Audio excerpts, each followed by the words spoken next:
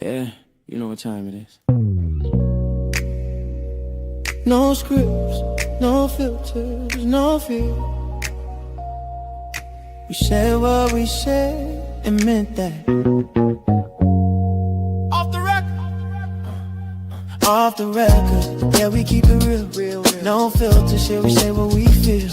Politics, stories, truth on display. Come on. We talk that talk in our own way. Off the record, minion the God, let's go. Foxy 2 Roxy 3, she go hard. I swear on everything, that is exactly what he said right here in the studio. That is the funniest thing I have heard all week. So hard, busy with the facts she never missed. I said what I said, that's the twist. Off the record, yeah, come and catch the vibe. Where real ones talk and the truth survive.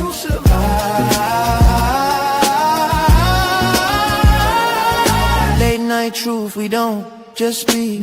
We pull the roots from what they keep. From pain to progress, we light the flame. No spin, no script, we call it by name. Minion bring the vision, Foxy bring the flame. Lizzie drop a cease, it'll never be the same. I said what I said, say it loud, no shame. We taking truth global, remember the name. No apologies, no disguise.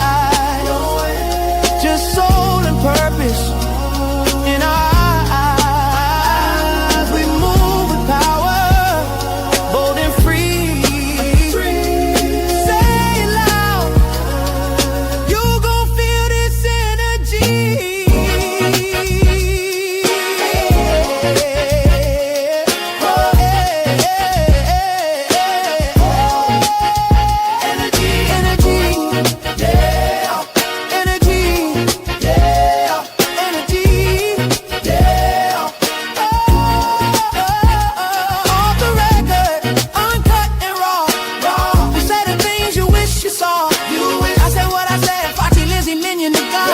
This the realest show you ever saw. Off the record.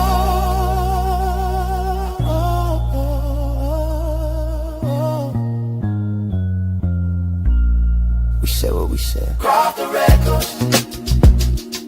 Yeah. Yeah. We said what we said. Off the record. Hey, what's good, everybody? It's Off the Record on this Friday night. Happy Friday, and I'm here. It's your boy Million the God, and I'm here with I Said What I Said and Foxy 2 Roxy, my two lovely co-hosts. What's good, ladies? Hey everybody, welcome back to the channel. Now, if you're new here, we're glad that you're here. This is where we keep things real and we talk about what matters and honest. And we have honest conversations. So let's jump into the show. And I hope you guys enjoy it tonight. But everything's good, Minion. Awesome. What about you, Foxy? Hello, everybody. I'm doing great. Welcome to the show. All right, now, just all I can say is buckle up, hold on. It's going to be a hell of a ride.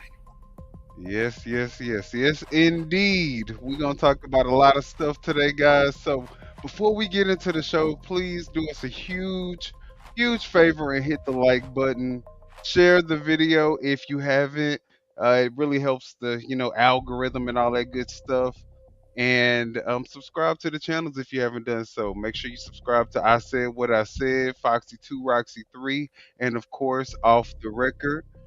And before we get into all of the madness and the mayhem, I just want to let you guys know. Oh, well, I don't think we have. Do we have anybody to shout out? Do we have some shout outs? I believe we have one person in the chat Okay. that's actually participating because we got some watchers, but it's all good. Hey, allegedly in Harmon, thank you for being here tonight. And happy Friday to you, sis. Yes, happy Friday. What's good? And thanks for speaking. Y'all go ahead. Don't hesitate to speak in the chat. But let's go over some of the topics that we're going to talk about tonight so you guys know what the show is going to be about. Today we're going to be talking about Don Lemon getting arrested and released and his press conference. We're gonna talk about Marco Rubio getting caught pill popping while he's at a fucking well, excuse my language, y'all. We're gonna start off early with me not cussing so much, but starting at a public hearing. Allegedly. Allegedly. We're gonna look at the video and y'all tell us what y'all think. And then we're gonna talk about the death of Christopher Clark, who is the mayor of Harvey in Illinois, and what comes next. We're gonna talk about Melania Trump, the movie, and the hard flop that it is actually experiencing right now. We're going to talk about the newly released Epstein files, and then we're going to finish it off with Donald Trump suing us, the taxpayers, for $10 billion. So we got a lot to get into. What? Yes, yes, we're We going ain't got What? that. I ain't got it. So leave. to. Right, Can you reconsider? Cause I ain't got it, dog. I just ain't got it. right, I right. ain't You got it need to either, know my dog. credit report because it ain't getting paid by me. All right, so let's get into it. All right, so first things first, guys. We're gonna start off with the mayor of Illinois, Harvey, Illinois, recently hospital and then pronounced dead. So let's just look at this real quick and we'll talk about it. This afternoon, residents of Harvey are mourning the death of their mayor. Voters elected Clark in 2019 to lead the south suburb. He died this morning after a recent hospitalization. Our Sade Gray reports on how he's being remembered. Bunting sits outside of Harvey City Hall after the tragic news Harvey Mayor Christopher Clark has died. Those who were close to him say this is a horrible loss. It hit pretty personal, totally unexpected. The American flag now at half staff outside of Harvey City Hall. This comes after the death of Mayor Christopher Clark. It hits hard for former alderman and Harvey resident Marshawn Tolbert. I think his impact and what he did for the city of Harvey will be missed, oftentimes misunderstood, but it will be missed. The city released. It's so funny that he said missed, often misunderstood, because he definitely wreaked havoc before he left this world on the city of Harvey. But I'm going to digress so we can watch the full video, and then we'll have our commentary on the other side. A statement confirming his death, adding, "We extend our heartfelt condolences to the mayor's family, loved ones, and all members of the Harvey community during this difficult time." It is a huge loss. It is very disheartening, and still taken a bit back by it, to be perfectly honest. Cook County Commissioner Keisha McCaskill lives in Harvey. I'll just be honest, it's just a difficult parallel because as a resident, wanting to see certain things happen in the community, but I have such respect for people that sit in their seats. The city of Harvey has been struggling with financial issues, furloughing nearly half of their city employees last fall. Clark missed the last Harvey City Council meeting, the first one since mass furloughs were announced because of health issues, sources told CBS News Chicago. Those sources say Clark had been in and out of the hospital for the last 6 weeks, with his most recent hospitalization coming just 5 days ago. Tolbert says the last time he saw the mayor was in December. He was coughing, but yeah, he was totally fine, normal to me. We spent about 4 hours at City Hall just going through some different things. The Harvey City Council will hold a special meeting on Monday to appoint an acting mayor in the wake of Clark's death. Reporting in Harvey, Sade Gray, CBS News, Chicago. Thank you, Sade. Well, well, well. I mean, I don't know if the people of Harvey City, the city of Harvey, if they're celebrating or if they are mourning. Morning. Yeah, I think it's kind of bittersweet because no one ever wants to see someone die, but the way that he treated those residents, I kind of bet he wish he would have made things right with them residents before he left this earth, because he kind of messed over a lot of people before he left. What y'all think? Well, first I want to give my condolences to his family. and to the city of Harvey for those that are mourning mourning his death. And two things could be true at one time. Yes, he did pass away, and it is a shame and a tragedy. However, um, the city has to go on, and he did do a lot of things that the residents didn't agree with. He was accused, of a lot of different things of what they say he was doing in the government, and there's been a lot of reporting about him. So he was a very controversial figure, right? And Right. Yeah. so I kind of agree with. So I don't really know. I don't know if the city is sad, or if they're relieved. And I'm sorry to say it that way, but it is what it is. Well, and like you said, I give my condolences to the family and the city of Harvey for those that are mourning him. Um, there was a lot of things that he didn't do right, and he did not treat the people right either. He talked down to the people and treated the people a certain way. And I'm not condoning, because it is a tragedy that he lost his, he's no longer with us. But sometimes you have to humble yourself, and I'm hoping that he got right with God before he left here. That's all I can say to that. It's so funny. Maybe God was like, you know what? The final straw is him having that meeting. What he have at the church? What he held at the church? A Christmas party. He did something at that church. I think God was like, look, nah, nope. You're doing too much, and you're using my name in the way that I'm not for. So you gotta go. No, Was I'm that joking, event y'all. for nefarious reasons? Uh, Always nefarious, always an agenda outside of something religious or actually Hmm. about God. So Right. Yeah, yeah, it Mm. was in the church. Had a young lady there that was, how they say, popping and locking it, and you know, and then cursing like a sailor in the church, disrespecting the church, twerking in the church.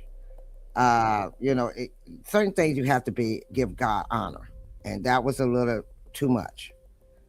So I Hmm. think yeah, Interesting. she was Interesting. twerking and popping and locking it and cursing, and then I say like a sailor. Hmm. and you know what's so funny, because I did do my videos on Christopher Clark, which kind of led into me doing videos on somebody else. But out of the videos that I did, I felt like people didn't really feel the disdain or the outrage that I felt towards Christopher Clark. Hmm. And I do feel like sometimes, God can. Sometimes you got to give things to God and know that He can take care of things way better than you. Because I was scared for a moment for the city of Harvey, but like I said, sometimes you got, and in fact, God has been working in overdrive this week, because I think another one of my arch nemesis channels has actually been eliminated as well. So, you know, Well, Javar say this is a big shift for Harvey, and so Javar, I agree with you, but do you think it's a what do you think it is? Do you think that they're grieving, or do you feel like they're relieved, or do you feel like they're kind of lost and don't know what to do, or were they prepared, or because it says that the news clip said that he was in a hospital for at least 6 weeks, so it looked like they may have had time to prepare if they knew, you know, the dire situation. You know what I mean? If they knew that he was towards the end. Well, they said he was in and out for up to 6 weeks, in and out of the hospital for six Yeah. weeks. So So, it but kind of, do you think they were preparing? Well, what I'm asking is, do you feel like the city was preparing, in just in case? Like, did uh, they know to the extent of how sick he was? no, because the last time they had a meeting, and I watched the meeting, and they had one of the aldermen acting mayor, and he kept saying, y'all acting ugly, y'all don't know if he's sick or not, and y'all coming in here, fussing and acting, fools about it, and people got a little upset because he never came out and said that he's under the weather, or right now our mayor is sick. Let's pray for him or nothing. You just started attacking people, and people they didn't know. They didn't know he was sick or what was going on because they kept it quiet. He So should have used that time to try to make amends with his residents and try to make right what the people felt like he did. But you know what? His pride was too strong and he had to leave the way he left. So I just hope that he has a good explanation for, why he did the things he did when he gets to them pearly gates. That's all I hope. like I said, I hope he got his life right with God before he left here.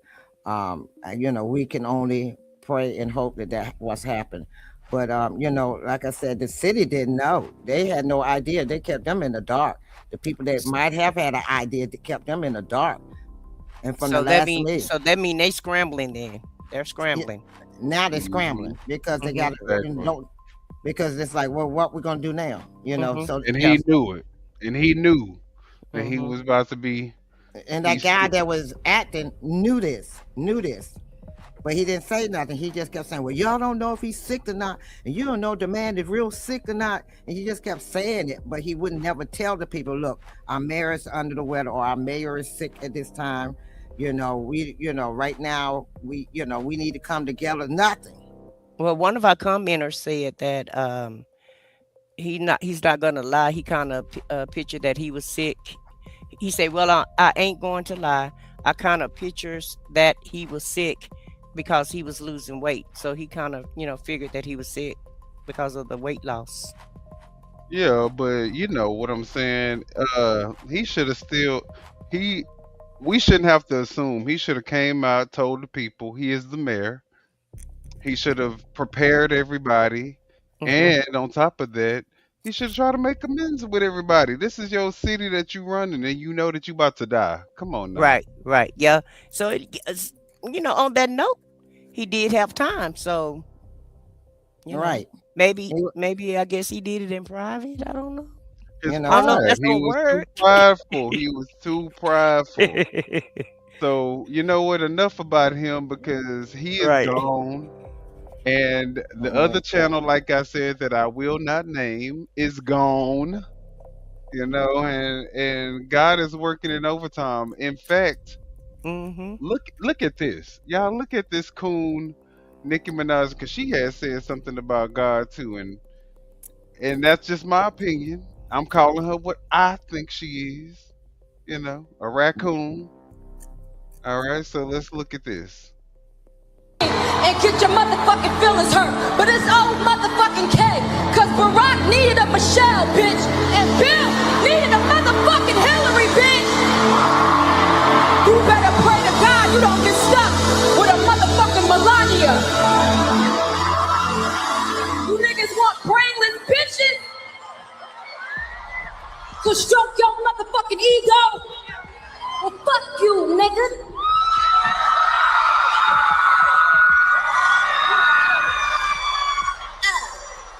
Ow.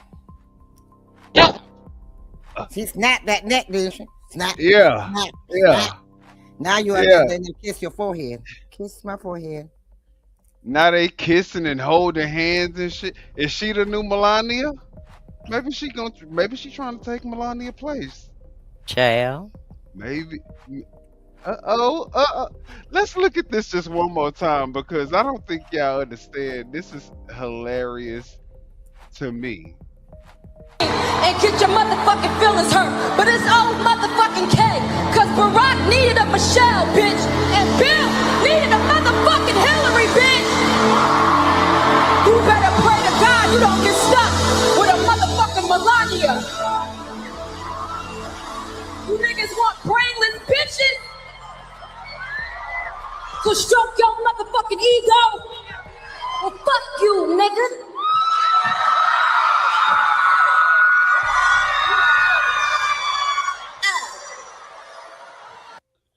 And the fact that she did that, Melania should feel disrespected to the highest degree. Do you see how he was clutching on her and looking at her? And And said and she was the best rapper around.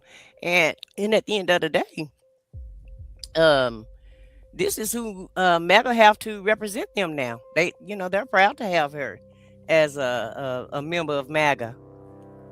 Everybody is from the top all the way down to the bottom, so they don't mind her. Yeah, yeah. And see, it's so funny because everybody in the MAGA Trump administration are people who started off despising him and talking so reckless about him to where, if they said that shit right now, the MAGA people would probably want them to have to be hung if they said what they were saying about Trump, prior to them becoming MAGA. But yeah, so that is when I feel like Nicki Minaj said it best. I mean, she spoke her truth, and I feel like, a lot of you people want a brainless woman to Itch, stroke your ego. Let's not lie. Come on now. Men do want brainless women itches. trophies that they can use to stroke their ego. Ain't nothing wrong with that. But she Shit. definitely not no first woman. She not no Michelle Obama. Oh no. Oh In no, fact, no. she stole Michelle Obama's speech. Right. All right. Well, Yeah, she did do a little plagiarizing in the first administration, and I'll keep the rest of the comments for the rest, until we get to her portion of the show. So I'll just go on mute. why you say that? Yeah, yeah. We have all. Well, what I wanted to say was, we can't even understand what she's saying, and it's just real ironic, that we're chasing all these immigrants and Exactly. The whole committing all kind of administration is atrocities filled on with them. immigrants, Yeah, but and we've been pardoning all the yeah, international immigrants that have right. been, doing fraud on American taxpayers. It's crazy how much. But I thought they were targeting people who had criminal backgrounds or what have you. Don't get me wrong, I'm not saying that she has a criminal background, but some of her family members do, right? It's true. And Mm-hmm. so, and Very but she close family members, very close and family members. And normally, a president don't allow anybody that have somebody that's in close proximity to them that have a record because of security reasons. And so for her to be up on that stage, with the president of the United States, it just, just don't look, it's not a good look. That's all I want to say about it. mm, Not at all, not at all. And the thing that gets me is you said you talked about his wife, but then yet you were up there on the stage with him, holding hands and letting him kiss your forehead, like everything is hunky dory. But I can't say nothing because JD Vance said some bad things about him, and he's his vice president. So I well, guess y'all do us a huge favor and press the like button. Even if you MAGA, and if you're MAGA, we would love for you guys to join the conversation by calling into the number that is scrolling on the bottom. Even if you're not MAGA, come on, we want everybody to join the conversation. The more, the merrier. It won't be just a one-on-one conversation. As many people that want to call that number can join, and we can all have a cordial conversation. But before we go any further, let's do a shout out to the people who have been in the chat. I said what I said. You want to do that, or you want me to do it, or Foxy? Yeah, go ahead. Y'all can go ahead and do it. One of y'all. All right. So first off, I do want to give a huge shout out to. I wish I had a drum roll, but Von the Madam was good. Look.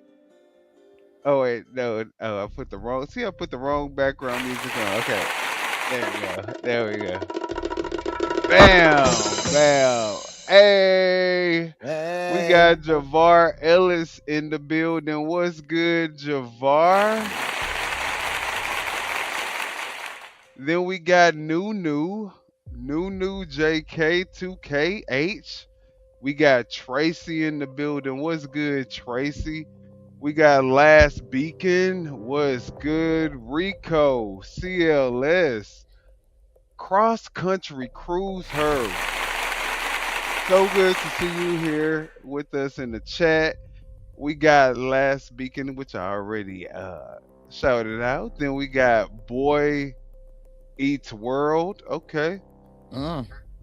All right. Is it good? Was it, spicy? We got Pokela or something like that. And then we got Terrible Times. They terrible. We got Daryl Cofield in the building. What's good, Daryl? We got Them Are Dumb. Them Are Dumb. Okay. All right. I know what you're talking about, Megan. Yes. Then we got Lovey Brown in the building. What's good, Lovey? Fish Business. All right, y'all. Thank y'all for coming in. I'm not really looking at the chat, but that bitch ain't American and she afraid she's gonna be deported. That's why she's fucking orange. She's sucking. Oh. Yep. Her husband is a Peter. Oh, okay. Whoa, Charlie. Chat not being too nice tonight. The chat is Ah! this chat is popping. Poppington. All right. The Siams that y'all see it on the chat. Thank you for being here. They just repeating. They just repeating themselves. This Siam or Pride Crow or something like that. We're white. Was Who's that the white Siamese? people blamers? Siamese Who they are? We gonna get them together, Daryl. Tell us who the white people blamers are, and we're going to get them together for you, my guy. Let us know. We got your back. Tell us who those white people blamers are. All right. How we blaming white people? We just did a story about Harvey. Oh no, he's not talking about us. I think he's talking about somebody else. So that's why I said, tell us who it is that you're talking about, Daryl. Because Daryl sound kind of black. Sound like a black name too, anyway. But love and peace. That's what we talking about. That's all we could ever ask for. All right, now let's look at Marco Rubio. He is gonna sneak something in his mouth. Now we not saying that he is up here popping pills or anything, but we saying that it looks very much like he popped the pill. Allegedly. Okay, so we just want to go ahead and see what you guys think. Okay, so let's look and y'all let us know. Oh, there goes Marco. See, he's trying to sneak something in his mouth there. He doesn't want us to see that. But there goes. Oh, it's right there like a little chipmunk. He's just going to store that up for a little bit. And hold on, I got to send the tongue in. There goes the tongue to swoop it up. There it is. Glug, glug, glug, down the hatch. Okay. Yeah. That's it. Not too big, but definitely what you guys think. And if you think that was a pill that went down his throat, what kind of pill do you think it was? That's the real question. What do you guys think it was? I'm not gonna say what I think it is, but y'all let us know. Mentos. Oh, the fresh maker. That's right. Absolutely. I concur. What do you guys think, though? Listen, I wasn't by that man. I don't know. All I know is he popped something in his mouth, and then he had to have a drink, and then he drank like 2 or 3 bottles of water plus his cup. That was on there. That's all I know. That's all I saw. Yeah, he perked up though. After a few minutes after y'all, he perked up. He definitely did perk up. He said, "You won't catch me falling asleep in these meetings." Yep. And he was extremely thirsty. So yeah. Real thirsty. All right. Well, let's look at the FBI reporting on Trump that he is compromised by Israel. I mean, look, this isn't what we're reporting. We're just bringing it to you guys so y'all make your own decision. But let's keep looking. Breaking news, the FBI has released a report confirming that Trump is, quote, compromised by Israel.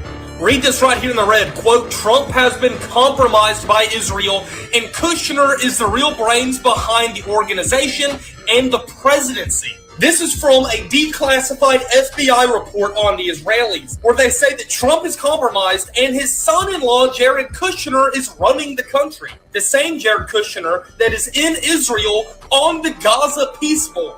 Comment your thoughts, follow me for the newest update.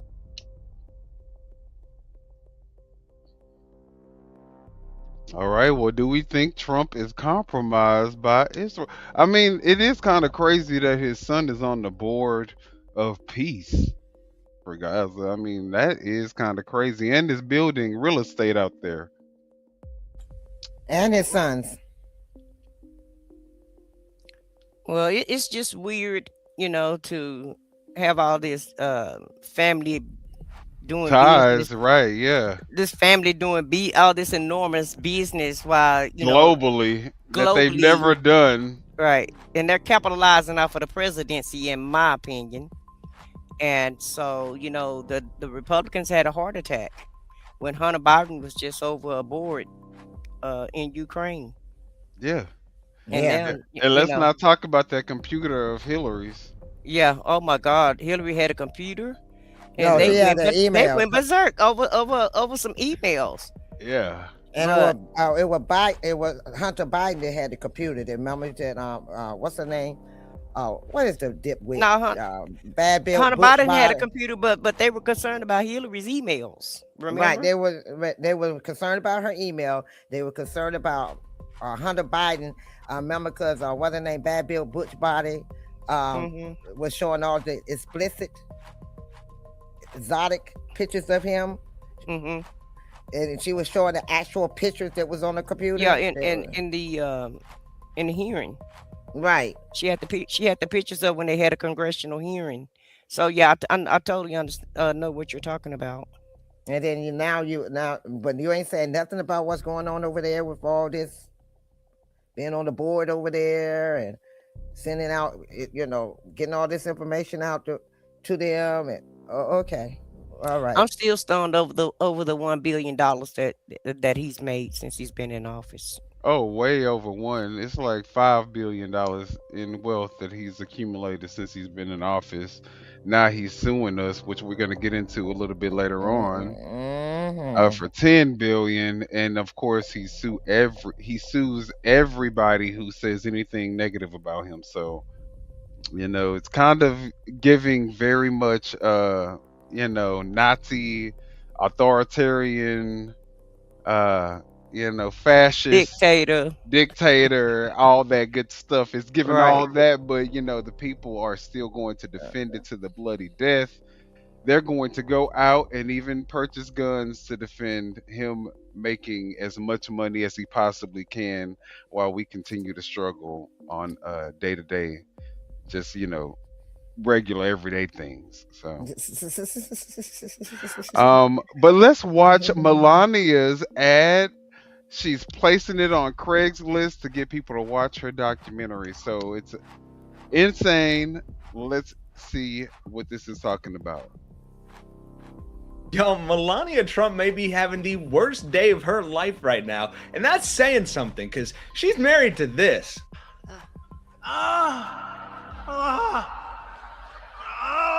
On top of her abomination of a movie getting roasted by critics and comedians alike, all the people in the movie are giving it rave reviews. That's enough for me. It is now getting review bombed so badly and sold so few tickets that someone in Boston actually put out a Craigslist ad offering free tickets and $50 on top of that to go see the movie, with the explicit stipulation that you had to sit through the whole thing. You can't make this up. As I was editing this video to go grab screenshots to show you the initial Craigslist ad, they now updated it saying that they had to shut it down because it violated campaign finance laws.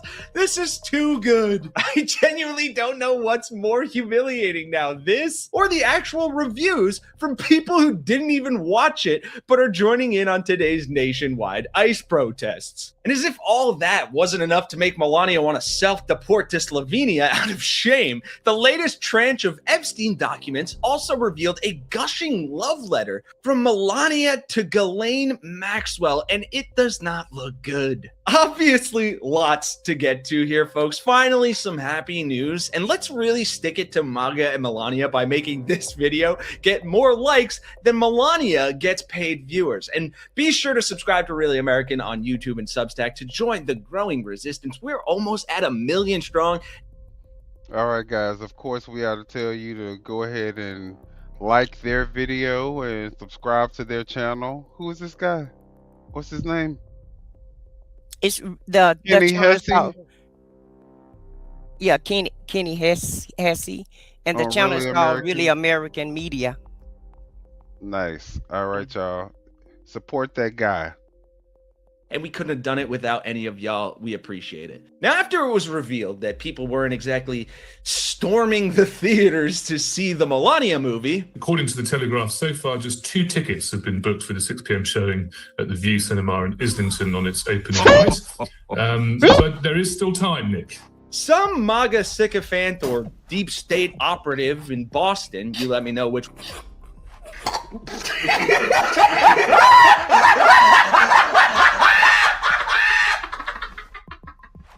one you think it is, put out this Craigslist ad in the gigs section, and given Trump's economy is hot garbage, people were desperate enough to respond. The desperate ad reads, a 10 Melania documentary, free tickets plus $50 with 3 exclamation marks. And hey, to their credit, they said, we are at capacity for this promotion. Those selected to attend the film will be contacted directly via email with relevant details today, Friday, January 30th.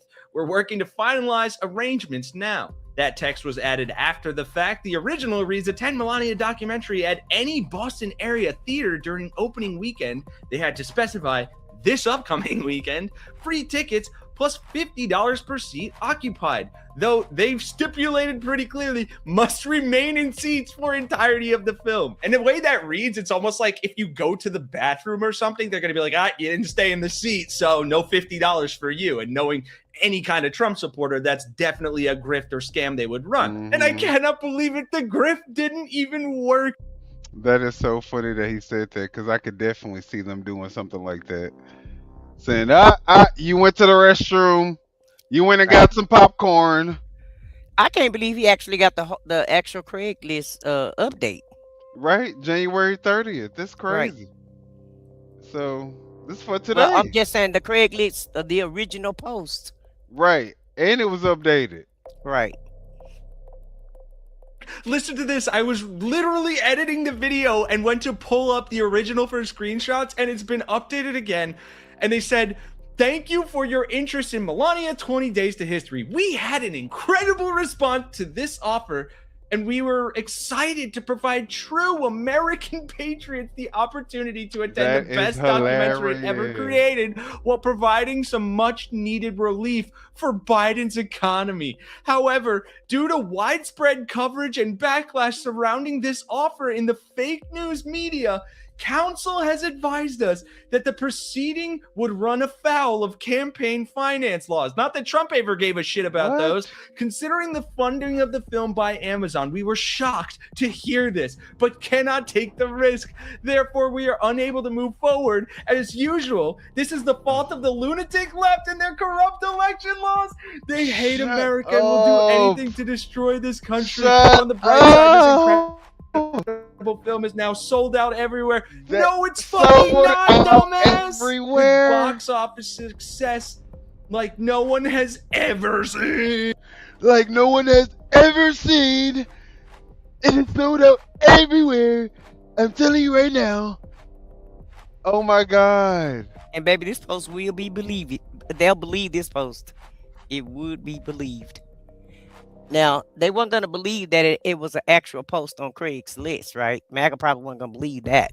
But after they saw the update and saw the familiar writing style. Incredible film now sold out. Yeah. Everywhere. Yeah. Biden's economy, you know, they with saw box office success. They like saw the no one dog ever whistles. seen. So now all of a sudden the post is legit now. Yeah.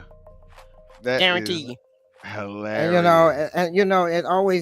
It always makes me laugh because everything that their answer is to everything, and this is for this so far president is Biden did this and Biden did that. I said if I hear fucking Biden's name one more motherfucking time, I'm gonna cuss all they motherfucking asses out. Well, I don't understand why MAGA not supporting the movie. They support everything else. They got tennis shoes, they got phones on ordered because I heard they hadn't been delivered, but the phones are ordered. They got t-shirts, they got t-shirts, they got hats. Yeah, they coming, Eric gonna get it to them pretty soon. But they got t-shirts, they got hats, they got all kind of, Trump merch. So why people aren't supporting this documentary if it's, I don't understand why MAGA not supporting this for that. For the for the They don't want to see Melania. Well, that MAGA do. That one like it. The 2011 North. He said it was an Oscar worthy. Best movie in the 21st century. Okay. Well, I think the First Lady probably would want more people to participate and show her some support because it would look better for her, But just 2 tickets out of our country and other countries, that's not going well. And then pulled from theaters because of lack of ticket sales. I don't know if it's such a great movie or not. Hey, I do know from one theater they did take it down. They did went ahead and took the announcement down. The flyer and everything they put up for the movie. They took it all down. I do know one movie theater did it. They said they won't get no sales, and they have people for the premiere at that movie theater standing around waiting for the people to come, and they closed them down, told them to go home. Told me if they want some popcorn, take some popcorn, take it home with them because they couldn't sell it because there was nobody to sell it to. Well, I went ahead and gifted 10 memberships, so we can go ahead and get those out the way. It's the end of the month, so. Oh, congratulations to all the new subscribers. The new members. The new members and new subscribers. All right, guys. So let's talk about Trump suing us for $10 billion. Donald Trump is suing the IRS and the Department of Treasury for $10 billion, at least $10 billion taxpayer dollars. Oh, Lord, we ain't got it. Of your dollars. In a major development this evening, and what I believe and what many legal experts believe is one of the biggest corruption schemes you can see from an American president, Donald Trump is going after the United States government, the same government that he represents, for over $10 billion taxpayer dollars. Why?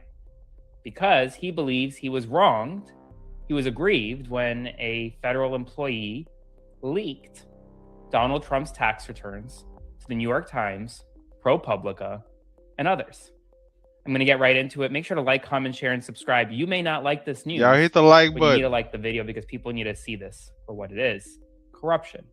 And please consider supporting my work by subscribing to my Substack. Click the link below. I'm going to break down this lawsuit for you. And then I'm going to talk to you from a legal perspective of exactly why this is so corrupt. The lawsuit was filed in the Southern District of Florida. The plaintiffs, Donald Trump Jr., Eric Trump, and the Trump Organization. The defendants, the IRS, and the Department of Treasury. It begins by outlining the roles of each individual, from Donald Trump Jr., Eric Trump, and the organization. And importantly, in paragraph 1, it says that President Trump brings this suit in his personal capacity, acknowledging. So him and his kids are suing the American taxpayers. Now, if that's not a complete slap in any MAGA supporter's face, like he is saying, F you, you're going to pay not only me, but you're going to pay my entire family for the opportunity for me to rule over you. That he currently serves as the 47th president of the United States. From May 2019 through at least September 2020, former IRS employee Charles Littlejohn, who was jointly employed by the IRS and one of its contractors, illegally obtained access to and disclosed tax returns and information to the New York Times, ProPublica, and other leftist media outlets. Defendants, referring to the federal government, had a duty to safeguard and protect Trump's confidential tax returns and related tax information. Sir, you are the fucking president of the United States. What do you mean? The tax returns were supposed to be released anyway. Exactly. In his first term, look, in his first term, they supposed to be that we ain't never seen yet. Never seen. All the other presidents had to show theirs, but he's the only one that don't have to. And y'all maggots don't understand that now he getting ready to get y'all money. Y'all remember your taxes getting ready to come out. You're getting ready to file your taxes. And he's suing them around the same time you're supposed to file your taxes for $10 billion. Did I give you a little wake-up call? Where your tax, when you don't get no tax back, what's going to happen? Let's just look at how, deranged these people are. No, his kids are suing, and they are bringing a lawsuit under Trump's behalf. They will say anything. Literally, they will say anything. This is a cult. To justify what, the grift. What are you talking about? The Biden IRS released documents that are personal and classified. The Biden IRS. You as a taxpayer, American taxpayer, you don't get to choose where your taxpayer dollars go anyway. But now they're going to also go to paying Trump and his family $10 billion. He's already running the fucking country. He's already amassed a $5 billion wealth from a cryptocurrency scam that you guys bought into allegedly, and now the American taxpayers need to be paying $10 billion. Are you a fucking idiot? Are you stupid, or are you just dumb? Or are you both? Because why would we do this? Why would we feel like Trump is entitled to $10 billion of our taxpayer dollars? And I'm just sitting back and saying, the thing that gets me, Biden is sitting home, drinking whatever he's drinking, eating ice cream with his grandchildren. He is not active president. You all keep blaming Biden, but these things are happening now. This lawsuit ain't happening during Biden. This is happening now through your president. Y'all keep saying Biden. Biden is gone home, sitting down with his wife and grandchildren and children and having a good old time. Y'all keep talking about Biden. He's gone. We're talking about your president now. He's the one that's suing you all, not Biden. He is. Could you imagine if Biden would have put a damn lawsuit out against the American public? Oh my God. They would have been trying to kill him. Oh, they would have had a heart attack. They would have had a heart attack if Biden would have did 5 things that Agent Orange has done while he's been in office. He couldn't do one of the things that Agent Orange has done while he was in office without these maniac, brain cell deficient, MAGA maggots being completely on his ass. Right. Like he is trying to cause the end of the world. You guys are lunatics with a cult mindset and a very small amount of brain cells to put it all together. So there's no way that your actual party, whatever MAGA is supposed to represent, would actually succeed in United States.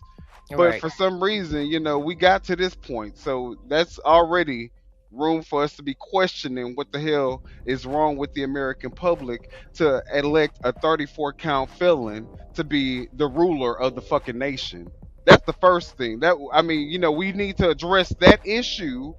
But the fact that he is in here causing havoc, wreaking havoc on the American people, killing people, murdering people point blank and doing it under the guise of trying to say that we're trying to enforce the law when Right. you're doing nothing but breaking the law, kidnapping people, Babies, sending women, ransom notes, beating saying people up. give me all your voter registration or I'm keeping them there. Like what is going on in our government right now? Riding You people, around, stopping by your car with your window down, telling if you raise your voice, I erase your voice. What? right? Exactly.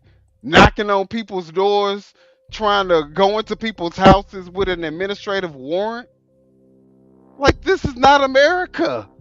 But these MAGA maggots will say Arresting, wait a minute, arresting newscasters arresting What? newscasters for basically for recording the nothing. news.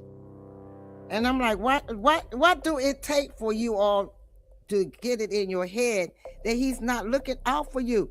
If you listen to everything he says, he's talking about every other country but the United States. He's supposed to be bringing everything back over here for y'all to have better jobs, more money. He The ain't done none only of that. thing, fuck that. The only excuse that these people maggots, these MAGA maggots can even say is that they don't like the country. That's the only excuse that you can have for supporting this stuff. They don't. I saw a comment a while ago. Abolish the IRS. If you abolish the IRS, you can abolish the rest of the government entities that we take advantage of right now today. I'm not Okay. giving these people no passes. Yeah. You see the type of stuff they say. If you know somebody in your life that's MAGA, shun they ass. They don't deserve any respect from you. If they decide to change their ways, yeah, you can let them back in your life because we need all the support we can get. You know, not even being a Democrat or a leftist, but being a person who loves America and being a fucking American citizen and a real patriot. If you're And, that person, then you should shun MAGA. They don't get any respect from you.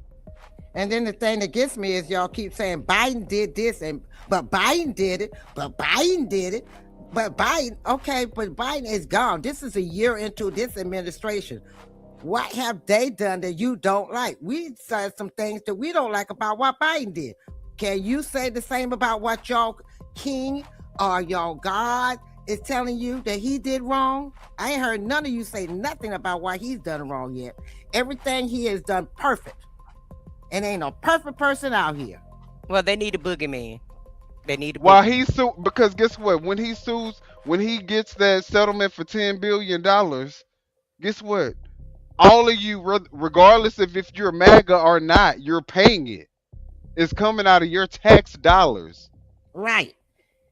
Do you know how much those ICE people are getting off of you? First of all, they're getting a bonus off the top of $50,000. You ain't even getting a bonus in your own life of $50,000 just to sign up for any job you have had. And then they're getting that off the top. Even if they qualify, they're still getting that money. That's your tax dollars right there. And they have not shown how many criminals have they actually shown you that they took. So far, we've seen they taking lives of 1 to 5%. That's 1 what to I'm 5%. saying.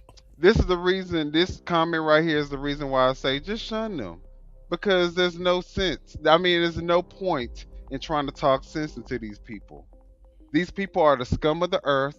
They're the cancer to the nation that has caused us to be in the position that we're in right now, where we look like the stupidest people in the world.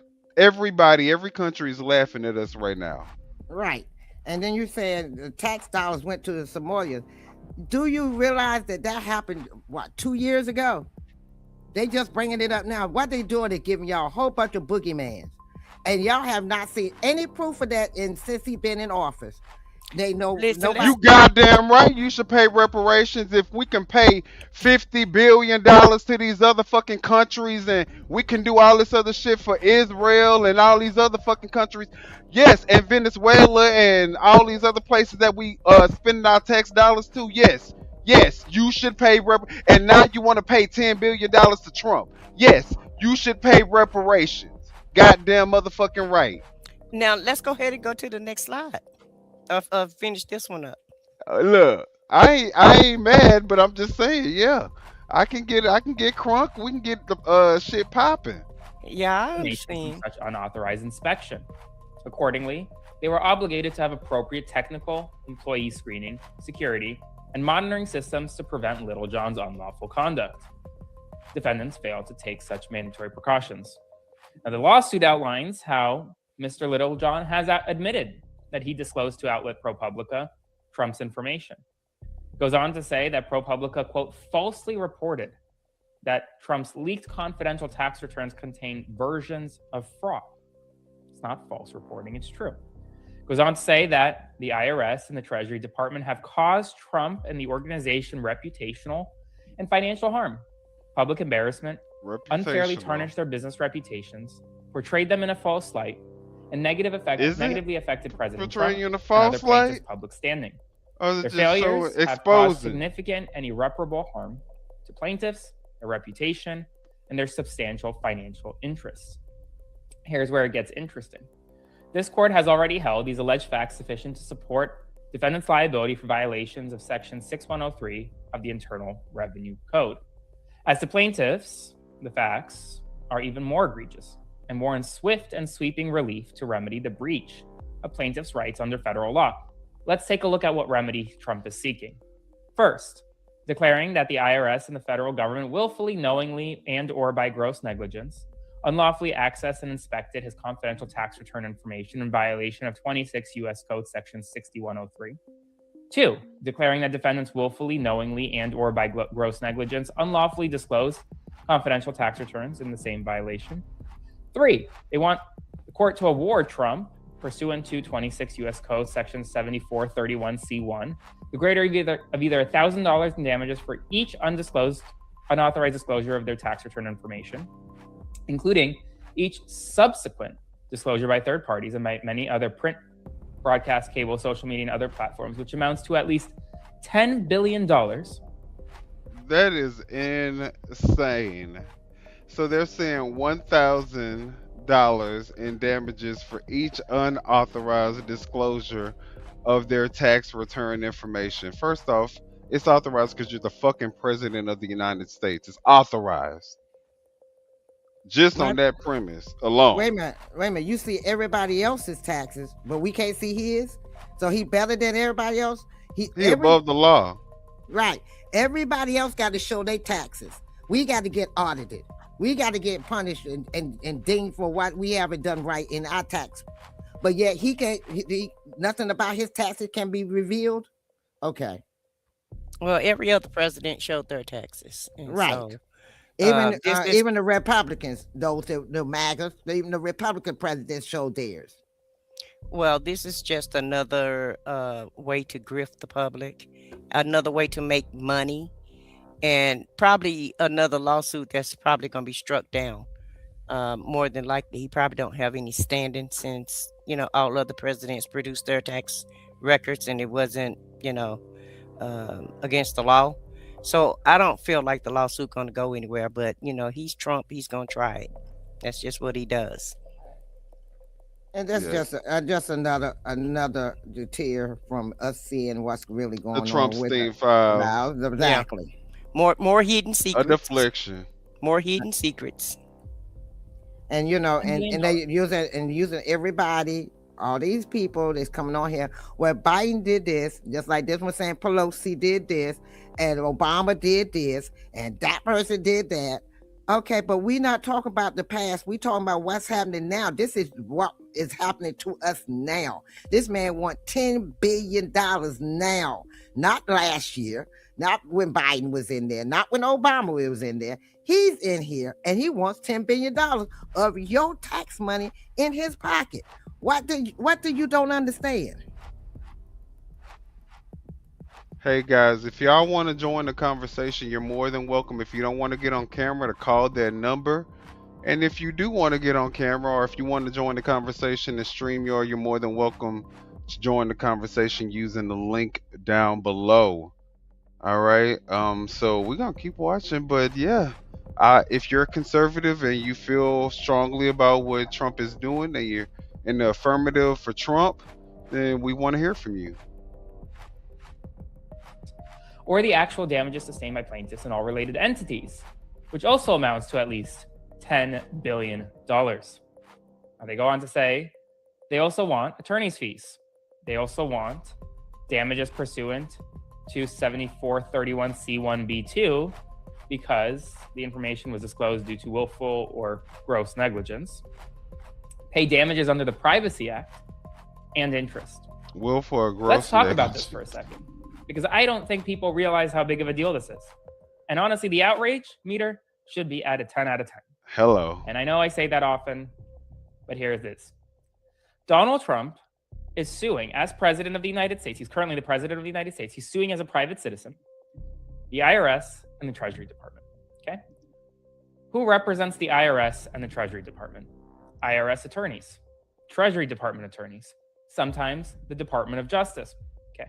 Who oversees those attorneys? Well, in the Treasury case, Scott Bessent. In the IRS commissioner. In DOJ, Pam Bondi. Who oversees the principals? Donald J. Trump. Okay? There's nothing stopping Donald Trump from theoretically going to Pam Bondi and saying, settle this for $10 billion. Settle it for $20 billion. Settle it for however much I want to settle it for. And Pam Bondi can say, okay, we'll settle it for $10 billion. Well, I mean, that's definitely a very real possibility. She is the attorney general over she could just settle it. Baby Papa say, who gonna check me, boo? Ain't that crazy? Who gonna check me, boo? Ain't that crazy? I can take more. I can take all your money and nothing you can do about it. Right.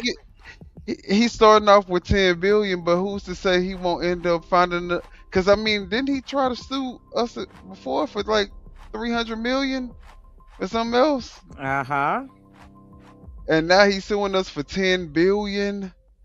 Right, $10 billion. And somebody in the chat talking about that's not taxpayers' money. Don't you know? Don't your taxes go to the IRS, dumbass? It's crazy. Like these people are literally part of a cult at this point, because there's no way that you can support the corruption that goes on with this man and the way that they twist it and turn it to make it fit their narrative for MAGA. But if Biden was to do this, he would just not even be able to stand a chance. These people are completely demented in what I would call suffering from Trump derangement syndrome. Exactly. And Lord behold, if Obama would have did this. Yeah. They would have just fell out in the street. There's no way. Right. No way they would let Obama get away with any of this. Because if that's the case, then Obama can sue for $10 billion for somebody putting his birth certificate out there, because didn't Trump put Obama's birth certificate Trump is out your daddy. But the thing is, Trump don't know you. And But didn't if you're illegal, Trump will deport your ass. Right. But didn't he put Obama's birth certificate out? Yes, Yeah, he did. Okay, He so I did. think Obama needs to sue the American public for $10 billion. So, or not even that. Certificate and his taxes. If Trump gets $10 billion for releasing his tax forms being released, Obama need to sue him directly for $10 billion for having his his tax files released. They talking about deport this moron. I'm actually a American citizen, sir. Sorry. All right, love Obama. He deported millions of migrants. Exactly. No one's talking about deporting people. Deport all the people who are here illegally. Who anybody on this panel object to them deporting people who are here illegally, who are criminals, Nope. who Get them all out. get them all out? Get them all out. Right. Foxy, do you think that what is your stance on that? If they're illegal, yes, send them all back. If they are illegal, Send them back. and Send if 'em they're back. not, look, if they're not trying to make themselves a citizen, yes, send them back. But there's a way of doing it. Just snatching people up off the street and not knowing if they, illegal or not. That's not the way you go about doing it. That's the problem everybody's having. It's not that people don't want them deported. It's the point of how you're going about doing it. You just snatching people, going in restaurants, just snatching people up. And because they have a Hispanic name or they have an accent, and you just snatching them out of cars and stuff. That's not how you do it. The line should be crossed when American citizens are getting murdered in Right. broad daylight in the middle of the street, being recorded for everybody in the world to see. And hey, they're even threatening people. They're telling them, if you ride behind me, even if you're going somewhere, you riding behind them, they can get out of the car and snatch you out and detain you. If you sit back and if you got an accent, a foreign accent, they have the right to snatch you out of the car. So where's that illegal immigrants? Right. Criminal, illegal immigrants, where are they at? Because we tired of seeing the people at Home Depot. We tired of seeing you going to the damn courthouse where people are trying to abide by the law. We tired of seeing you going to schools, that's not what the American people signed up for. They wanted illegals gone. They wanted criminal illegals gone, but they did not want to see people getting shot in the middle of the street. I mean, maybe some of y'all did. At this point, I'm inclined to believe that some of y'all like seeing that type of stuff. And grabbing little elementary kids and holding them hostage so the parents can come out so they can see if they and snatch them up and say they was illegal. And they probably illegal, and they telling you they legal. They got an ID, but you still ain't taking their word for it. You zip tying them or putting handcuffs on and throwing them in the car. Then say I'll deal with it later. Then when you get to where they're going, they find out they are legal. Then you put them back out on the street, and now they got to figure out how to get back home. Left to figure out how they gonna get home. And y'all think this is okay? Y'all really think that is okay?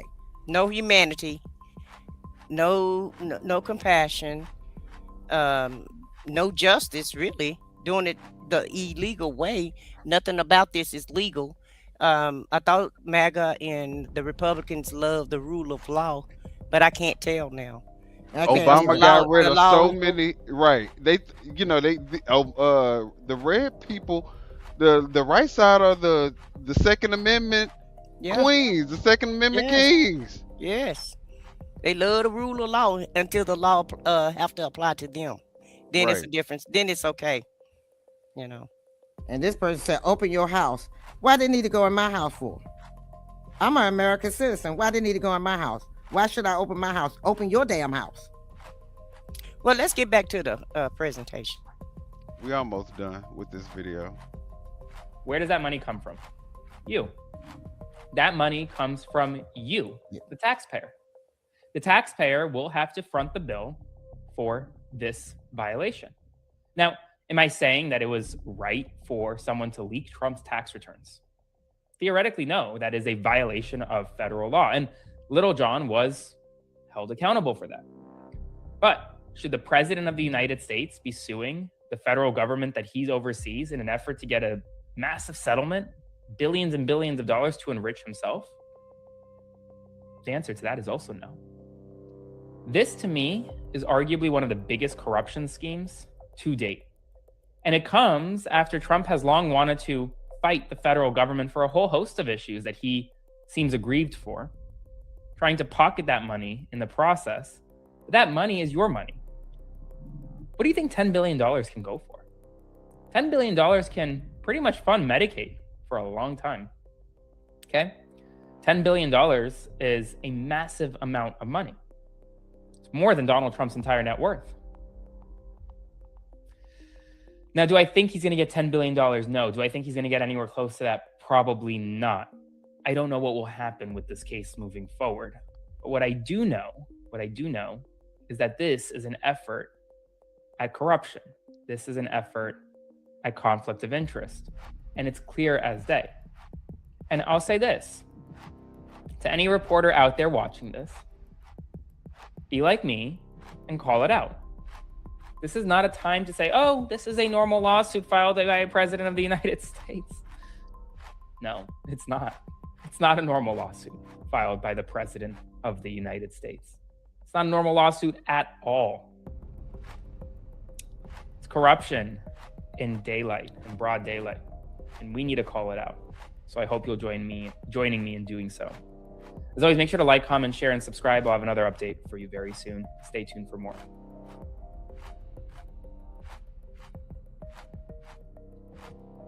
All right. Well, that was a lot of corruption this just on today. Very interesting, isn't it? Yeah, we got people trying to sell Melania tickets and make you sit through the entire movie so that they could pay you, but then realizing that it's illegal and then pulling back. Then we have Trump trying to sue the American people for $10 billion because he's suing the IRS, but of course, who would be footing the bill would be the American taxpayers. So we had that happen, but that is not all that happened tonight, guys. Today, so much more happened, and of course, we know that the mayor of Harvey, Illinois, has passed away. So all of that has happened today, but we are not done. And we're going to take a brief intermission, and we're going to look at some of the highlights from today. And this is coming from I Said What I Said channel. So if you guys haven't done so already, please go subscribe to I Said What I Said. Go hit the like button on this video. And let's look at some highlights while we take a brief break, and we'll be back with some more drama. We have breaking news for you. Former CNN anchor Don Lemon was arrested late last night on federal charges tied to a protest earlier this month at a church in St. Paul, Minnesota. Lemon says he was reporting as a journalist when demonstrators interrupted a service to protest immigration enforcement. A magistrate judge previously rejected the case against him, but prosecutors later sought and obtained his arrest. Lemon was taken into custody in Los Angeles and is scheduled to appear in federal court this morning. His lawyer, Abby Lowell, calls the prosecution an unprecedented attack on the First Amendment. We have Lisa Rubin here. A few moments later. The Department of Justice releasing its remaining documents from the Jeffrey Epstein investigation. Deputy Attorney General Todd Bland saying the records will be posted throughout the day, including more than 2,000 videos, more than 180,000 images, some of the material so explicit you have to verify being an adult before you can actually access it. Many of Epstein's survivors have been publicly pushing for years to have these documents come out, but it took a law passed with near unanimous support in Congress to finally bring these documents to light. Victims of Mr. Epstein have gone through unspeakable pain, and there's nobody that should say anything differently. And I to the extent that there's frustration, I understand where that comes from, just from what we know about Mr. Epstein. I hope that the work that the men and women within this department have done over the past 2 months hopefully is able to bring closure. Should we expect any sort of organized response from Democrats to the arrest of Don Lemon this morning? And what do you think that says about the Trump administration? Trump administration has systematically targeted the free and fair press because they want to intimidate America and oppose anyone who is not willing to bend the knee to their extremism. We are not going to be intimidated. at all. The free and fair press is central to the foundation of American democracy. Thomas Jefferson famously made that clear, that he would prefer a country that had newspapers over government as opposed to governments over newspapers. This is central to who we are as a country.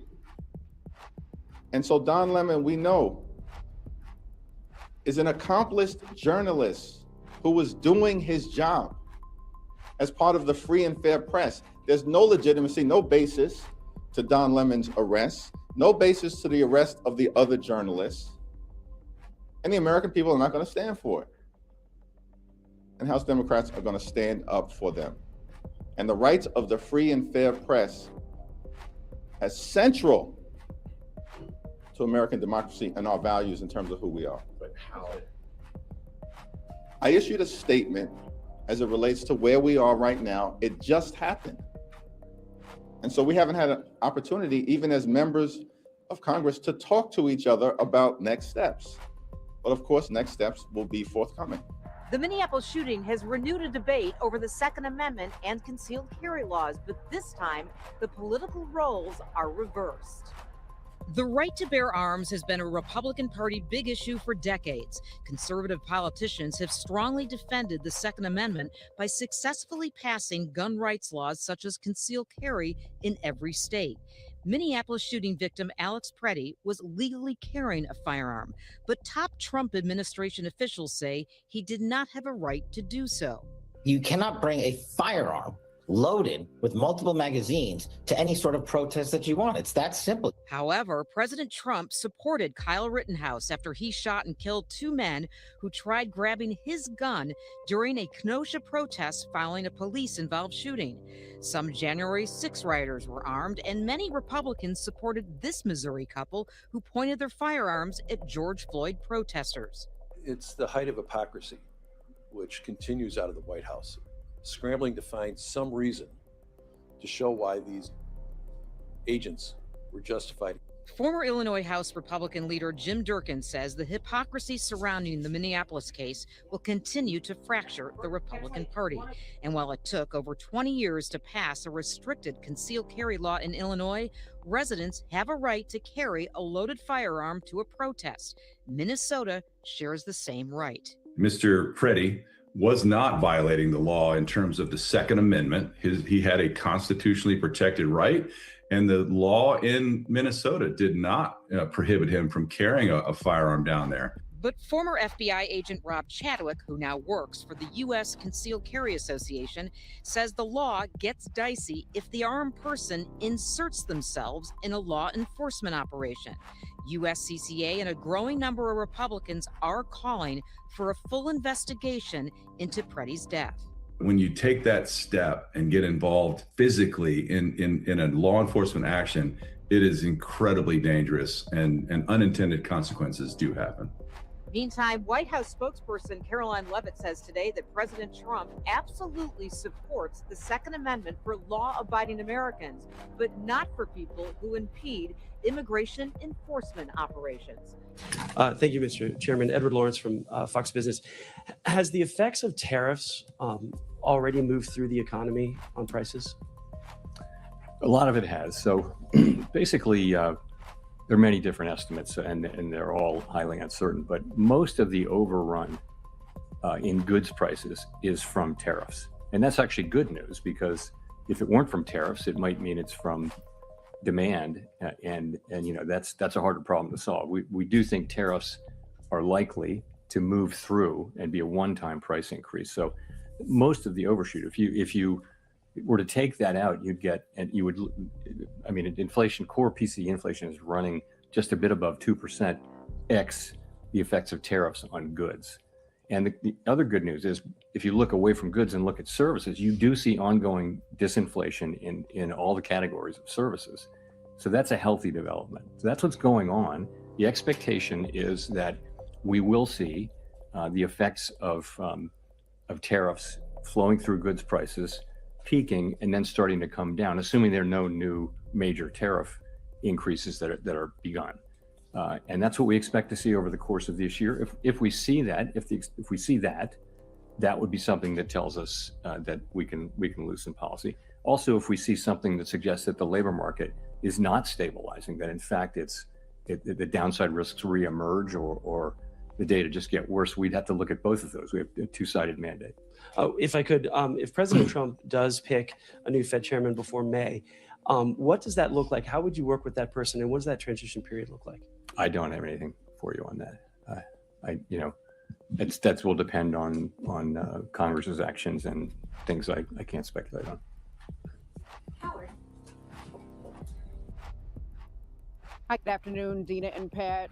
Right now, we are hoping to learn more details about the circumstances regarding Mayor Christopher Clark's passing, but I can't share that. I have talked to a woman who said she's known the mayor since he wasn't. She did tell us that she knew he was battling an illness, but she couldn't elaborate any further. Mayor Clark served as mayor of Harvey since 2019. The city says it is working closely with Clark's family and will share additional information when the family says it's okay to do so. Last fall, WGN Investigates interviewed Mayor Clark for a story about the city's tax woes shortly after city leaders declared the south suburb financially distressed. To recoup revenue, Mayor Clark told WGN Investigates he was testing a solution for businesses that own properties with late taxes or that lease space in properties with late taxes. Purpose of the settlement agreement was to try to give those others that were having lean times, to give them opportunity to be able to right the ship. That was Mayor Clark speaking with WGN Investigates late last fall. Again, officials from the city of Harvey have confirmed that the mayor has passed away. We do know that a special city council meeting will be called to appoint a mayor pro temp. At this time, the city is asking to respectfully request privacy for the discrediting what I consider to be a very well-organized operation in ICE, but they're discrediting even these officers. They're going to make their job more difficult and more dangerous with this incompetence that I'm seeing out of Nome and out of Stephen Miller. The president called you a loser, I believe. I am thrilled about that. That makes me qualified to be Homeland Security Secretary and Senior Advisor to the President. Yay. Brian Thompson, number one, Damn. will not face the death penalty Woo! if a jury convicts him of Thompson's murder. Second, despite a dogfight by his attorneys to keep Mangioni's backpack out of evidence before a jury, we've now learned that backpack can stay in as evidence, and a jury will see it. So let's go live to CBS News legal reporter Katrina Copeland. Katrina, what's behind these rulings?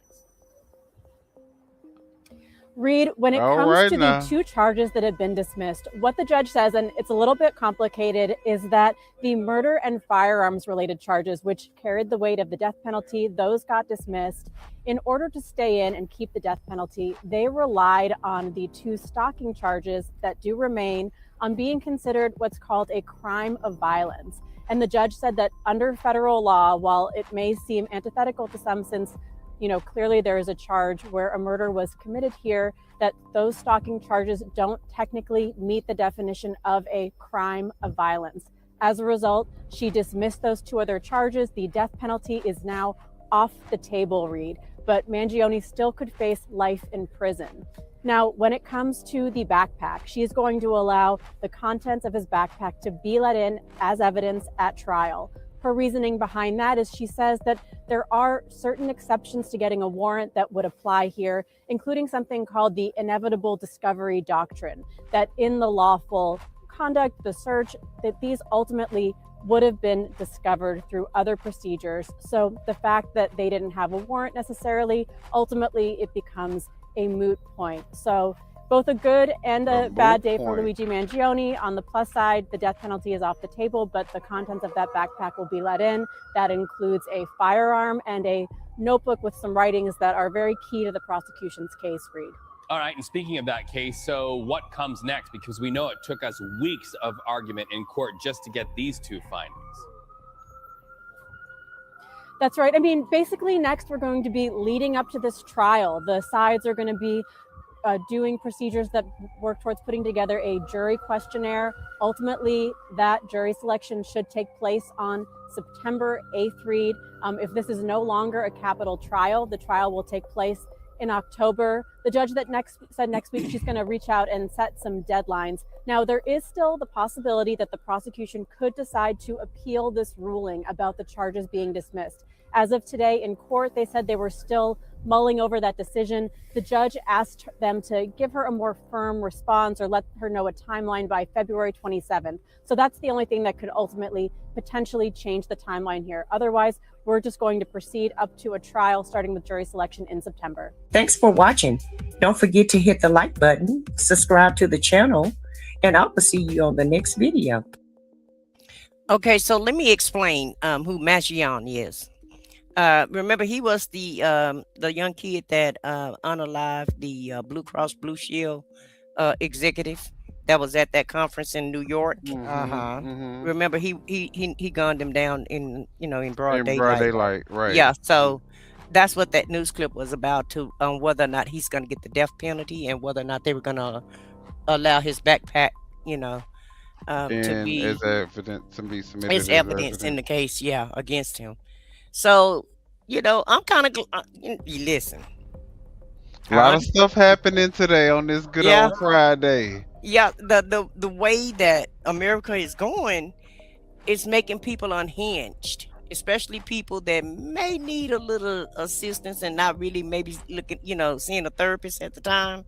So you got people that, may possibly could need medication or just not thinking straight. And then some people are just exasperated.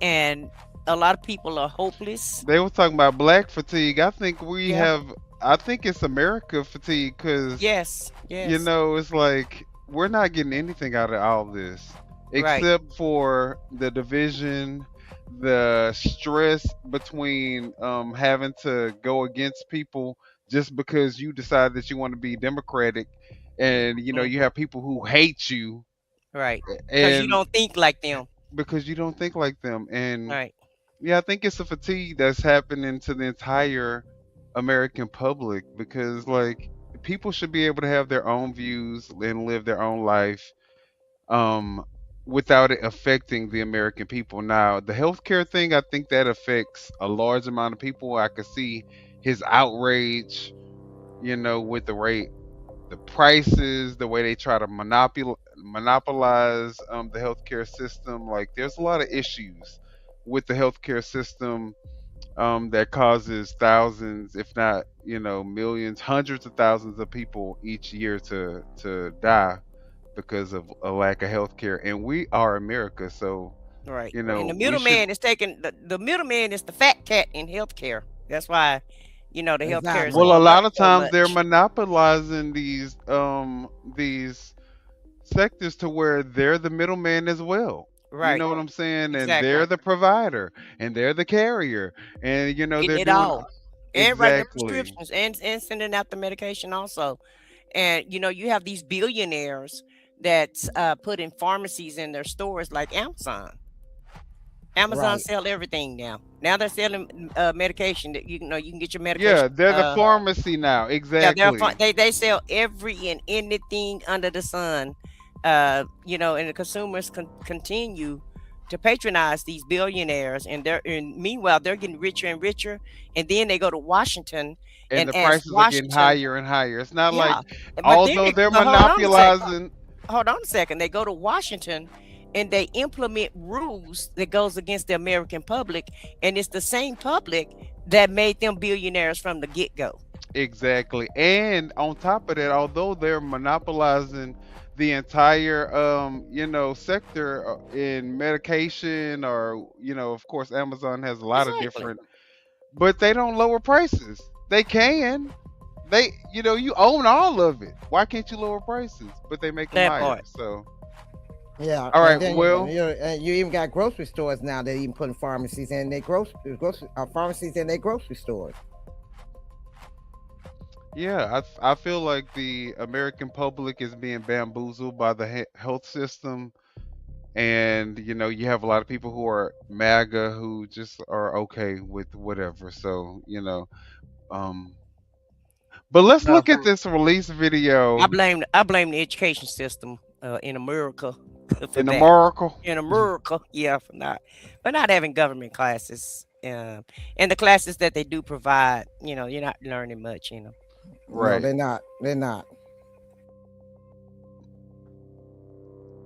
Some breaking news. Don Lemon has just been released after appearing in LA federal court this afternoon. Lemon spoke briefly about 30 minutes ago. He's been charged with civil rights crimes in connection with a protest at a Minnesota church. Eyewitness News reporter Josh Haskell is live in downtown LA with the breaking developments. Josh?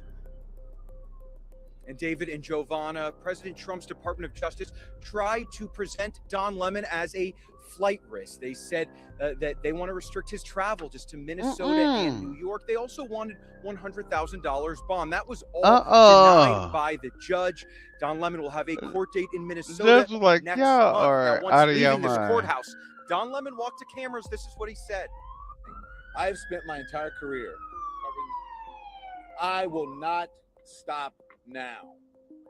In fact, there is no more important time than right now, this very moment, for a free and independent The media. biggest that grift shines a opportunity. light No, I'm joking. On the truth and holds those in power accountable. Again, I will not stop now. I will not stop ever. Don finna milk this moment though. I ain't gonna lie. Do I listen to Don Lemon all the time? No. Right. But is this like the perfect opportunity? Could Donald Trump do hold on a second. anything else? Let me make a correction. That guy shot a United Healthcare executive. I said Blue Cross Blue Shield, but it's United Healthcare executive is who he shot. My bad. Okay. I just want to make the correction. Right. But I mean, in terms of Don Lemon though, like I don't even watch him like that. But do you know that he is probably going to be able to be like one of the most popular independent journalists right now because of what Trump did? It's like Trump. It's the Trump effect. Like he says you become Trump's enemy, and then you get like a whole bunch of notoriety, and they said that he's was able to raise over $1 million.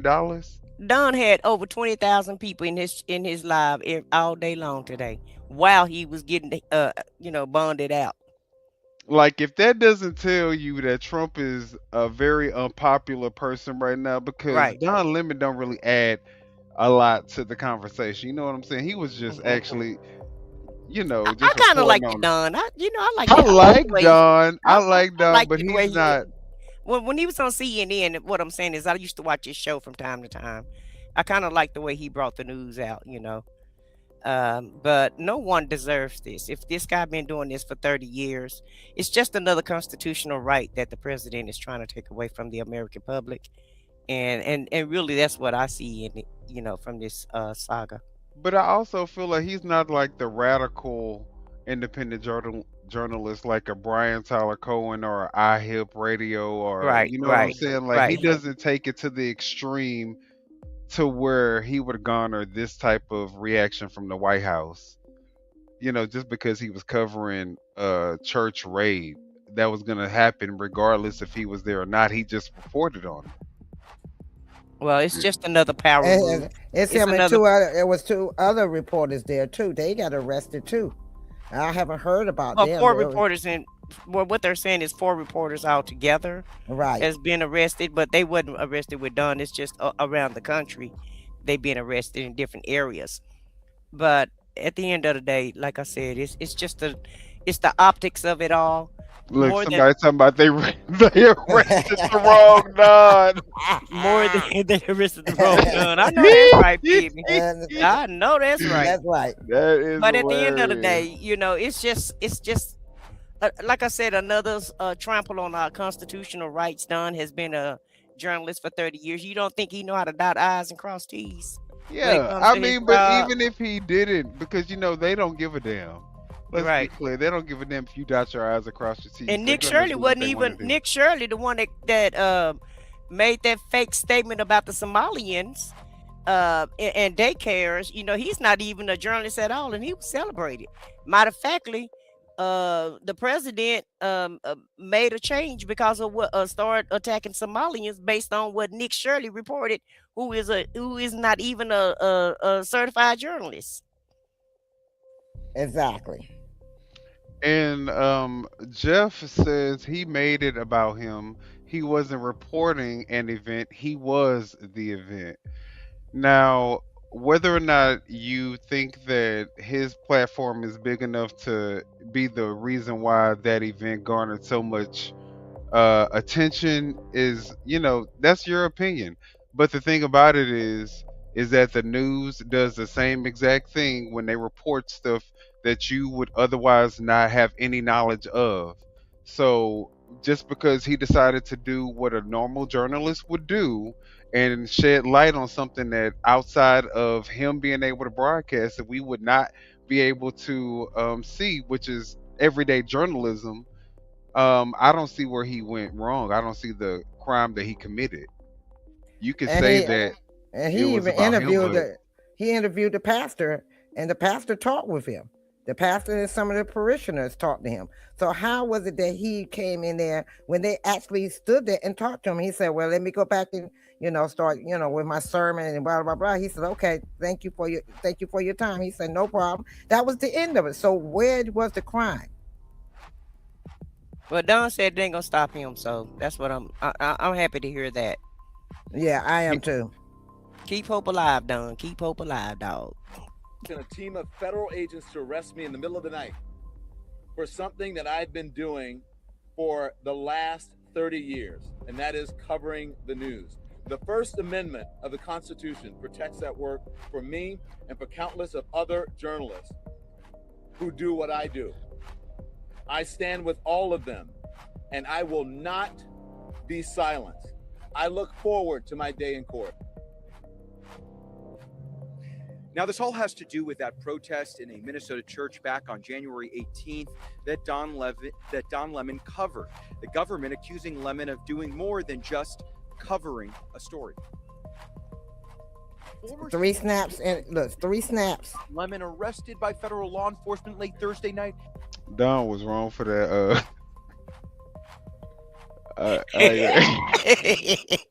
Flexing now. You know he finna be a hero now. yeah. He about to milk this, and the American public gonna let him milk it. And you know what? At this point, I say go ahead and milk it because you deserve it. All right, go do your thing. When he decides to put your name in his mouth, right, go ahead and show him. FAFO. They say FAFO. They said Don Lemon FAFO. Just trying to take another black man down. Just trying to keep the black man down. I'm telling you. Keep him down. He need to stir in the splice. Y'all hit the like button and donate if y'all got it. It's Friday. I know some of y'all got paid, so go ahead and super chat us. At the Beverly Hilton Hotel in Beverly Hills. Lemon charged with federal civil rights crimes in connection with an anti-immigration protest at a Minnesota church back on January 18th. Lemon, who was in Los Angeles covering the Grammy Awards, posted this on social media hours before his arrest. Lemon has been accused of interfering with the First Amendment rights of worshipers at that church, whose pastor also works for ICE. But Lemon has maintained he had no affiliation with the protesters and was there covering the story. You have the right to worship freely and safely.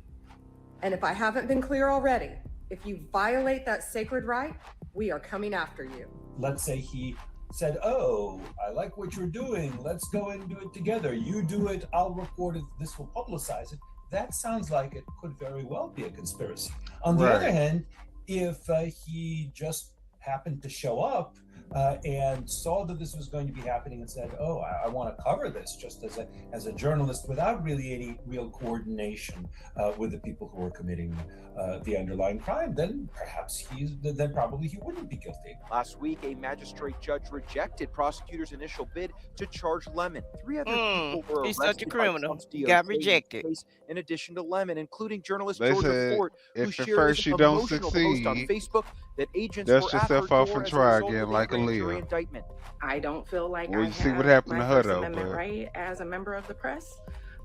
because now federal agents are at my door arresting me for filming the church protest. Governor Newsom posting on They're social media, arresting her for a free filming a press isn't protest. the enemy, it's the safeguard, and Putin would be proud. The government can't Putin will just be go proud. after its critics He is simply so because he doesn't silly. like them and just gin up charges against them. That's, of course, would be a violation of rule of law. Now, supporting Don Lemon in court were his agent, his husband, and Los Angeles Mayor Karen Bass, who called all of this ridiculous. Now, when Don Lemon and his husband left the courthouse here after speaking to reporters, it was... All right, so that's the Don Lemon tea. So what y'all think? People in the chat, do y'all think that Don Lemon should do time? Do y'all think that he should milk this moment for 5 minutes of fame? his 5 minutes of fame that the president has given him? What are you guys thinking in the chat? Because obviously this is going to be a huge win for Don Lemon. He's not going to have to pay any of his legal bills. Obviously, there's too many people who don't like Trump who's going to support him. Yeah, he already made $1 million.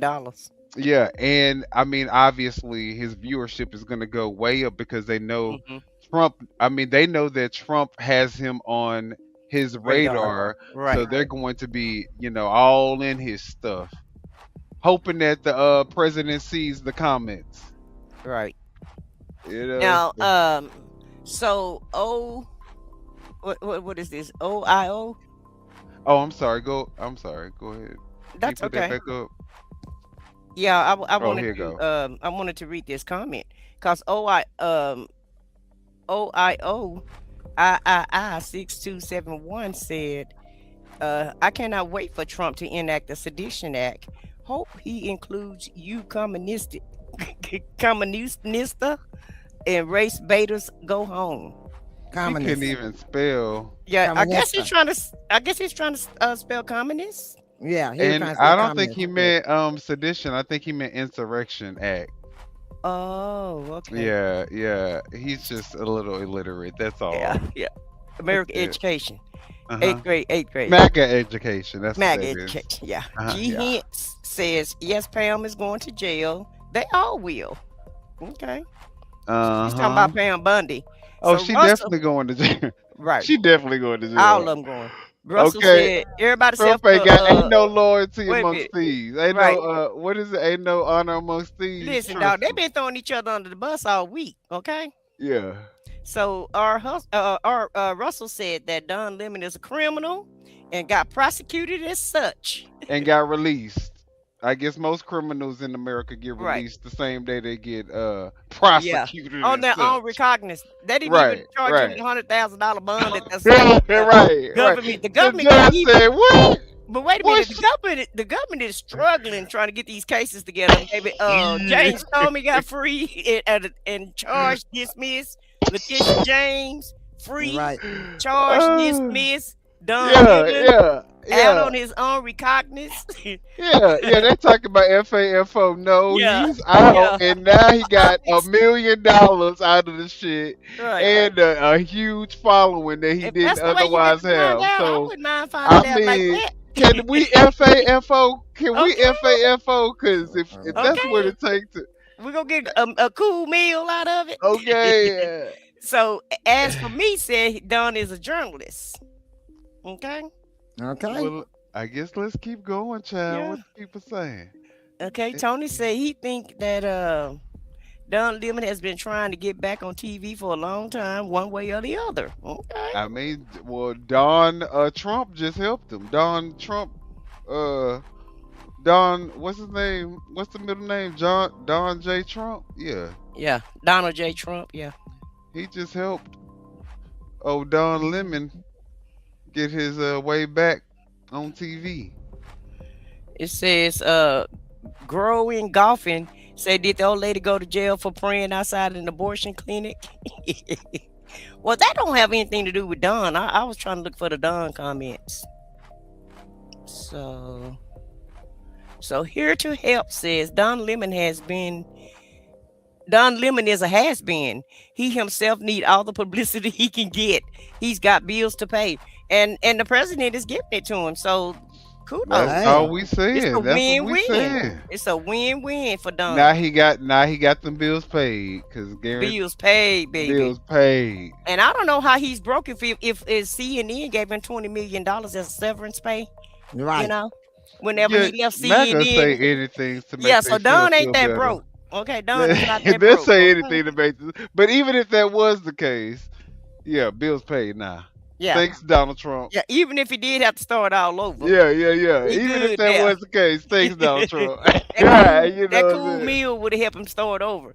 But yeah, Don got paid when he left CNN, so you know he can do what he want to do now. He doing just what he want to do, independent journalism, and he gets to make his own schedule, and he still get paid. He may not be getting the same amount of money he was getting on CNN prior to him getting arrested, but now he probably gonna get that CNN money. What y'all think? He gonna get plus that CNN money. Do you hear Plus, me? and Okay. everybody gonna sit back and say, "Can I go ahead and quote you Well, on this?" well, let me be clear. Let me take some of that back because it's gonna be how. Like I said, when I watch Don Lemon, there's nothing earth shattering about his content. You know what I Right. mean?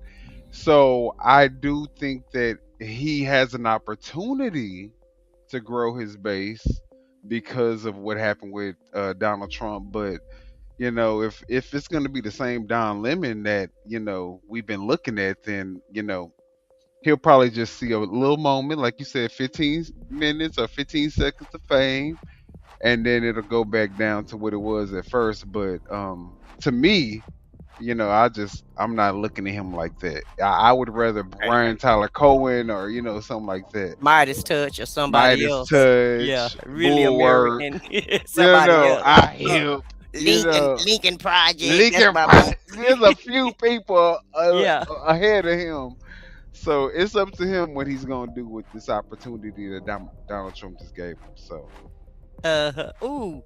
Oh, I also don't recommend our channel. Oh my goodness. oh no, why would you say Well, why would you that? be on a channel that you wouldn't recommend nobody else be on? I'll make that make sense. Oh, I thought we were better than that, my guy. Right. I thought you was enjoying the content. Yeah, I thought you were enjoying the content. All right. Well, let's talk about the real reason why people should hate ICE, according to this next person's video. Liberals hate ICE because they think it's about border policy. It's not why I hate ICE. I hate ICE because while we were all arguing about politics, they were importing the software from Gaza's genocide. I'm talking about a company called Paragon Solutions. They make a spyware called Graphite that was used to track and target Palestinians in real time. They took that exact same technology, rebranded it as Immigration OS, and then sold it to ICE to use on us. This is no longer about stopping illegal immigrants. This is about creating a digital prison for every American citizen. They're using the same digital twin technology that mapped every single person, car, and building in Gaza to create a live, real-time map of your neighborhood, your phone, your car, you. The goal has never been about security. The goal is total control. And this is the foundational system for the New World Order. It's the beast system everyone talks about, but it's not a prophecy, it's a product. It's already here. They tested it on Gaza. They saw how perfectly the AI could automate targeting, how it could remove human conscience from the equation, and just follow the code. They saw that it worked. Now they're rolling it out on us. So don't talk to me about left or right. It's bullshit. This is about a system of technological control that's so vast, so complete that it makes all of our political opinions completely irrelevant. So while we're fighting over bullshit in politics, they've brought the AI that they built for war back to us. I wrote a book that proves all of this. Link is in my bio. Check it. Y'all go buy his book. Subscribe to his channel. Right. Where's he at on Twitter? Yeah, X. Jake GTV. The digital prison, how AI built the new world order, y'all. Okay. All right. All right now. Interesting. Very interesting. But I mean, it's not surprising. Come on now. Right. AI is kind of like. Right. And I tell you what, you know, we were getting this show together, and how about my phone my phone had a system update all of a sudden. And I could not use my phone. And normally when I get a system update, you know how you could just swipe it away? Mm-hmm. So my phone was saying it was a critical update. So more than likely, everybody gonna have to, they're gonna implement this software on our phones. That's what I was thinking about when that happened. And I was like, okay, well, it's beginning. So probably more than likely, everybody's phone watch and see once you get a system update. I still haven't updated my phone. I don't even want to buy a new phone, to be honest. Like, I'm so scared of even buying a new phone that I just done kept my same phone for the last like 3 years, maybe 4. Exactly. So.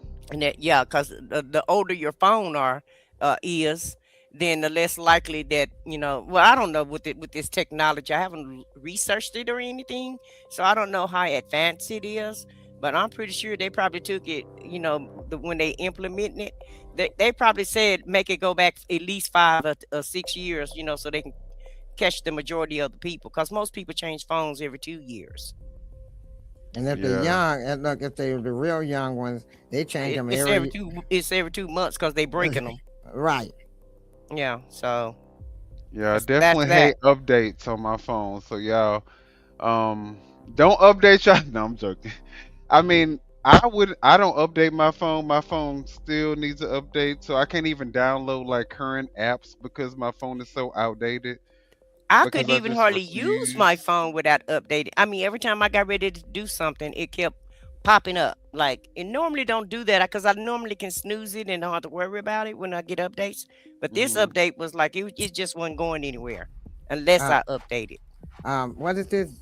Gents 565 says shut your phones down a few times a day. It breaks the downloads. Okay. Well, okay. Thank you for the. And we're gonna try that. I keep my phone on airplane mode a lot too. And what's it says it was never about immigrants. They want to start civil war, so Trump can declare martial law and stop all elections. I mean, you know, allegedly. At this point, you know what? We're gonna say allegedly. But you know, at this point, I don't even think that's like. You know how back in the day it would be like a far-fetched conspiracy theory? I think a lot of people can even say, you know what, that could possibly be what's going on here. Right. And you know, he said, once I get in office, we will never have to vote again. Remember, he said that during his campaign. He said, once I get in office, you will never have to vote again.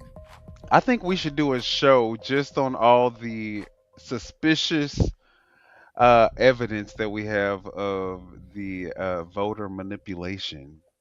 So if you guys want to see that show, hit the subscribe button, because we have a lot of information about what other people are considering to be voter manipulation in the form of facts and proof. So if you guys want to see that, make sure that you hit the subscribe button. If I get a lot of subscribers, then we will definitely do that show. So hit the subscribe button if you want to see us talk about if this could be possible voter manipulation, voter fraud. All right. Let's look at a MAGA podcaster who finally realizes that maybe Trump lied to him. Maybe all this time Trump lied. Really? Yeah. Interesting. That's very interesting. Not Trump. No. Not Pawpaw. No. I don't believe Pawpaw lied to him. No, Right. Pawpaw couldn't lie to him like that. No. All right. Let's see. So Andrew Schultz is the host of a podcast called Flagrant, and sometimes they definitely get. Actually, before we get into this video, who is this guy? So you can shout him out, because we got his Tennessee Brando. Tennessee Brando. Yeah, Tennessee Brando. I'm like, who are you talking about? I'm looking at the chat. Like Shout out to Tennessee Brando for the content. If you guys haven't done so already, hit the like. You can go check him out and do all that good stuff. All right. Really, I was changing banners, so you kind of threw me off. Oh, okay. Lumped into the whole bro podcast crowd. It would be easy to sit here and say that people like this helped pave the way for the mess that we're in today. But they've came out really strong against Donald Trump and everything going on in Minneapolis, and I wanted to talk about it because I think it's very important these days when people with large platforms start speaking up and speaking out. We all need to rally around each other and continue to speak up even louder because I really do feel like more than ever that our democracy and the country we once knew is absolutely on life support these days. And I know a lot of you are depressed and feeling down about things. I'm right there with you. As a matter of fact, it's pretty damn cold where I'm sitting right now, but I just had to get out of the house. I've been cooped up in it for so long, absorbing all these stories. You don't look that cold. You look pretty comfortable right there, but all right. And trying to wrap my head around it that I just needed to come out here and breathe some crisp, cold Tennessee air today. But I'm going to play a couple of clips from the Flagrant podcast where they finally just come out and say it. And if you're going to break from Donald Trump, if you're going to call Donald Trump out, this is how you do it. Take a look. Talk about what happened in Minneapolis. ICE murdered an American citizen in cold blood, and then the Trump administration called him a domestic terrorist. Yeah. That's it. Yeah. Like plain and simple. Yeah. I see the administration trying to spin it, and it's fucking disgusting. Yeah. It's like they didn't even have a moment where they're like, hey, we're reviewing the footage. We're going to try to see what's really happening. All of them, Trump and all the cronies, put out collective statements that immediately blamed an American citizen that was exercising his First and Second Amendment rights, right? He has the right to protest. He has the right to carry a firearm. He's a legal gun owner, right? Mm-hmm. There's no question about this whatsoever. And the administration immediately comes out and they try to gaslight the public, which you cannot do when we have 15 different videos of what happened. Yes. And that is what they do, though. But that is what they do. Yeah. And I think that governments have probably been doing this for centuries, millennia. And now you have a public that is armed with phones and we can see what actually fucking happened. And you're not going to just lie to us, plain and simple, like that. All right, guys. So, yes, he's talking as a MAGA podcaster. And now he is, you know what? I'm tired of being lied to and treated like I'm dumb. Like I don't have any brain cells. Like I can't see what the fuck I'm looking at. And then on top of that, to add insult to injury, you gaslight me into trying to think that I saw something other than what I saw. Like, you can't possibly think that I'm that fucking dumb. All right, so MAGA is coming, to their senses. All right, but if you are still MAGA and you agree with this shit, 617-769-8848. Call us, hit us up, let us know how you feel. Let's have a conversation about why it is that you feel that it's okay for Trump to disrespect you and treat you like you are a brainless sheep. The number again, 617-769-8848. If you want to call and join the conversation, you can just call in. There's no codes, no anything. You just join the conversation. All right, let's keep it moving. I got to be honest, there are people in my life who I've looked to see if they would have a response like this, people who still supports Donald Trump. And I look at them hoping that I will hear words like that. And then they double down and get even more hateful and show me just what a despicable person they truly are. And it really is heartbreaking, to tell you the truth. I don't enjoy saying these things, folks. Sometimes when I'm talking, I just get so frustrated and angry at the whole situation that I will use words like scumbag and despicable. I don't enjoy using those words, but there's no other way to call it. When you have people defending the murders of Alex Preddy and trying to find any excuse under the sun to spin it and make it Alex Preddy's fault, it's absolutely disgusting. And like he said, we've all got our eyes open. We can all see. I was telling a good friend of mine not long ago, I was like, back when Kent State happened, Neil Young wrote the song, the classic song Ohio, about it. There might have been a little bit of video footage here and there, and there's a famous picture of the girl down crying, but everybody didn't have a cell phone. And yet people still knew that was bullshit and called it out. People still cranked up that Neil Young song to full volume and sung it to the top of their lungs because they saw through the bullshit that it was. But now we live in a world where we have all the information right at our fingertips. There's no excuse for being ignorant because information is out there. and you can educate yourself. It's not as hard as it used to be. To find something. Used to, someone could tell you a lie or tell you a line of bullshit, and you had to, wait a while before you could figure out whether it was or not. These days, A lie and a you can look stuff bullshit. up, you Right. can find it out for yourself. You can chat And when these GPT type of that shit. catastrophic events happen, everybody's got a cell phone out Google. recording it, and you can see it from every angle.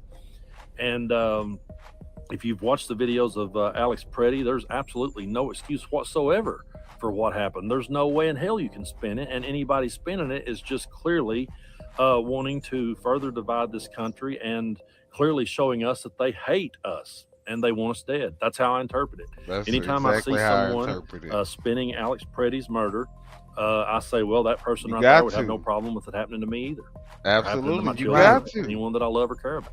You got to. That's exactly the way that anybody who would justify the murder, the assassination, and that's how I feel about what happened to Alex Preddy. I don't care what none of you guys say. I feel like I witnessed an assassination and a murder in broad daylight in the middle of a street of a nurse who worked at a VA hospital, who was helping a woman who was unlawfully and unethically Attacked. pushed down to the ground, Attacked. and he was trying to help that woman, and he was assassinated in broad daylight. And they even show from the side angle where they removed the weapon from him, so he couldn't hurt anybody, and they still opened fire on him. Anybody who is going to justify that will justify them doing the same thing to me, will justify them doing the same thing to any person on this panel and anybody in the chat room. If you are in that situation and you are in, whatever the case may be, who knows what the scenario may be, but there's never going to be a scenario where in these people's eyes you're justified, so it doesn't even matter. Yeah, and now there's a video on social media saying that he kicked the truck and he spit on an ICE agent, and I call bullshit on that video because number one, I feel like it's fake. Number two, if he would have did that, he wouldn't even made it to the next week to get unalive the way that he did. There's Right. no Well, that's way what they I would- say. That's yeah, the they thing. would have never let him go in order to help. He wouldn't even been here to help that lady out. Or if he did, and that is a real video, my thing is if they were able to let him go that day and not kill him, not charge him with any crime, they saw his gun was still on him on that day, then there's absolutely no justification to what happened to him the day that he got shot with A week 10 later. gunshot a week later with 10 bullets in his back while he was on the ground disarmed with 7 agents on top of him. And the thing is, if you look at the AI, which we allegedly AI video, they shove him down and jump him and beat him then, but they didn't arrest him, they didn't detain him, they didn't grab him up or didn't do any of that. But this time you decide to unalive him. Okay. Right, that's what I'm saying. If that video is real, then that is a clear indication that the level of force in which they use for this situation doesn't even equate to what they normally do in situations that are much worse. So what provoked that particular agent to say, you want to know what, even though he's not doing what he did a week ago, even though he's not the same level of aggressive that he was a week ago when he busted out our vehicle lights, even though he's not that same person, I'm going to go ahead and escalate to a level of force that probably wouldn't even still wouldn't have been suitable for him a week ago. Like, is that justified at this point? Even a week ago, if that's what was his behavior, he still should have only been arrested, Right. and if at the most charged with a felony. Still no justification for not being here, for being firing out 10 shots and get beat up first and then get 10 shots fired in your back and all over your body. So let's keep watching. He's about halfway finished. about. So I appreciate, these guys speaking up and calling this out. Like I said, when you have a large platform, you need to.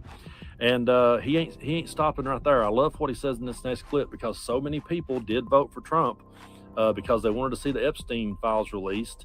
And there are those who will go to bat for Trump, and when they do that, they go to bat for pedophiles. And there's people like Andrew here who sees through it and calls it out, and I appreciate it. Take a look. If you see it with your own eyes, you know exactly what happened. And there's something disgusting that's happening, not only in Minneapolis, I'm sure it's happening in other parts of the United States, where ICE is under the guise of security, right? Under the guise of safety, because that's what they're doing, right? Is every time something horrific happens, they keep going, but look at the pedophiles we got. Look at the murderers we got. Look at all the violent criminals we got. I looked at the numbers. It's 5% of the people they deported are violent criminals. Yes. There's probably more pedophiles in the Oval Office. Exactly. If you bring up another fucking pedophile about deporting and you're not releasing the Epstein list, just shut the fuck up, all of you. Yes. I don't want to hear anything else about, we got to deport the pedophiles. They're right here. Right. Yeah. They're right here. They're a list of them, and you're not exposing it. I don't ever want to hear MAGA talk about pedophiles again. I don't ever want to hear them talk about protecting the children. I mean, for real. At this point, don't say shit about pedophiles again until you release the Epstein files. Release the Epstein files, and then you can even start saying the word pedophile again. But until then, you are a pedophile protector. Release the fucking files. What do you guys think in the chat? Are y'all saying don't release the files because he don't want them released? Or are y'all saying release the files? I'm saying release the Trumpstein files. What are you saying? I said what I said. Look, I'm putting y'all on boy ass. What? Let's see what they're saying. Okay. IG Hint says Reagan told them to come, told them to seek asylum. It's not illegal. Education is key. Exactly. You two ignorant motherfuckers need to get your facts straight before you come up here and make a total and complete ass of yourself. Oh. Wow. Is that what we're doing? I didn't know that. I didn't know that either. But I thought it was 3 of us up here. So which 2 are you talking about? Get the files out. He did release them. You clown. It is illegal. That is the definition of illegal alien, stupid. We will fight back if they revoke the Second Amendment. But that's what they voted for. We showed you what Trump was going to do, Project 2025. All of this is in it. Exactly. I concur. I don't ever want to hear them talk about being pro-life. They're none of those things. They've completely lost the argument and lost the plot on all of that. They've also lost the argument and the plot on the First Amendment, and now they've lost the argument on the Second Amendment, which is one that, I kind of thought maybe they would hold on to. But then again, in the back of my mind, I was going, no, they don't really care about me having a gun or me having the right to defend myself. They just want to arm white supremacists. Right. So that's exactly. the world we're in, Exactly. Been for a long time. And again, it would be easy to say, well, guys like that help pave the way for it. But if they're going to speak up and speak out, they got a large following. Maybe they can change some minds, and maybe they can get people to thinking and looking in the mirror and examining themselves, because Joe Rogan sure as hell ain't doing it. He definitely got his marching orders, and I'm not going to play the clips of him on here. I thought about it, but Rogan will come out and he will make little subtle jabs at things, or he'll just make observations about something. Right. He never calls Trump by name, even though he Right. called Biden by name the entire time. He'll always try to blame it on Bondi or Kash Patel or somebody else. Or they're giving him bad advice, he'll say. He'll try to spin it that way, and then people will say, oh, look, Joe Rogan seen the light. No, he didn't. A couple of weeks ago, or whenever it was, there was a clip going around of him, criticizing ICE and saying, Americans don't like this. They don't like people, on the streets like this, just yanking up American citizens. But then clearly he got his marching orders, because he's right on there now saying, well, now, hold on. I don't like that this guy got killed. I don't like that at all. But look, Alex Preddy, you can't take a gun to a protest, and you can't walk toward police with a gun on you. So I'm like, yeah, he clearly got his marching orders. And I think as we go forward, the one thing that MAGA and Trump has absolutely whipped our ass on is creating narratives. And they create bullshit narratives, and they come up with bullshit nicknames. We have the truth on our side. So when I say to you that Joe Rogan is a mouthpiece for billionaires, he's a mouthpiece for the administration, he's a mouthpiece for Gestapo, you can pick anyone you want to. I'm not making that up because that's what he's doing. He's absolutely going to bat for it, and he's not that stupid. He's not a stupid person. I see people call him stupid. No, he's not. He's not stupid. He's a propagandist. He is a paid propagandist, making more off Spotify than any musician I know, and never busted his ass or paid one due in the music world, which he's not a musician. But I'm just saying, there's musicians out there that have absolutely busted their ass for years and gets pennies off Spotify, and he makes a really, really comfortable living off of it, and now just pushes propaganda for a radical right-wing regime. So as we go forward, people can say, well, you're trying to further divide, man. If you start calling him the mouthpiece for the Gestapo, that's division. No, it's not. It's the fucking truth. Okay, and they've sat here and lied the entire time. They've used bullshit. Hey, if we say that they're the Gestapo, if that's how we look at them, that should bring us back together. That should be stuff that should be the language that say, you know what, this is too far. We can't have something that can be considered the Gestapo running amok in the United States American streets. But you maggots, you MAGA maggots, you say put more Gestapo in the streets. We want Gestapo. We want a dictator. We want more chaos. We want more division. We want to see all the craziness that's going on in the streets. We love seeing ICE agents, completely disregard people's rights, human rights or otherwise. We love all that shit. And that's the reason why people don't take you guys serious. That's the reason why the people who were in the middle, who were like, the people, what they call those people, they're not like independents, but they're like people who can be persuaded. They call those people are saying, you know what?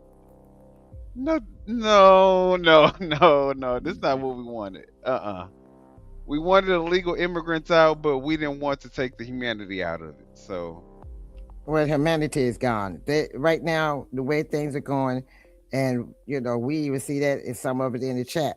There is no more humanity. It's like, that's what I'm saying. That's why they're losing even the middle of the road voters, because they are so extreme in their views that the people are like, you know what, y'all are crazy. This is a cult. This is really a cult, and I'm not doing that shit. 37%. The president approval rating is 37% this week.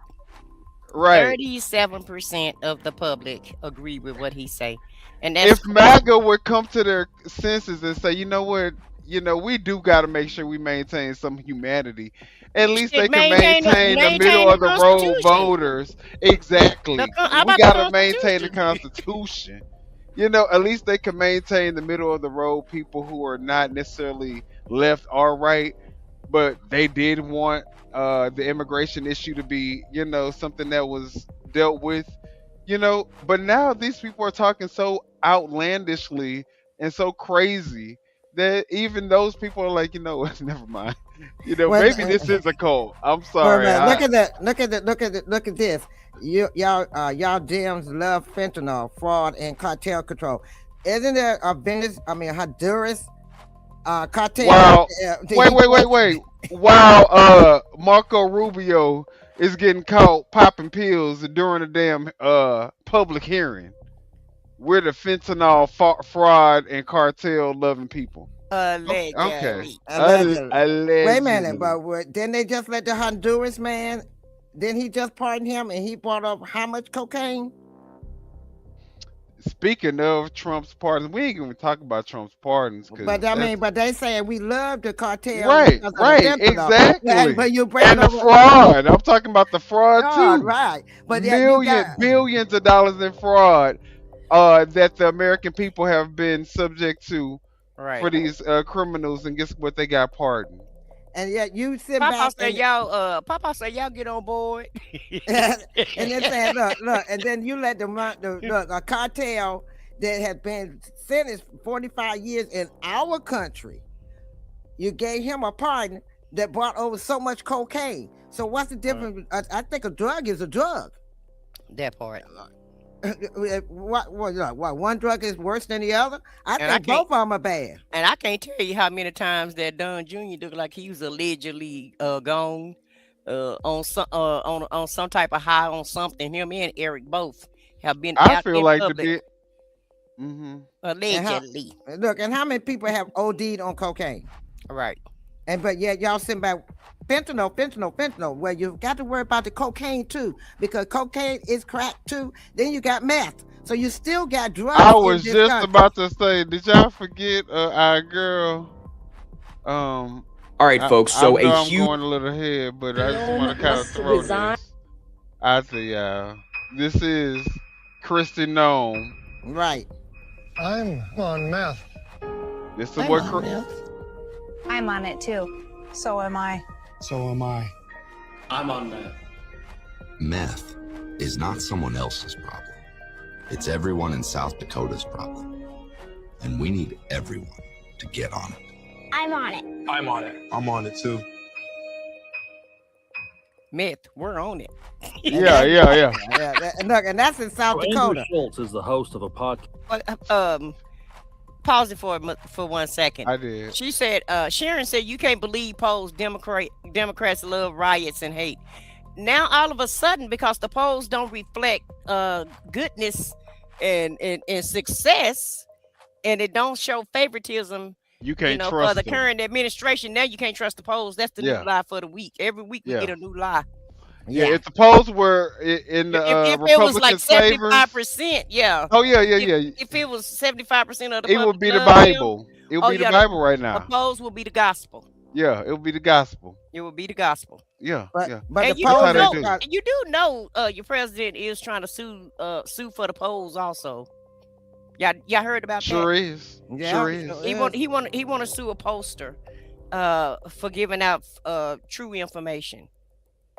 Right. And the thing that gets me is y'all saying that Democrats, y'all blame everything on the Democrats. Democrats done everything wrong. But Trump and his administration all perfect. Nobody in the Republican Party or anybody in the administration has done anything wrong. Well, the fact that Kristi Noem spent thousands of taxpayer dollars just to tell the world that South Dakota was on meth. Oh, and she flying around on your tax dollars with 2 planes. Did y'all know that? She has 2 private planes, one for overseas and one to fly around in the United States. Did y'all know that? You want to know what? Let me go back and let me play that video one more time, because I don't think they really understand. Like, look, this is what Kristi Noem spent thousands of taxpayer dollars for. I'm on it too. So am I. So am I. I'm on meth. Meth is not someone else.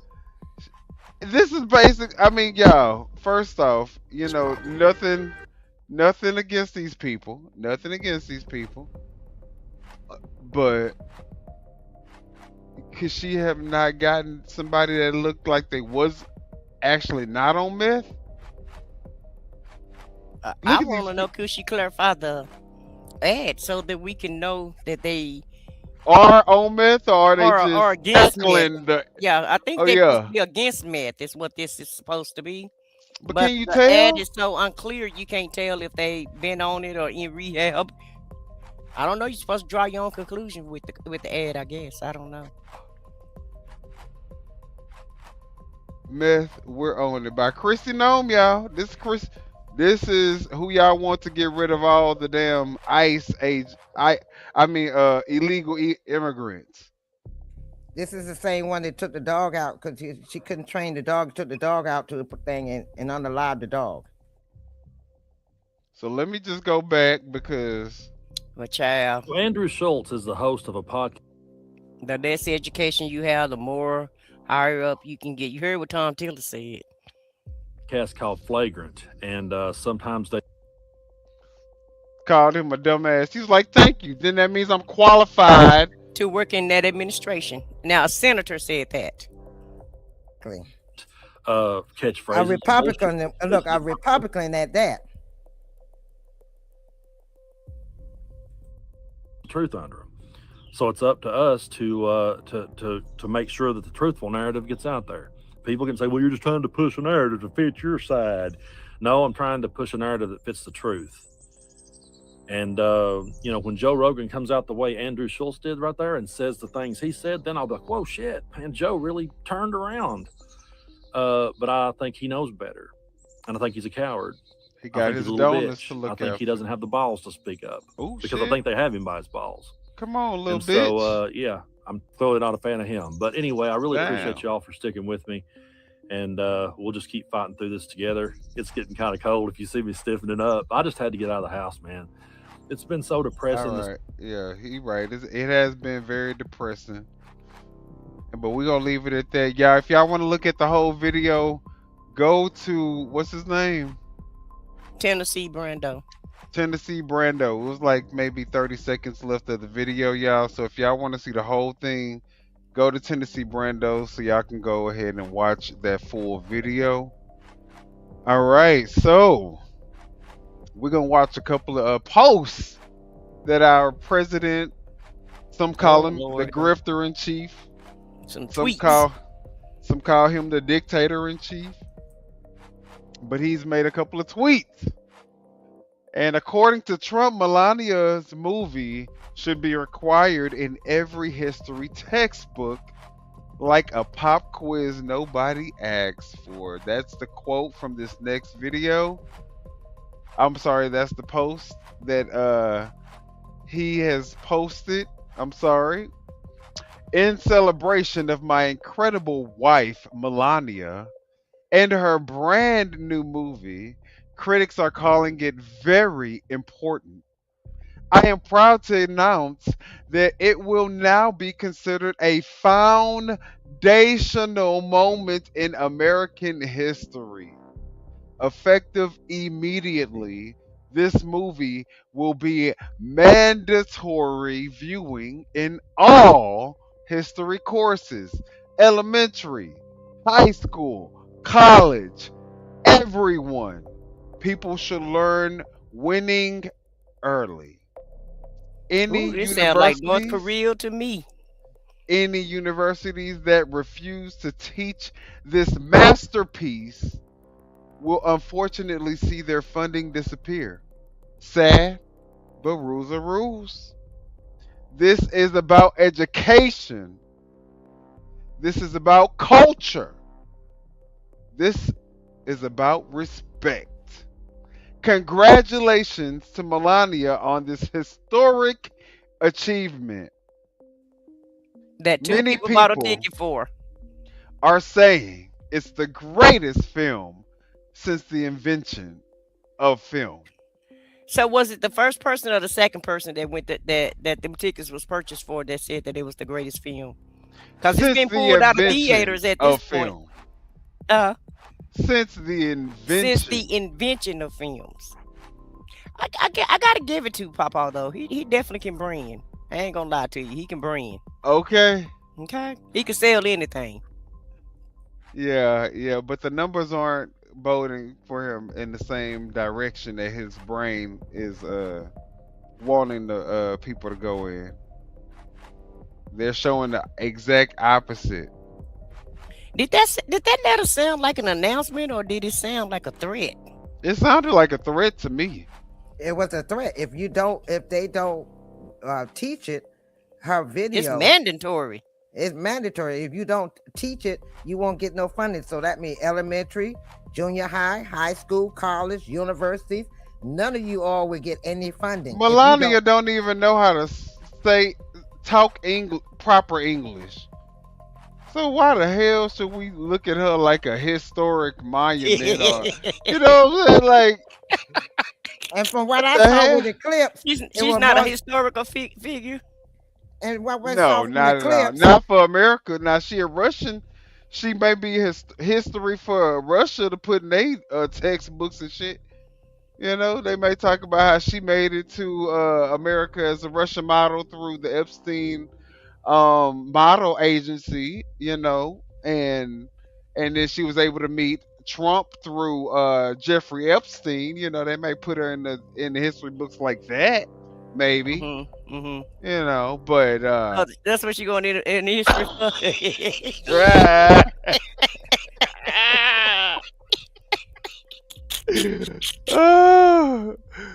But you know, I don't see this movie being the reason for her being in the history books though. Nah. Well, the reason we call her Russia because Russia is the one that posted her throughout their magazines and stuff when she became first lady. I digress. Look, Donald Trump is so in over his head right now that he doesn't know what to do to distract from the Trumpstein files. He has actually called for Barack Obama's arrest after accusing him of working with the CIA to manufacture false intelligence on Trump, guys. So here is the Truth Social post, and we're just gonna go over it and then we can talk about it. So it says breaking. Wait, hold on before you play that. Let me. I found a clip that I need MAGA to see. Okay. From Fox News. Fox got some. Not Fox. Yeah, Not Fox. Yeah, Fox got some news they want to share with us. Uh-oh. And we don't have to play it all, but we can just get the first, couple minutes of it. Let's see what Fox got to say. Yeah, let's see what Fox got to say about all this. This premiere. His self-titled documentary tonight in Washington. A little preview of the film you just saw. Let's bring in the founder of LA Mom Magazine, Shirin Yadigar, and Washington Examiner commentary writer Tiana Low-Desher. Thank you both for coming on. Shirin, to you first. The Melania premiere was a short time ago, right? And as expected, all day today, the left was doing whatever they could to tear down the documentary. Here is Pod Save America. Watch. You make a lot of important points about the lack of integrity in this project, but I want to make another one, which is this is a giant bribe masquerading as a film. 100%. No one wanted this. No one wanted to buy this documentary. No. The left did not want anybody to buy this documentary. Shirin, what do you think? I mean, this is just more of the same. It is ridiculous what's happened. She is the one first lady who has not been featured on the cover of Vogue while she was the first lady. Mm-hmm. She doesn't get any grace for who she is. She is a legal immigrant in this country who would be celebrated if her politics were of a different right. If you think maybe, Yeah. I mean, she is the first lady of the most incredible country in the world, and yet she's ignored, not celebrated for anything. She is protecting children online. She's done so much. I'm so excited that there's a documentary about her. I'm going to take my 4 girls. We're going to watch it because the media has been hiding her. She's like a secret that no one knows about. It's crazy. Meantime, Tim Waltz says, How is the media hiding the first lady? Is that the media's job is to bring the first lady out or what?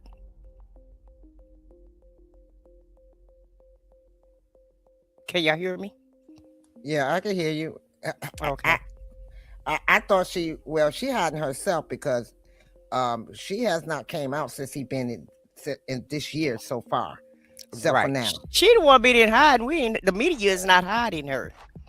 No, she But hiding if Fox didn't believe that clip that it was a bribe, why would they play that on the air? Can y'all explain that to me? Right.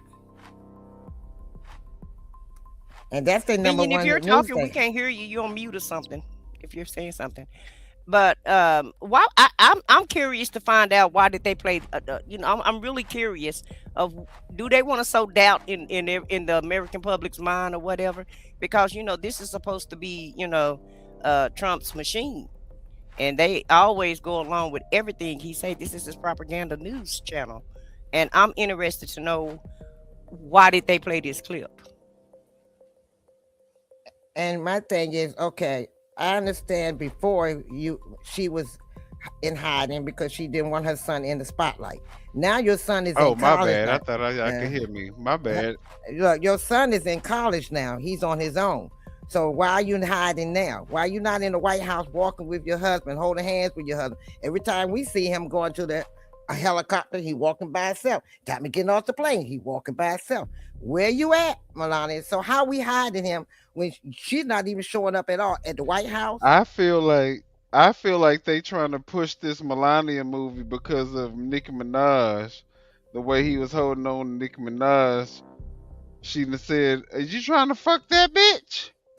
And so now he like, he like, no, baby, I would never, I wouldn't, no, I would never. And so now he's trying to make up for, the optics, and he's like, go buy her movie. In fact, I'm gonna make it mandatory in the history. That's how much I love you, baby. Me and Nikki ain't have nothing. No, It's I think they're nothing. trying to push this movie too. They're trying to make the Fox viewers go and watch this movie. You heard what the newscaster said? She's gonna take her 4 kids. Oh yeah. So then it'll be 6 people see the movie. Like that's supposed to make it sound like the movie is good to watch. You Right. forcing your damn family to go see the damn movie behind, Forcing your family against to go see it. against they will. Listen, the kids and the grandchildren gonna have to learn about the shit.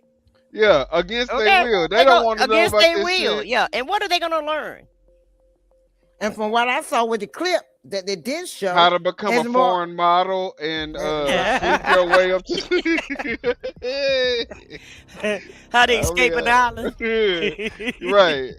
How to escape the island. How to escape Fantasy Island.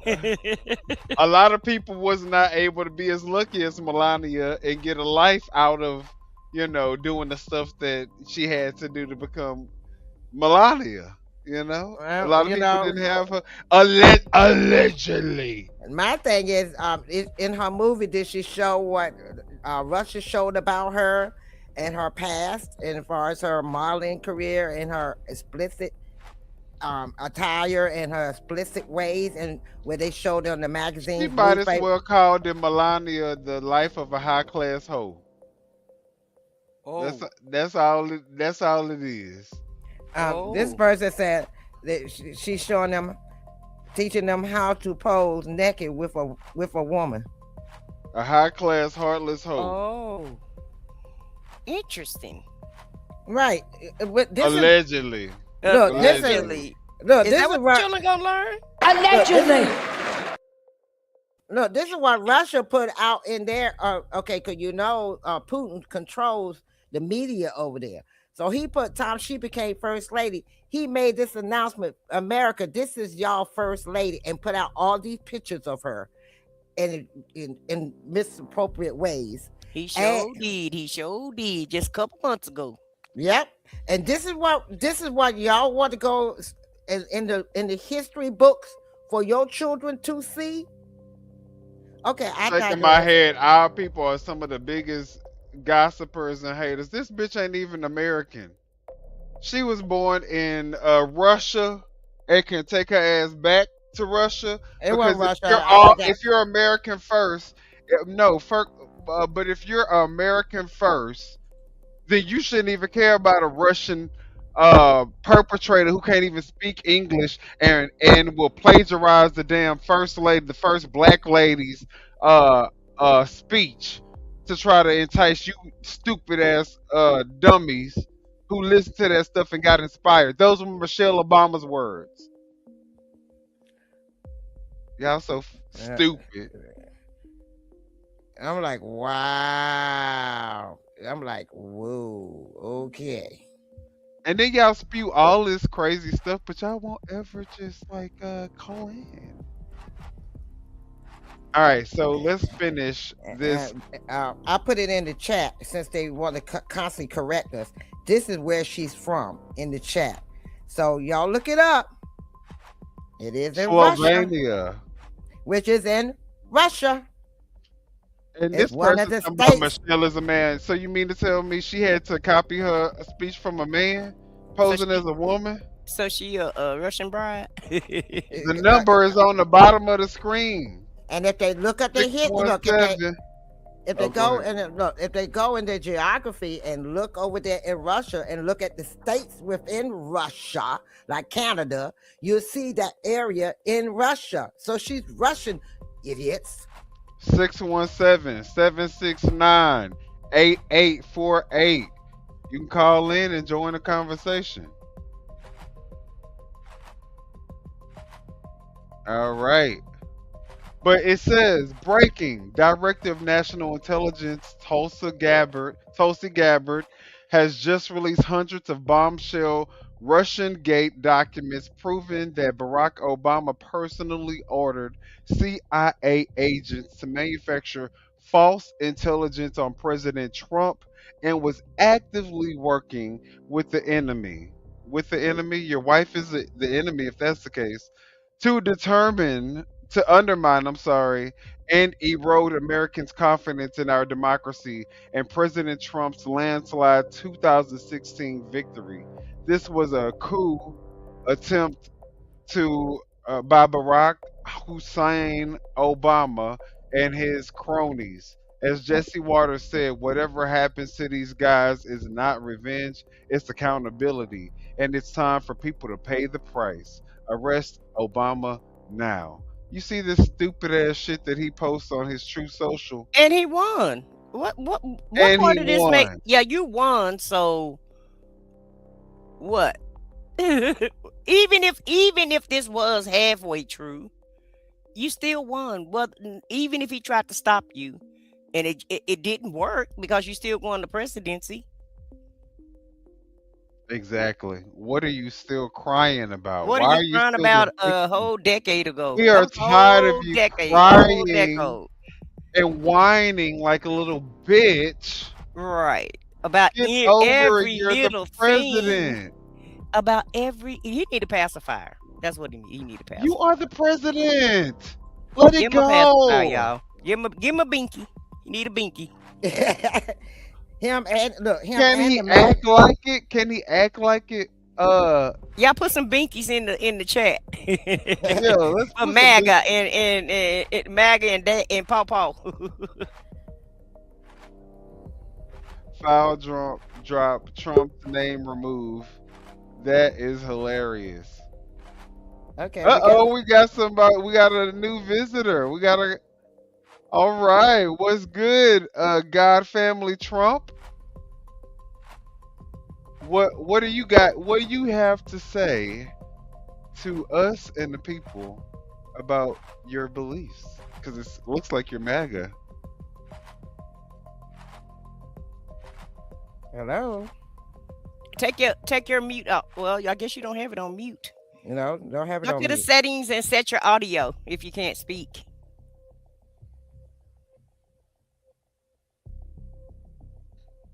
Well, if this is MAGA, it's probably not surprising that they can't figure out how to get the audio to work.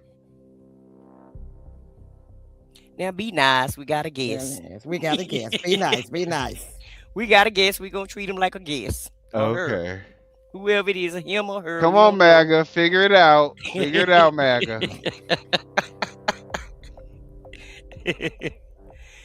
But anyway, I mean, No, how preposterous for him to, that is just crazy for him to put a post up from 10 years ago, from a whole decade ago.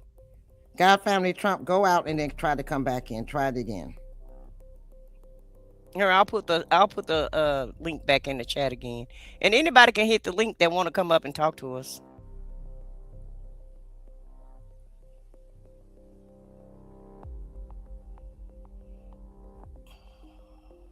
And I promise we'll be nice. He All said right, but let's. he said he can't hear us anyway.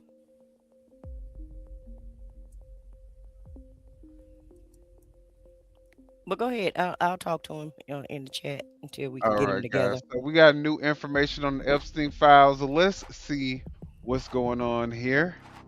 All right, folks, so a huge new batch of Epstein files has been released by Donald Trump's Department of Justice. And let's be clear about something. It's not all of the files. There are still some major redactions protecting very powerful men who are very obviously associated with Jeffrey Epstein. But in some of these documents, there are very serious allegations against Donald Trump. Elon Musk's name comes up a lot. Members of Trump's current administration come up a lot in these documents. I'm going to preface this by saying they're pretty bad, but also keep in mind that a lot of these are just allegations. We don't know if they're true. These are not documents saying that they have been proven to be true or not. Just keep that in mind. A lot of it is unsubstantiated, but these are, again, very serious allegations made against Donald Trump. Some are more credible than others. So We're going to get into it. Before I do that, please make sure to subscribe down below. Drop a like on the video, comment. Let me know what you think about this story. If you're on Apple or Spotify, please make sure to rate the show 5 stars and make sure to follow along. It goes an incredibly long way. I'm not going to hide anything from you in these documents. I think the American people really should see them. This is what Donald Trump has been covering up, and I think you'll see why in just a moment. So let's just start here. This is one allegation that has gotten quite a bit of traction against Donald Trump online. It's gone viral, essentially. Donald Trump, it says, the president had parties at Mar-a-Lago called calendar girls. Epstein would bring the children in, and Trump would auction them off. And there's...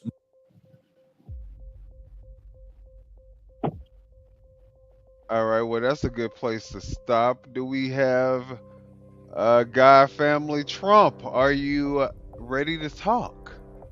Hey, yeah, I'm ready. I'm ready to talk. How y'all doing tonight? We're doing amazing. We're What doing about you? good. How you doing tonight? I'm doing good, ma'am. Appreciate y'all having me on. So, are you MAGA?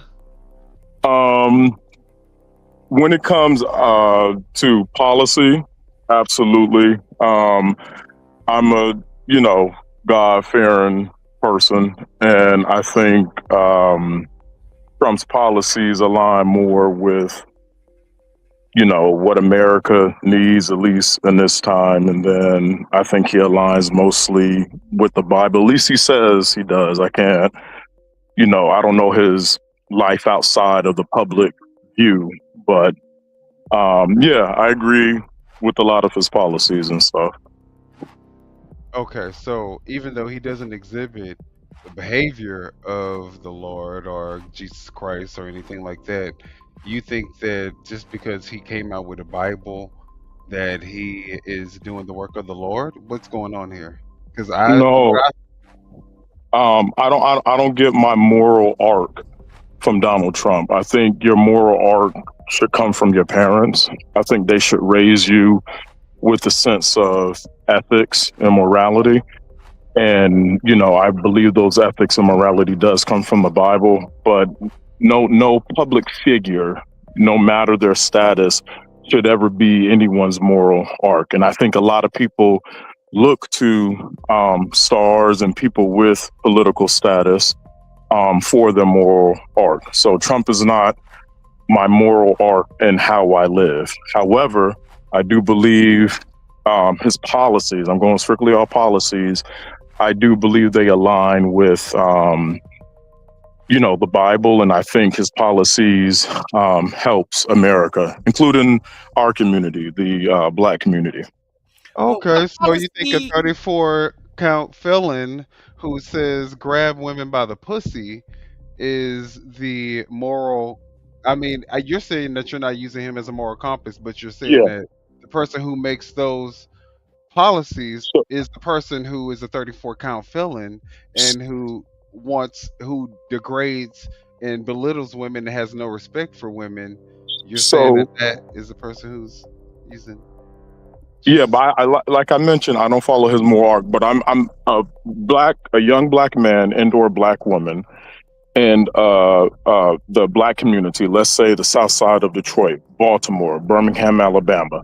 I give you any city, Black city that is real bad on crime, whatever the case may be. Who do you think, if they were trying to become president of the United States or a politician, who would they relate more to?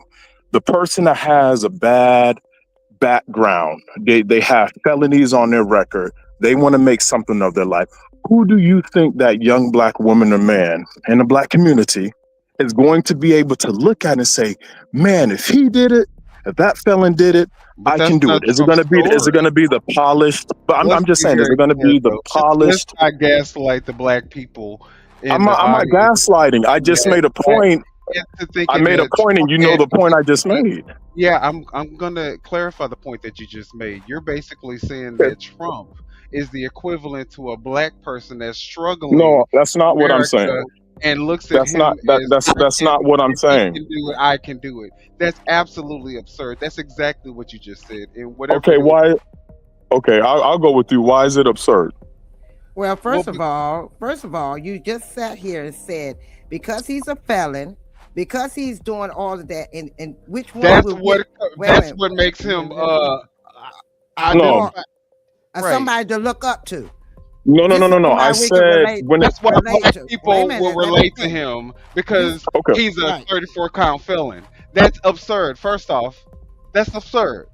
Right. You'd even That, say that. that that's nothing Like, to sit back to look up to for somebody that's a felon. Okay, but I'm asking you in the community in which somebody is a felon and somebody does want to make something of their life, and they looked at being a felon as a mark against them and never being able to step outside of maybe a trade or something. But now that, and when people say he's not that smart, I most said, well, felons that's can good. make it. All you got to do is just go into politics and be as corrupt as humanly possible, and you can become a millionaire, billionaire, or whatever off the taxpayers' backs as well. Yeah, you're right. That is the message that he's given to crooks. So Not even black crooks, crooks all over how did he become a the world. millionaire off of the taxpayer? But let me say this, God. I'm listening. He can get away with it because he has, his skin color. Yes, And ma'am. so I understand what you're saying that, black people maybe can relate to him because he has a record and they have one and, Yeah. maybe they can relate to him or what have you. But in actuality, no president has really came into the black community and helped the black community. I But think he has. what What do we're you think talking about the about, First hold Step on, Act?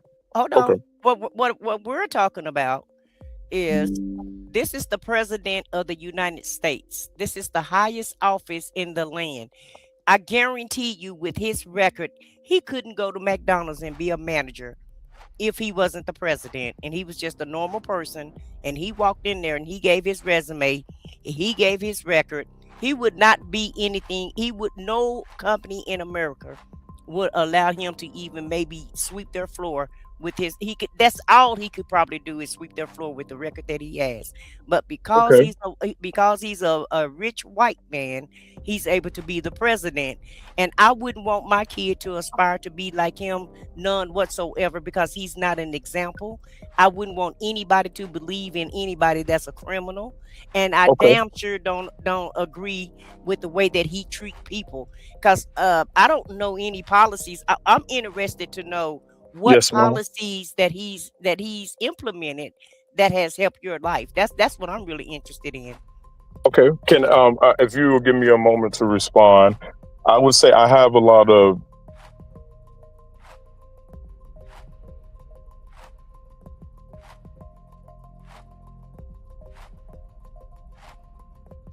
What happened?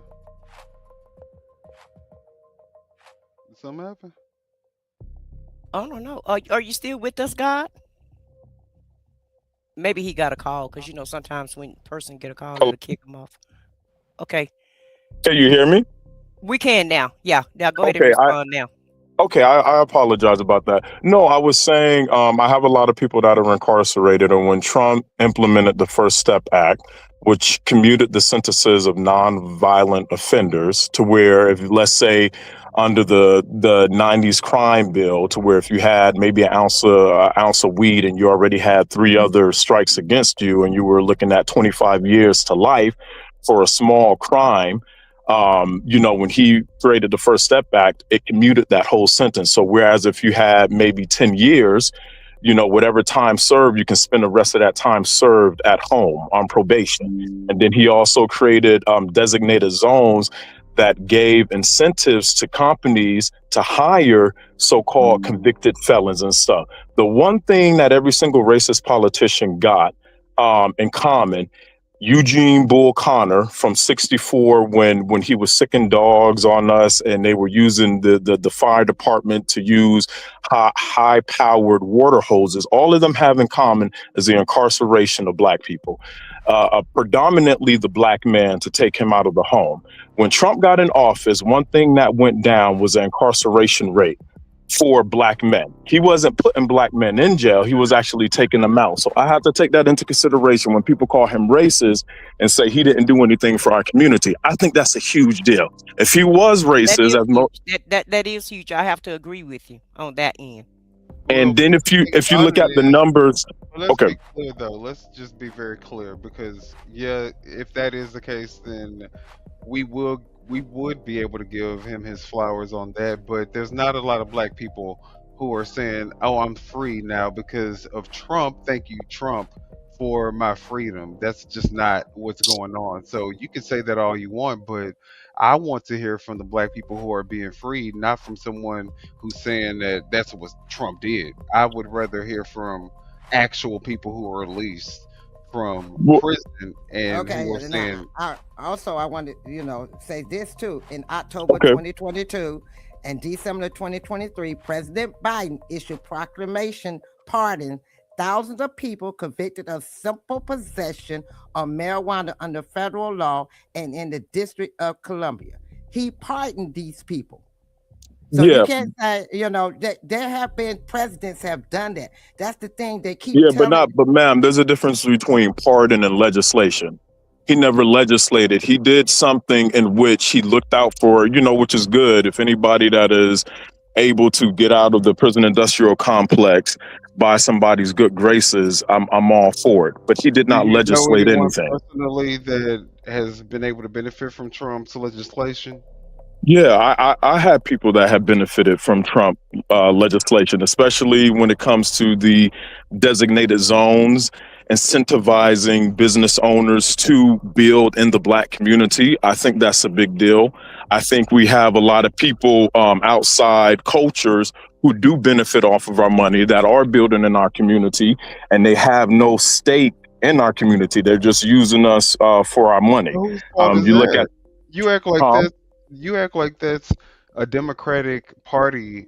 Or I never put party to it. I never put party to it. I'm talking about in general. Because black people have the same opportunity to go into their neighborhoods and build businesses just as anybody else. That's not the problem. The problem occurs when, because I think you're trying to make this about people and black people being able to have more opportunities to build businesses, but it means nothing when your rights are completely stripped from you. And what rights are stripped? ICE can come into your business, your home. What does ICE have to do with the black community if we're American citizens? Everything, because guess what? Well, he getting ready to go to Ohio next week with the ICE, and they're going to start arresting Haitians. Exactly. You said they're stripping our rights. Can you give me an example? Don Lemon was in jail for exercising his constitutional no, he wasn't. He broke the KKK. He broke the KKK. That is an act. It was illegal for him to do what he did. He incited a riot into a church. Any place of worship should be off. But why did the judge? Why wouldn't the judge write a warrant for it if that was the case? Why did he have to go all the way to the DOJ to have the DOJ prosecute him? And other judges said, no, you don't have a case against Don Lemon. We all know politics, right? I don't want to placate to one side, but I think we should recognize that, okay, some judges may be for this side and other judges may be for this side. So it's hard, if you know how the judicial system is set up, it's hard to get certain things passed in certain municipalities and certain counties. So I know you guys understand that. I understand that. So I can't speak to why the judges didn't sign it, but I do know that plays a factor in it. Okay, first of all, you were saying that the president did the legislation. You do know the House does the legislations, right? Then Senate approves it. Then it hits his desk. He does not do the legislation. You do know that, right? So you can't say the president. You can't. No. Let's back up. Okay, I'm listening. Okay, who creates the laws? The House. The House passes it to the Senate. If that's approved in the House, it goes to the Senate. The Senate votes to approve it to hit his desk. Then he signs it into law. He does not do the legislation. House does the legislation. This is the problem. People get confused. Legislation is not done by the president. It's done by the House. Motherfucking House. Hey, you ain't supposed to smack him like that. I'm sorry, y'all. Let me just say this real quick. Ma'am, you do. Okay, so you know the check and balance system, correct?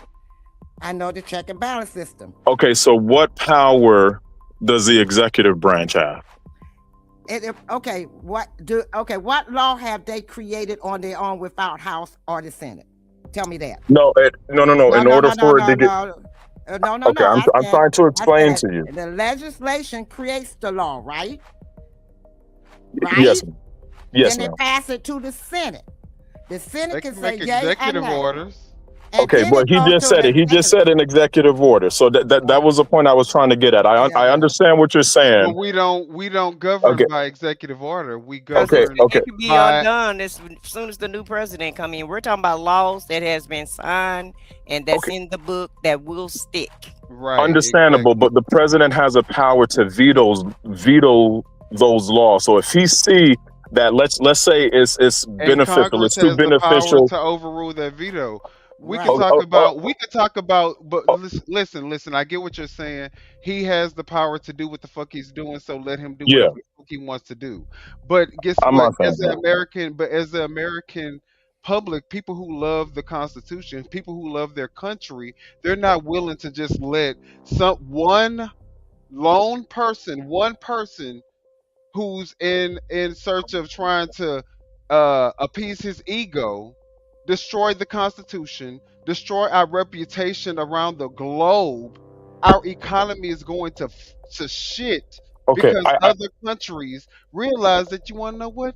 There's another chance. There's a chance that in 2028 there may be another psychopath, narcissist president getting in office, and maybe we need to look at securities in other places outside of the United States dollar. And he's Okay. already broke the First Amendment law.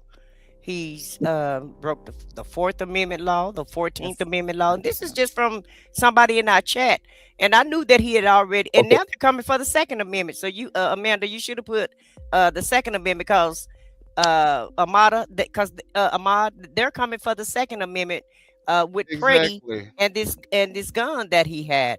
So okay. yeah, he may have done some executive orders that that may have helped the black community, directly for a short period of time. But look again, at no but one look, even but talks does it about that. outweigh We the don't know anybody. destruction? But We does don't it know. outweigh the destruction that he's done? I don't The know anybody unaliving of people? personally, and you don't know anybody. I don't think you know anyone personally who has benefited from any of those executive orders that he did for black people. I said what I said. I don't know. Maybe you do. No, Okay, I don't. I'm going to wait until you guys finish and then I'll respond because you guys said a lot and I would like to unpack it, which is good. I love these conversations. So I'll let you guys finish. You have the floor. Oh, okay, I appreciate that. Okay, so I just want to address the first statement or claim that you guys made to where he's stripping our rights. I need to know if you guys are addressing society as a whole or you're addressing the black community. Society as a whole. Okay, so you're not recognizing that he's not stripping black people's rights, correct? Citizens, black citizens, he's not stripping our rights. You're talking about the rights of non-citizens, correct? Well, black people enjoy the same rights as white people do, to a certain We're extent. talking about the First Amendment. We're talking about the Second Amendment. We're talking about the Fourth Amendment. We're talking about the 14th Amendment. Those are the rights that he's stripping, and that goes for everybody. That it's not a black or white thing. Okay, so but I mean, if we're American citizens, essentially, there's no rights that he can strip from us. If you are an illegal citizens, you are not. Unfortunately, you are not privy to our rights because you're not an American citizen. So there's no rights. That's the thing. I think you're conflating two things. We're not having an issue with him deporting illegal criminal aliens from America. No one, I don't think no one in their right mind who lives in America, who loves America, is going to have a problem with Trump deporting illegal criminal Well, this aliens. is new to me. I thought they didn't like him even deporting illegal. So I appreciate you saying that. Okay. No, we never said that, and we keep iterating. Not you. Yeah, Other but we people. don't mind them deporting people that's not supposed to be here illegally. It's how he's doing it, the lawlessness of how he's doing it, how he's killing American citizens, how they're beating people up, going into people's houses with an administrative warrant, and it's all the unconstitutional processes that they're using to get to And the obtain the American immigrants. citizens that have been Okay. killed point blank in public. Which ones? The young Pretty lady? good, pretty Okay, Porter. 'cause I know Okay. you're not asking that question. No, I mean, I don't like first off, assume. one is too many. First off, if there is an ICE agent who kills one person in broad daylight on Yeah. camera unlawfully, that's too many. That's the Can I first. can I play devil's advocate and give you You're more than guys? welcome to. I mean, you're gonna do it regardless, so we can't stop you. No, I mean I was, but I want you guys to understand before I just start going into some soliloquy. I want you guys to understand what I'm trying to say first. So I like to say, I just want to paint a scenario for you guys. For the longest time, our community have been disparaged by, you could say, white police officers or law enforcement in general. We have always made the comparison that if white people were placed in our situations, they would live. And, we just so happen to get killed in all of these situations, whether armed or unarmed. Now you have situations in which white people are placed in black situations and they are dying because of it.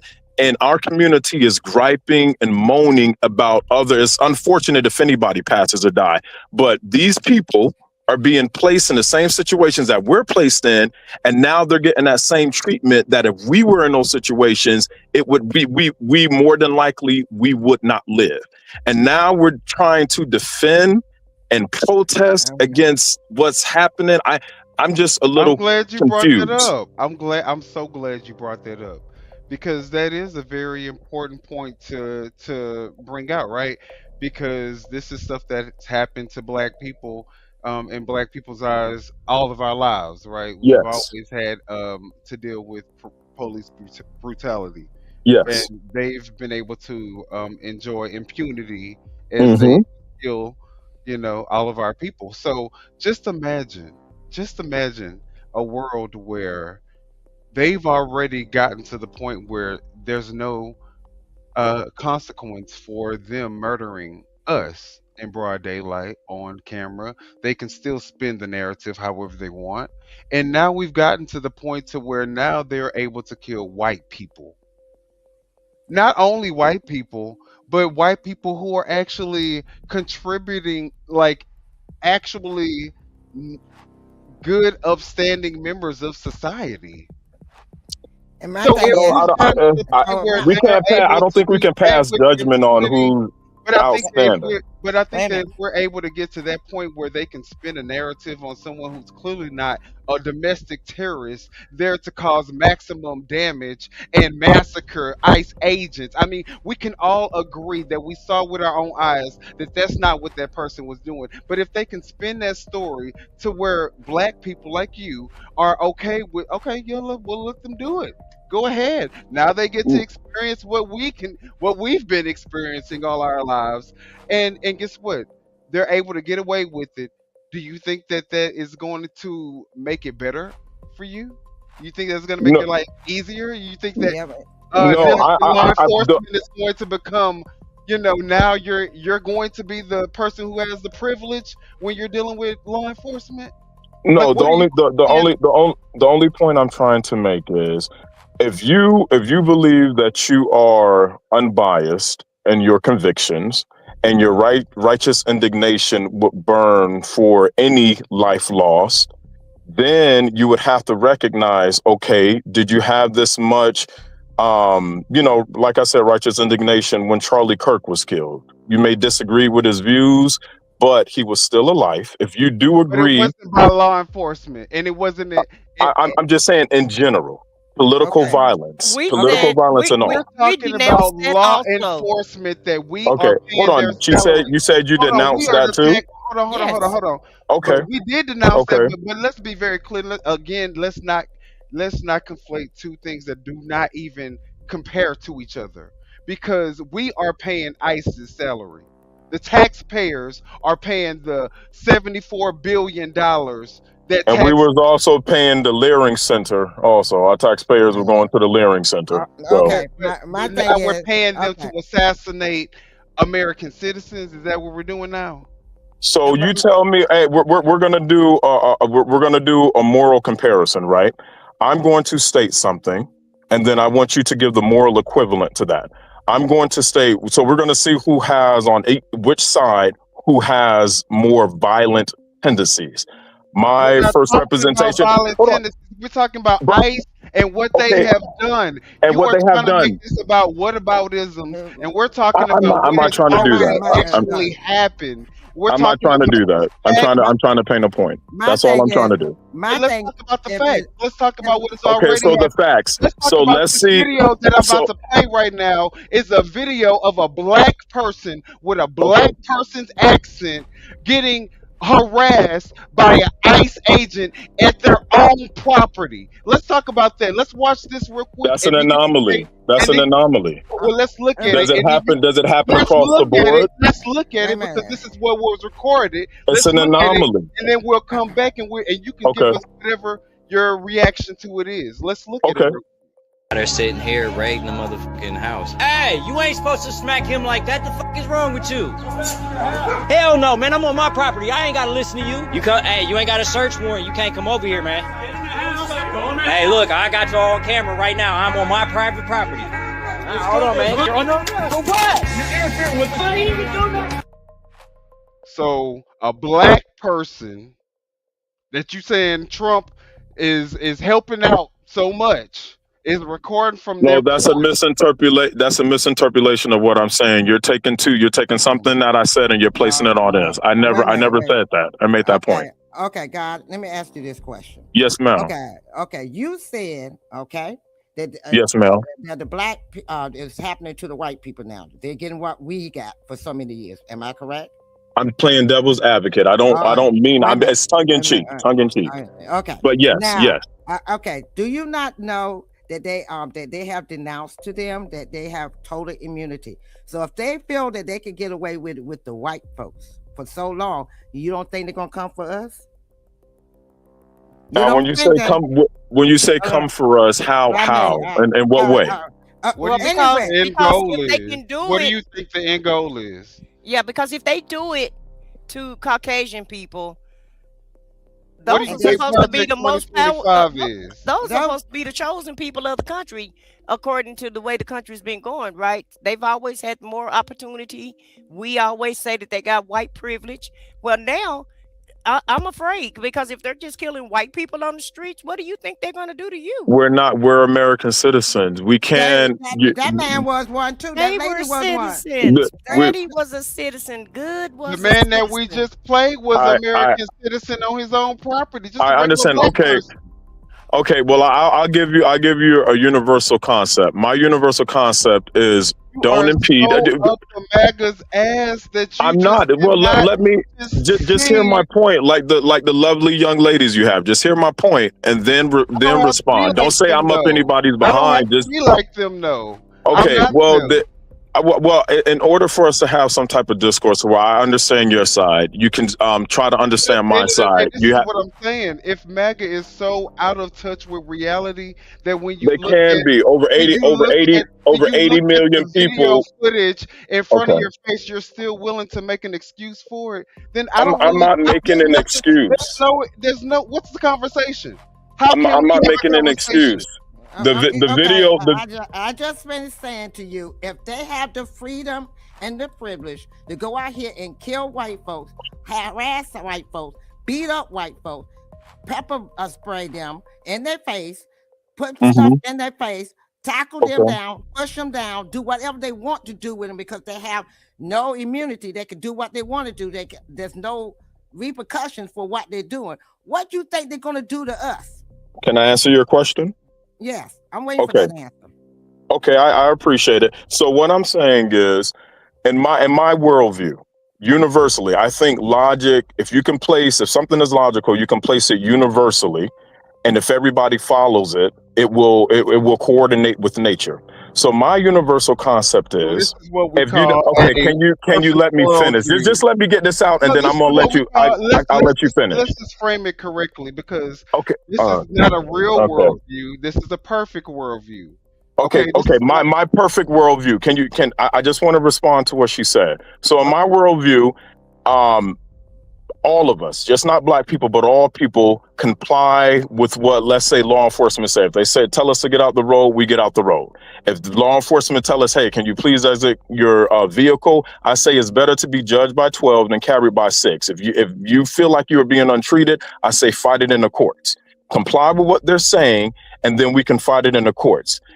I believe we will let. Hold on. Oh Jesus, I'm not gonna be able to finish. Let me just finish. Can I just finish? And then I promise I want to hear your opinion on this. I really do. But I'm saying, with my worldview, I believe that a lot of us will live. Now you flip it to the other side and you say, go out there, fight against what ICE is doing, fight against what law enforcement is doing. I think there's a higher probability that you will be shot or you will be seriously injured going against law enforcement. My worldview, I think you're going to live. If you comply and you do what they say, I think you will live. We got the moral of the story.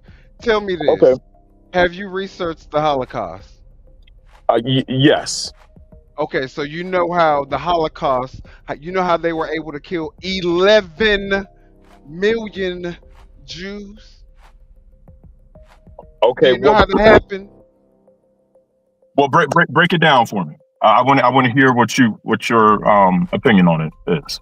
I didn't ask you what my opinion was. I said, do you know how it happened? I'm going to say no. I want you to tell me how it happened. Okay. It's because they started off indoctrinating people like you to say, you want to know what? If I just do what the people Why do you say have to speak in ad hominem to Kokui attacks? I'm not attacking your character. No. You said that if you just obey the law, they were the law. If you just obey them. So I'm a Nazi because I'm saying obey the law? That's what all I'm saying is that's what the people were saying to themselves. If I just obey the law, not say nothing, do what I do, it ain't nothing that's at my front door because I'm not a Jew. So let me just not say nothing. If they ask to come in you can come in, you can look. I don't have no Jew. Y'all good? Okay, do you? And then guess what? 11 million Jews. Genocide. Okay, but you're comparing Holocaust to somebody I guess essentially an addiction. I don't think those are the same. Somewhere complacency is where it starts. Your mindset is where it starts. That's where it is able to build on top of what it is trying to create. It needs people like you. Right, but why is everything dealt with in race? I don't understand that. Explain that to me. About your race, I'm talking about your mindset. People like you is exactly like you what? Because I disagree with you. Who will say the police can do no wrong? I never said that. I said fight it in a court. I never said that. You're straw manning the argument. Okay. If he owns the court, if he's over the court, he owns all the systems. It's a check and balance system. How is he? How can no he own balances. the court? There's no checks. There's no balances right now. Then why can't he just do totally? Okay, wait a minute. I'm listening. I'm gonna let the young lady. I'm listening. Okay. You just saw this video, right? Now, yes, ma'am. He was on his property, on his porch. He was not out there with them. He was not in their face. He just yelled across from his porch. Why are you slapping him like that? They came in his yard on his property and attacked him. So you tell me that gentleman shouldn't have just stood there and looked and watched him beat the hell out of that guy and say nothing because they lost. And turned his phone off. He should have did the most logical thing in that situation and minded his own business. And turned his phone off and not recorded what the police were doing. No, I never said don't record. I never said don't record. The police told him. They told him to go back into his house. He could have recorded without talking. He could have just recorded. Why is he yelling and exercise his First Amendment right? The fuck? So are you scared of police now? What is going on here? I'm not scared of police. Tell you something, you just automatically gonna take you gonna do what the fuck they tell you to do? You ain't gonna stand up for your rights? No. That man told him, do not come on his property. On my property. Okay, you would have to look. Can I just explain something? I don't know what state that happened in. I would have to look at the judicial law and what it is and what it is to impede an investigation. I don't know the laws of that state. I'm not impeding shit on my fucking on my lawn, on my property, recording on my property. I didn't even go out into the street. I'm recording on my property. You violate the law in real time, and you're mad. But I'm saying he could have just recorded. He shouldn't have opened up his mouth. He could have. But you're against the people. So you're against the people. I'm not against the people, sir. I'm. Wait a minute. Okay, so if somebody will whooping your behind. Yes, ma'am. Yes, ma'am. You want them to just stand there and record? Don't say nothing. Don't even say, hey. Somebody could call the police. Did I commit a criminal act? You're making a very broad statement. Did I commit a criminal act? Wait a minute. You don't know what happened. Am I resisting arrest? Wait a minute. Hold on. Let me finish. They beating your behind. You haven't done anything wrong. They seen you not do anything wrong. Okay. Okay. But you just they just think that you brown, you need to prove your residency, but you don't have your papers on you, and they're not letting you go get your papers. So they throw you to the ground. Right. They throw you out of the car, throw you to the ground, start beating your ass. Somebody trying to help you. They say stop impeding. If you keep recording, you're impeding. What you saying then?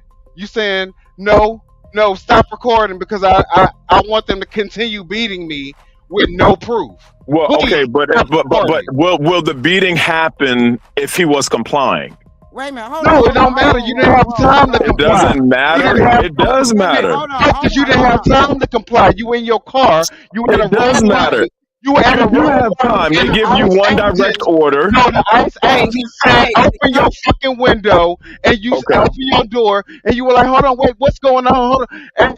And you're trying to get yourself together, and then they bust the window, they pull you out the car, all this happening in real time, you don't know what's going on. You end up face down on the ground, somebody trying to record, trying to say, no, stop, don't do that to him. And what you doing? You saying, stop it, don't record me getting beat by ICE unlawfully.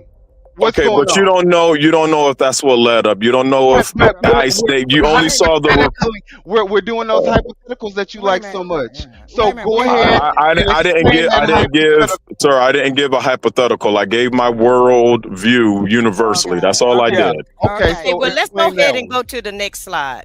Let's just go ahead and go to the next slide. No, let's not go there. Let's let him explain how he would feel if he was the one getting beat by ICE because he was black.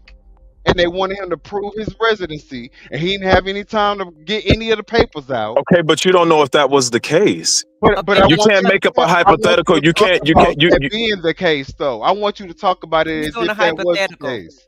Okay, so if a hypothetical, if I'm illegal, I'm going to do your hypothetical. If I was illegal and I was not compliant, you're legal. Legal. This is you. This is you.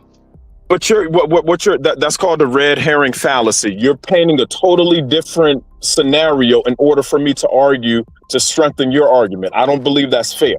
You can't change all the parameters of the argument to fit your narrative and then expect me to argue it. So the woman that was disabled that was carrying into, wait a minute, because it's not outside of the realm of reality and what really actually happens. Because we can talk about many of the U.S. residents who are detained.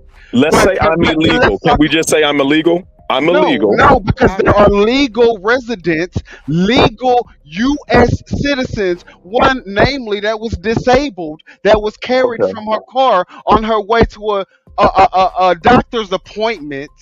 Okay. And she said one man said move, another one said stop. And she's in the middle of an intersection. One said move out of the way, she go to move. Another one say stop. Then they break her window, snatch her out, but she ain't done nothing wrong. And they detain her and slam her into the car and put handcuffs on her. Now you telling me that's supposed to be legal? She should have just listened to what they say. When two people, you can hear it. Two of them saying, one saying go, another one say no, stop. And who is this? What story was this? I don't know what you're referencing. It was a woman that was on her way. She was leaving her house on her way to a doctor's appointment. They stopped her. She said, okay. She said, what I do wrong? They said, you need to move. She said, okay. And another one said, don't move. Another one said, go ahead and move, ma'am.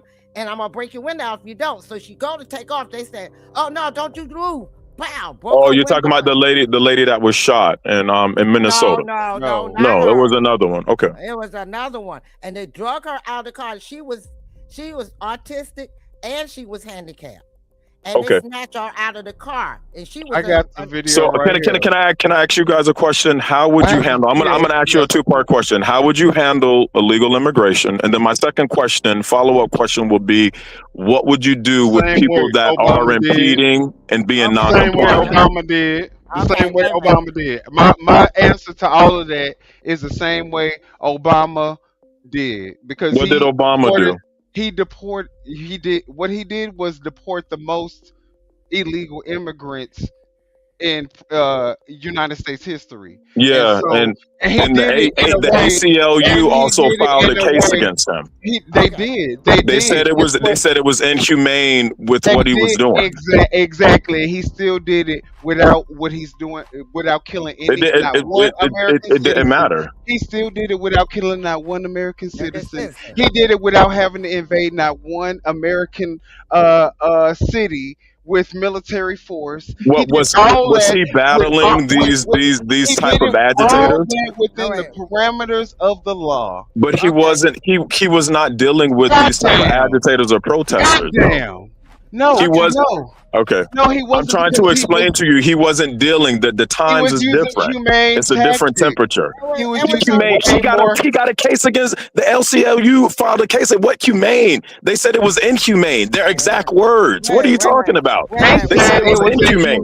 They said it was inhumane, but guess what?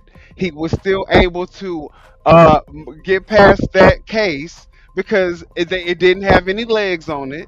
He still moved past it. He still was able to deport. There was no. It's a blemish. It's not. It wasn't a case. It tarnishes his record. It tarnishes his record. Let's talk at one time so that the audience can hear you guys, because He if still you talk at the same deported time, we the can't amount hear you. of. Yes, ma'am. He still deported the most amount of immigrants, and he did it within the parameters of the law.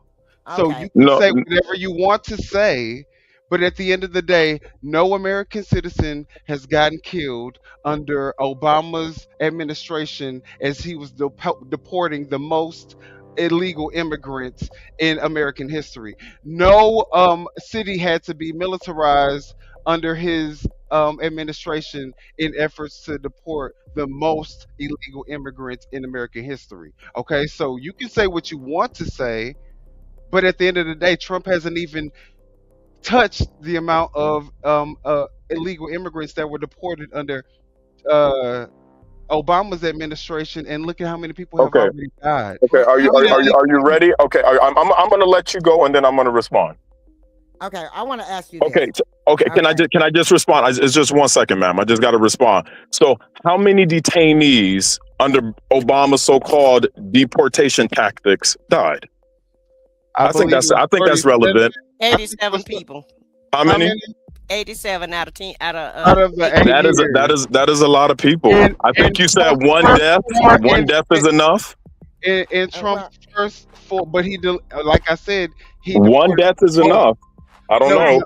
Those aren't American citizens. Those are immigrants. But so they don't matter. Okay, that makes sense. They don't matter. They're not American citizens. Okay, that makes sense.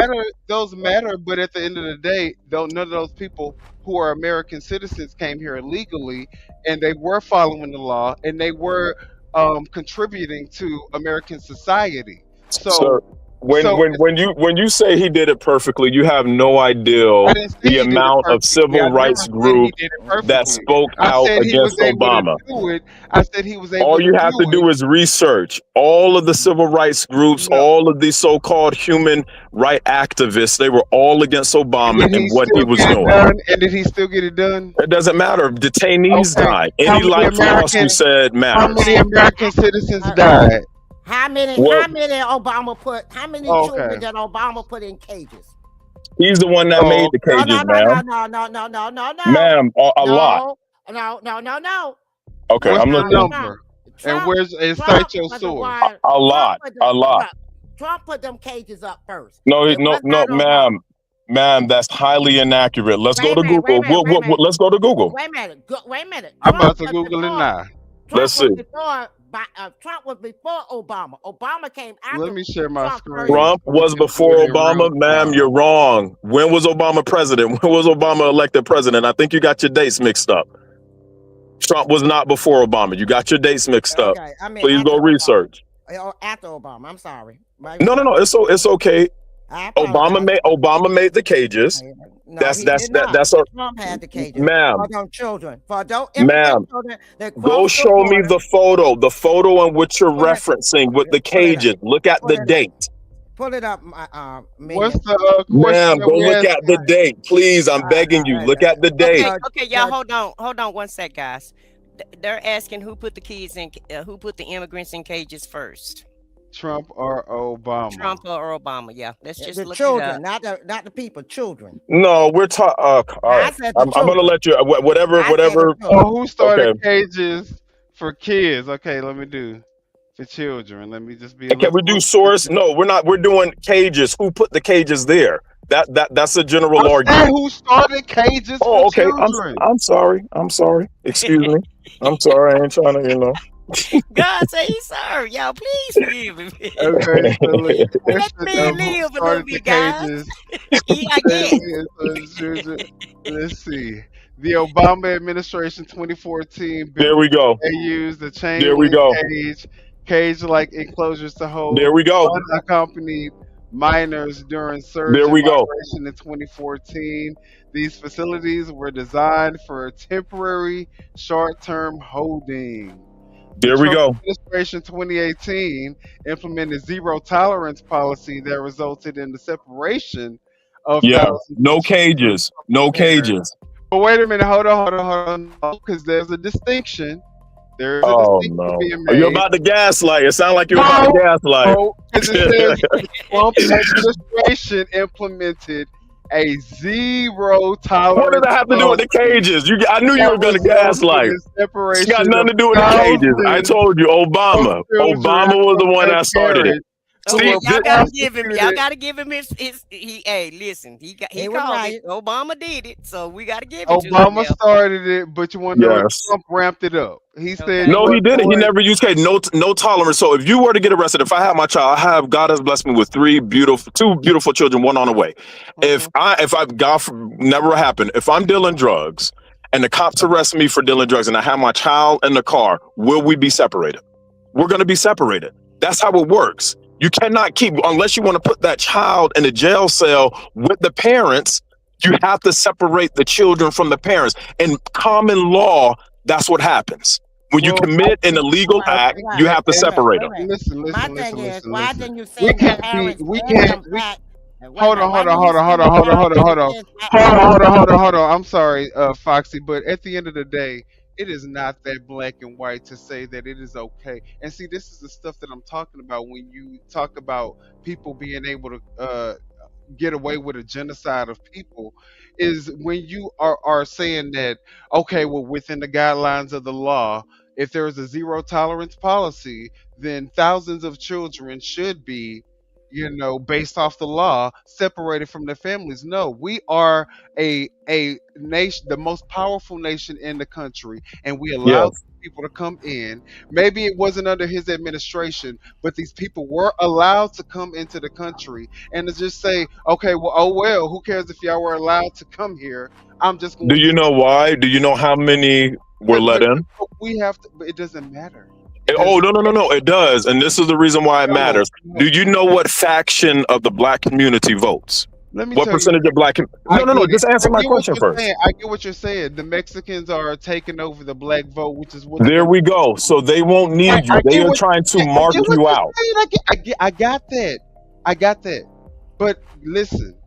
That is not. So once they make it legal for illegal immigrants to vote, there will be no point for black people to get anything. That's what they're trying to get. And you just said you understand. What's your name? God Family Trump. Answer this question. I'm listening. Is it a illegal immigrants problem that a black person decided not to go to the voter poll? Because do they still not, whether illegal is here or not, do they still not have every right to go to the voter poll? We have a chip in the game. The chip in the game tell is me they this. still hold Tell on. me Let me this. tell you, please. Okay. They still have to jockey for position in order to get. They have to give us something in order for us to give them our vote. So we get something, even if it's a small slice of the pie. We get something. If you bring in the illegal immigrants and you give them nationalization to where they can vote, there would be nothing that they need from us anymore. And I don't think our community understands that. As soon as they get enough illegal immigrants in, and they are able to sway the masses the way they want to with illegal immigration, I promise you, there would be nothing that black people they will need from black people anymore. They are using the illegal immigrants to replace us, and you guys can't see that. We are not opposed to illegal immigrants being deported. I think that you keep Okay, so we agree on that front. So what ICE is doing, regardless of their tactics, we need it. No. We're not going to skirt the law, and we're not going to circumvent being able to allow American citizens to exercise their constitutional rights just because you want to remove a couple of illegal aliens who may at some point in the future have a right to vote. I mean, and they may not. I mean, the truth of the matter is that, let's be very honest, they're not going to have a right to vote. No illegal alien is going to ever have the right. They're trying to in California. In California, it's been blocked multiple times. They're trying to change it. California is becoming a rogue state. Minnesota, Seattle, these places are becoming rogue states, and as soon as all the blue states are rogue now, huh? No. I'm not saying all of the blue states, but you see it. They made a so-called, utopia in Seattle. But at first, where they tried to all the black people jobs. Like, what is the real reason why we need to get rid of all the illegals? Because let me explain economics in the future. Okay, I'm just gonna explain economics to you for a second. The reason why Americans, just not black Americans, do not want to work these low-end jobs is because the pay for them is very, very low. What we need to, instead of fighting so-called protesting illegal immigration, we need to fight for the minimum wage to be raised. Companies on average make at least 20 to 25% more than they did the previous year. Where I work at, my company, my company made 15 million that fiscal year. The following year they made close to 30 million. Did we see any residual in our pockets? No, we did not. We need to demand all of these companies that are making an influx of money, we need to force them to raise a minimum wage. If you make agricultural jobs $25 to $35 an hour, all right, it's your turn. Go. I'm trying to drop some knowledge. Okay, go. No, because I'm about to drop some knowledge on you. Okay, go, please. You think that Trump, who has just enacted I'm not talking about Trump. The worst, ugliest bill in American history, called the Big Beautiful Bill, who just enacted the biggest transference of wealth from the middle class to the rich, to the richest people in the world. If you think that that's the person that is going to be the one who raises minimum wage, are you? I never said Trump. You're so stuck on politics. I never said Trump. I'm talking about in general. The reason why the illegal immigration is driven up is because they can get these people to work low wage jobs. If you take away that incentive.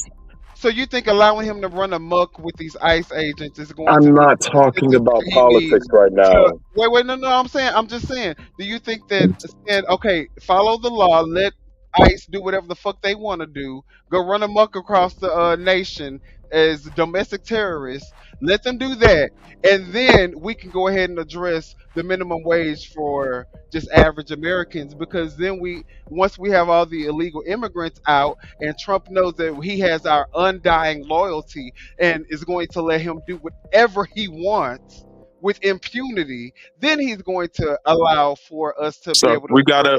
I'm trying to come up with a comprehensive plan outside of politics. I do not care about Trump. I do not care about any Democratic nominee. I'm trying to give the people a reasonable a comparison. I understand that, but right now I'm trying to give the people, the truth and how economics work. Okay, we know how, but you got to understand, it does have to do with law.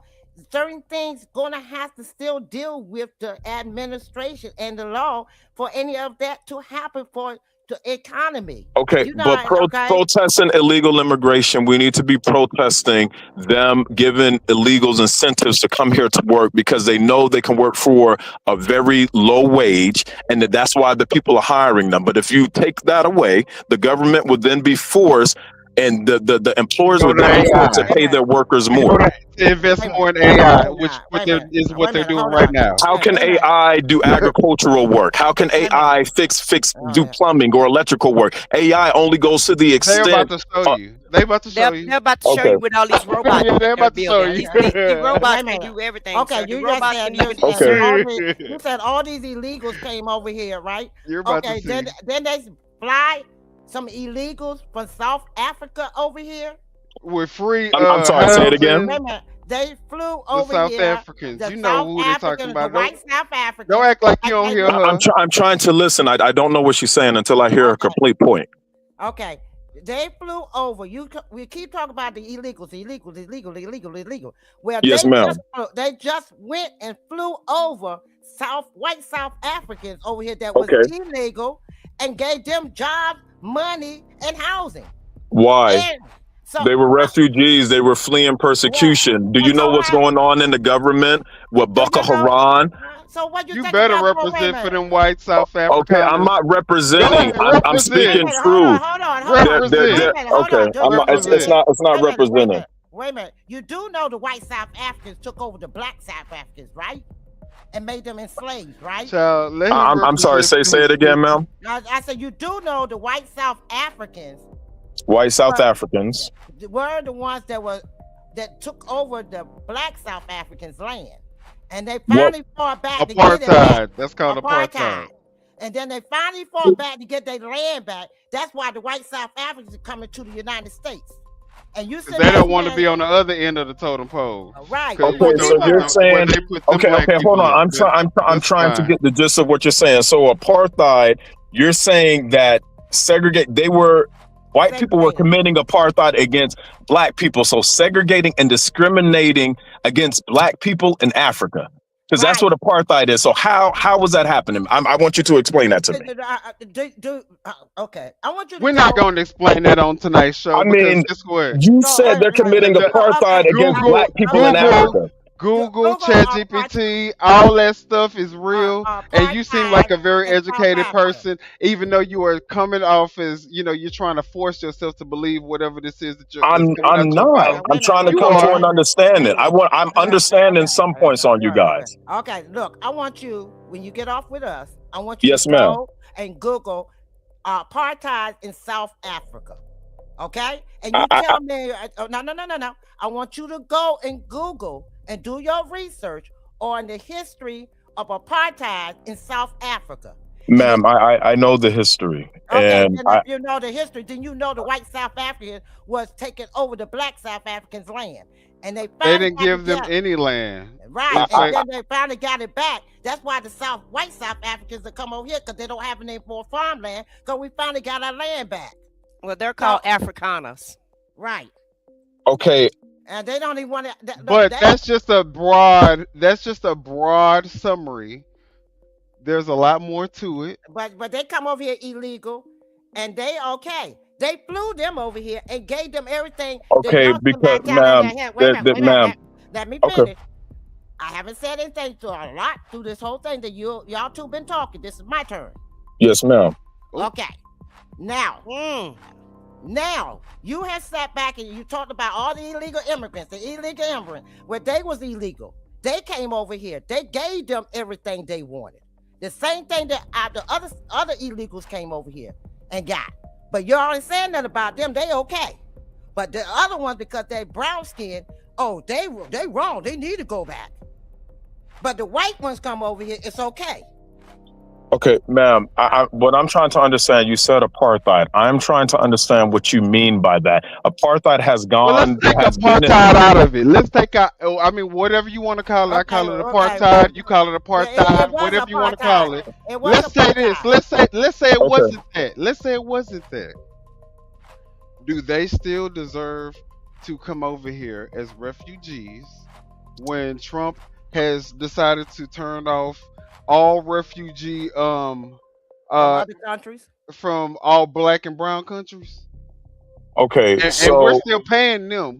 I mean, they're getting a better deal than even the people who come in as refugees. They're getting like everything. They Just got housing. the silver platter.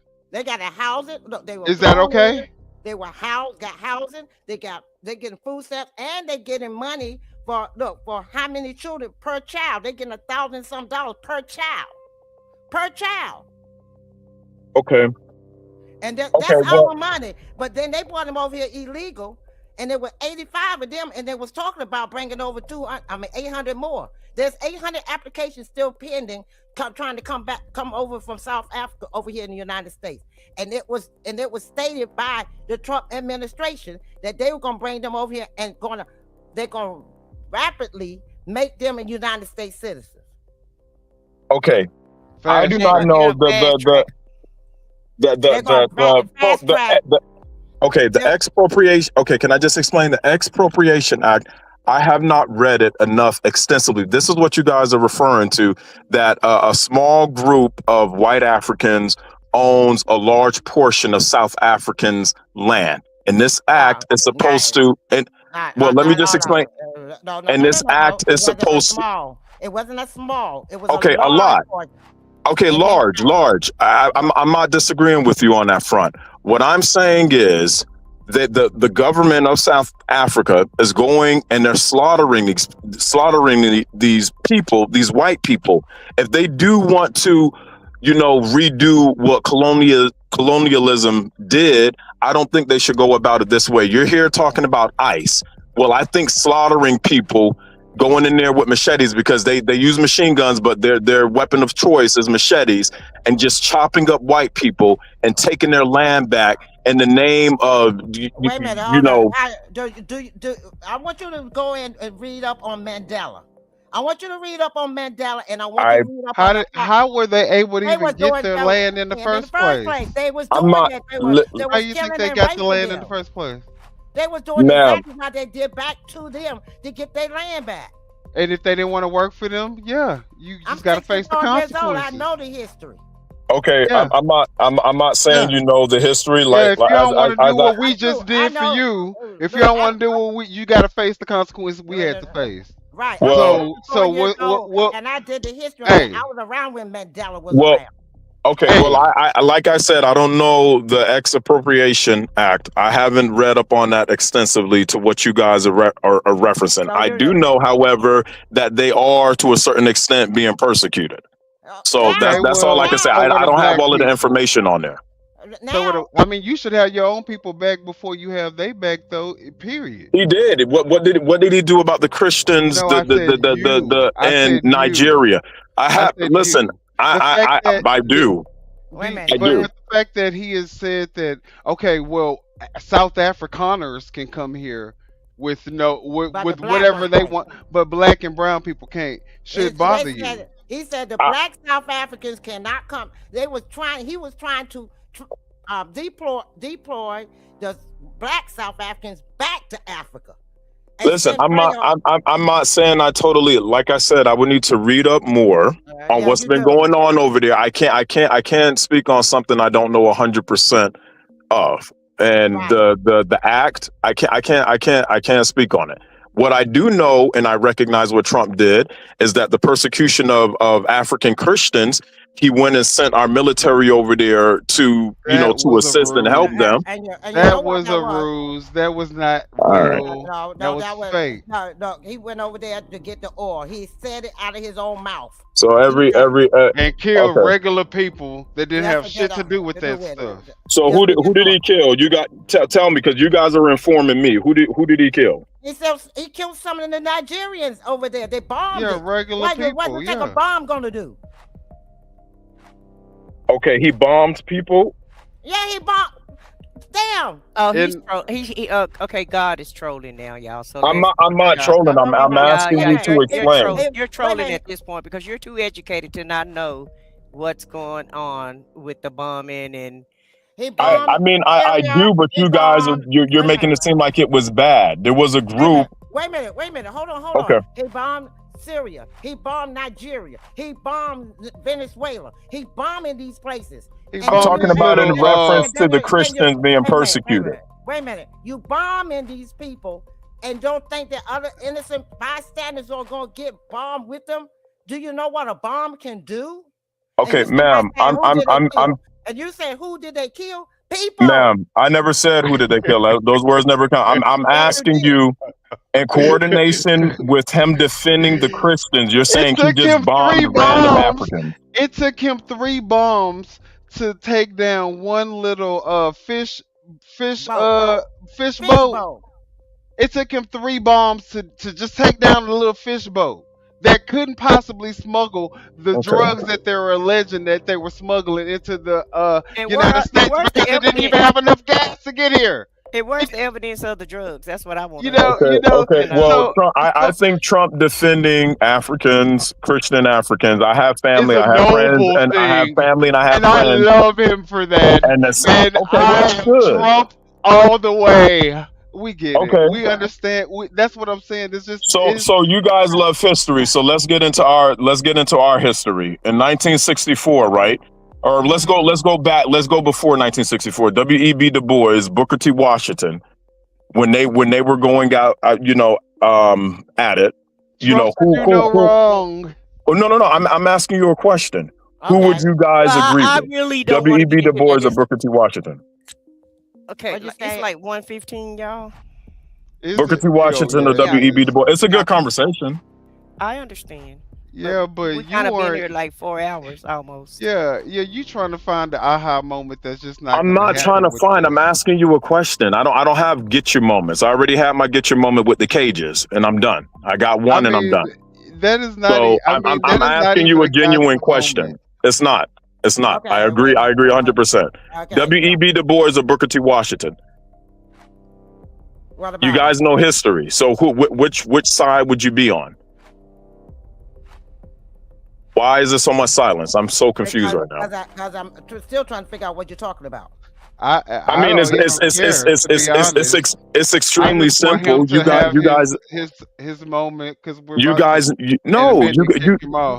okay, if you want to, you guys said you know history. I'm asking which philosophical thought would you agree with? I'll help you out. Booker T. Washington, who was a slave, said we should become more industrialized, not worry so much about civil rights. W.E.B. Du Bois said, no, we should become educated. Don't worry about trades. Don't worry about becoming industrialized and work on civil rights. So I'm asking you today, which train of thought would fit more into America's system? W.E.B. Du Bois or I don't agree with either one of them because I think we need both. Right. Okay, I agree. I agree 100% with you. I agree 100% with you. Only point I'm trying to make is Booker T. Washington. Do you remember the Alabama Compromise? That famous speech, "Cast your buck is where you stand." I know you guys know your history. I do. Go ahead. Okay, so everyone here knows the famous speech by Booker T. Washington. I don't know if you read his book autobiography, Up from Slavery. Brilliant piece of manuscript. So cast your buck is where you stand. Booker T. Washington believed that if black people were to simply, I guess you could say, assimilate into the system, the white system, that eventually civil rights would come. But for the meantime, we should have became more industrialized. We should have worked on, land, securing patents for the inventions that we have, other things outside of civil rights, because they believe. Didn't they take it from us? How can you secure land when you wouldn't even consider the person? A lot of land was accumulated, and every time land was accumulated, every time blacks were prosperous, what did people do? They burned the cities down. Absolutely, I'm not disagreeing. Only thing No, I grew up where I saw the crosses. I don't trust no one person's ideology is what let me say this. I grew up where Okay. I saw the crosses burn in the front yard. If we try to go against anybody white, I grew Yes, up when ma'am. when it came time for me to vote, and if I didn't vote the way they wanted to, they would rip it up and ball it up in my face and tell me what you're going to do about it. Number 3, I had to go through, months and months and months just to get a house to live in. Me and my mother and my sibling, just to move into a Yes. house that we had to go through, and we had land, but they carried us through hoops and bounds. It took us almost a year just to put a trailer on our own fucking land. Mm-hmm. So you know. Okay. So can both you of do that them- today? If you were to buy a trailer, could you put it on your own land today? Yes, I can. You could. So Yes, I what can. rights? So what rights? Why are we so angry? What Because rights what happened don't we was- have? Let's because be that very was clear that was though. during Let's the hold Jim on. Crow Let me say era. something That about was the this. Jim Crow era, and that we have progressed since the Jim Crow era some. I'm not saying Well, all, we've but progressed, but some. let's think about the generations and generations before us that could have been able to build their own generational wealth for all of us, Right. and where we would be if that was the case. If We they are can so burn much down far everything. behind. I mean, you can say we have the same opportunities, but the truth of the matter is, you like economy and you like economics, then you Yes, know I do. that that is a lie. You What is know a that lie? the black community What is country has nowhere. produced more You black know that the billionaires? black. You know We're that so the black. racist. We're I'm so talking racist about as a whole. You know as that a the whole. black Okay. community who built this country, Yes. our blood, sweat, and tears is what built this country. You know that we are way far behind most every race that is populated here. Yes, because we still haven't come together. We rather Wait a minute. okay. Black I'm listening. Wall Street. What happened with Black Wall Street? History. Black Yeah, Wall Street. Tulsa, Oklahoma, we had hospitals, we had stores, we had schools. And because, they accused a young black man of just talking to a woman in an elevator, they decided to go out and they went and rioted, and they used all sorts of things, planes. That some said they dropped a bomb. Yes, I'm very familiar. Right. But Yeah, they with my destroyed- history. They destroyed it. For one black person, they destroyed all of Black Wall Street. All of Yeah. Black Wall Street. And they dared us to even try to rebuild. Yeah, but Wait a minute. Well, every time we try to rebuild somewhere, blacks try to rebuild somewhere, what happens? And it was systematic. It's Let's be very clear. but it you was know it's systematic. different. It's different right now to where white people are no longer destroying our communities. It is ourselves destroying our communities. So But that's by design as Malcolm well. Malcolm X said one of the most truest statements ever. Who taught you to hate yourselves? And that's what I think. I think we genuinely hate They ourselves. did, because they And taught us to hate ourselves. Because you want to know what? Even with your rhetoric, you obviously I don't have a rhetoric. I'm sitting here trying to You're not- understand your point. you're- When you disparage somebody, you can't get anywhere doing that. Okay. You close the door off to opportunities that we could have. But listen. You were so quick. Someone who knows nothing about the Afrikaners, the white Afrikaners, you were Oh so my quick gosh. to form a defense for them. I'm not forming. When I we just said start I did. talking I don't about know. black Okay, then you people, break down the act. You start to say that we're the worst. We're our worst enemy. We It's are our people worst like enemy. you. And how do you? If we how can do we manage to fix come it when we together have and people stop. like you? If we can manage to come together, because you guys suffer from teacher-parent syndrome. There's 3 types of people in this world, which can translate to parents.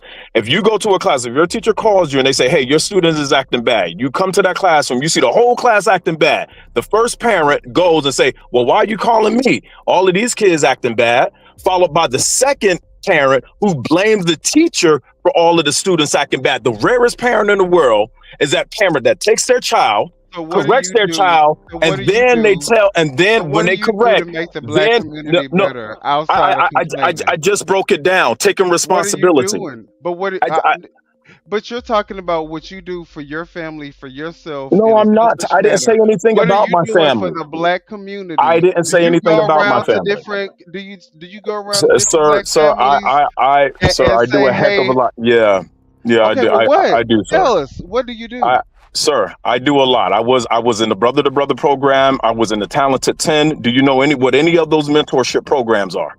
I don't. You can't. Enlighten us. Okay, you need research them, but I will enlighten you. These are mentorships, especially the Talented 10. You know that terminology comes from W.E.B. Du Bois, where he said you just needed that small percentage of black people to come together, and they would change, the economical So the standings in people the have black to join community. the program to become No, associated with you. that's not what I'm. Don't Okay. red herring what I'm saying. I'm I not. got That's you. not what I'm saying. All I'm saying As long as this. they pass the bureaucracy and the red tape and they get approved to join the program, then you can No. associate I don't yourself know. with them. I No. get it. I I understand. don't know what you're talking about. The program is like it's Yeah. almost like the Big Brother Uh-huh. program, to where Okay. you take kids that are not well off as other kids that come from bad communities, who Yeah, where don't have they a come father and or a seek, mother in a where they home. come and seek guidance, right? Yeah, What about where the they seek people that guidance. Yeah. don't have the guidance to even know to come seek it? What are the average African Americans that you are referring to that are the reason for why you feel that the black people are their own worst enemy? What are you doing to Well, those people, first, not the people who are trying to make a change in their kids' lives and all that none of stuff? these kids What are care you about doing to the changing. people? Okay, well, how do you know that? None of them, because I talk to them every single day. None of them care about changing. If you live in a broke down neighborhood, Yes, ma'am. and your school is no good, you're not really It's you're not really learning anything at school. Everything school around choice. you. It's not You true. have School black choice. people You who do not judge have to you. stay. You don't have to Everything stay You have a within black your. hierarchy within But your let own. me finish up, guys. Everything Okay. around you is desolate, broke down, nasty, Whose fault is that? old. Look, It's the government's fault because they look, pay taxes also. look. But just because they Do don't you own know how? no, Do you just know because, how? Do you know how the government is set up? Hold on. Self-haters, It's a block self-hatred, fund. Each municipality and county is given a block fund. So let's say self-hatred. the representatives of that state decide, okay, out of the 280 million, I'm just using a rough number. Out of 280 million, we'll put 80 million toward. Hold on, Okay, sir. I'm trying to Hold break it on, down sir. for you. Okay. Let our Okay. host speak. This is our show. Let her Okay. speak. Understand. Yeah, I'm 'cause sorry. I've just been quiet and let you guys talk. Okay. Okay, I'm listening. I'm and we listening. need to talk one at a time so that the audience can understand us. And you're taking this into a whole nother direction, direction of what I'm saying, because now Yes, you want ma'am. to break down about economics. And what I'm saying is, Okay. a black kid cannot aspire to be, don't have the incentives to be successful in their neighborhoods as a white kid does. Okay. What do you Because mean? Can you tell me what you mean by incentives, please? Okay, well, when I say incentives, a decent place to live, activities for them to attend to instead of just hanging out in the streets, And so a good community is going to make. getting in trouble, like what you're doing, mentorships. Don't try to act like black people are just lazy I never said that. and we're not getting ahead, and it's our own fault. Yes, some of it is our fault, but some of it is the community around us that It's have left black systematic. neighborhoods. Okay, that what have left system? black Okay, Look at what what the system? media behind look for- at what for the media years. promotes for black people to aspire to. Sexy Reds, Megan the Stallions. Okay, All now ti- you're speaking my language. Okay. but that's Yeah, what I'm saying. rappers. This is It's just systematic. it's And being systematic being a racism. And then you got some, then you got some children that their parents can't get out of the neighborhood. You keep saying there are better schools. Some parents can't get out of the neighborhood they're in. No, because you they don't have to. It's pro-choice. It's school Wait a minute, choice. wait a You minute. can get out of your. No, Ma'am. I'm sure they would. I'm sure Ma'am, they would. I have children, I'm sure ma'am. they would choose that school. I'm sure they would choose that school. If their parent didn't have to work 2 or 3 jobs. and based on your salary, based on your No, I mean, there's probably a lot of things that's not how. based on a lot of things. No, your zip that's code. okay, ma'am. It's not. They took that away. I'm trying to explain to you guys. I have kids. In my state right now, they're Yes, ma'am. they're taking funding from education and giving it to the damn private schools. Right. And the A kids. $10,000 free grant voucher. Ma'am, that doesn't make ma'am. What you're saying is that go to public school will be ma'am. What you're saying is false. Private schools do not receive government funding. That's why they're private. In my state. That doesn't make sense. Private schools don't receive government funding. Look up. Look it up. State of Texas. Look it up. Okay, I'm gonna look it up. This is new to me. It's a school voucher. Look, What does a school voucher have to do with government funding? Your host made the government X dollars. The government is funding the voucher. No, they don't. It's a it's a privatized school. Look it up. Look it up. Look it up. Okay, Look it up. I'm looking. Look it up. My gracious. Texas. Washington D.C., Virginia, Maryland. I live in a the lot of DMV states. area. Any state in Okay, the so- South. Most states in the South are That's taking, how they able to launder this they're money. taking taxpayer dollars and giving them to private schools. Exactly. And the other public schools. No, it isn't. Private schools, normally you have to pay tuition fees. That's how they're funded, or private donations. I have no idea on where do you guys get your information? What private school receives government subsidies? We live in a state that does it. That's why. Okay, tell me the school. That's the Okay, reason awesome. why. Tell me the private school that receives government Why don't you government just funding, look please. up- Why don't you just? I'm look trying. up Tell me the school. The Texas, $10,000. No, tell me the school, the private school. Give me the name of the private You school. can go to any. You can go to any school that you want private. That has a tuition, and that $10,000 will go towards that tuition. So if you're rich, guess what? That's just an extra $10,000 for you. Guess what? If you're not rich, that $10,000, you think that's gonna still pay for the damn tuition for a private school for good education? No, it's not. But you're definitely helping those rich people out. So go ahead and look it up.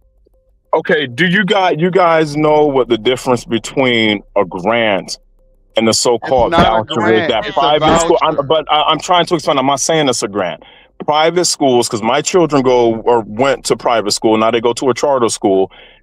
They give grants. So if you do not make, you don't reach that threshold of income, or you're not in that certain tax bracket, you can qualify to get help from a grant. It's nothing to do, with what you guys are talking about. That's why it's not a grant, because it's a voucher. Sir. Okay. Do you know? Well, let me break down. Do you know what is a school voucher? And then maybe I can understand the point that you guys are trying to make. Kids. You tell me what a voucher is. You Okay, educate me. Okay, a I'm tired voucher of will having to constitute. educate you. I appreciate you. We'll educate each other. Well, I mean, essentially, it's almost like you said. It's almost like it's a grant. It's just to help cover tuition costs, basically. So that's what a voucher is. It covers a certain percentage of the tuition costs. But with the voucher, from my knowledge, I believe it is taxpayer funded. Some of them.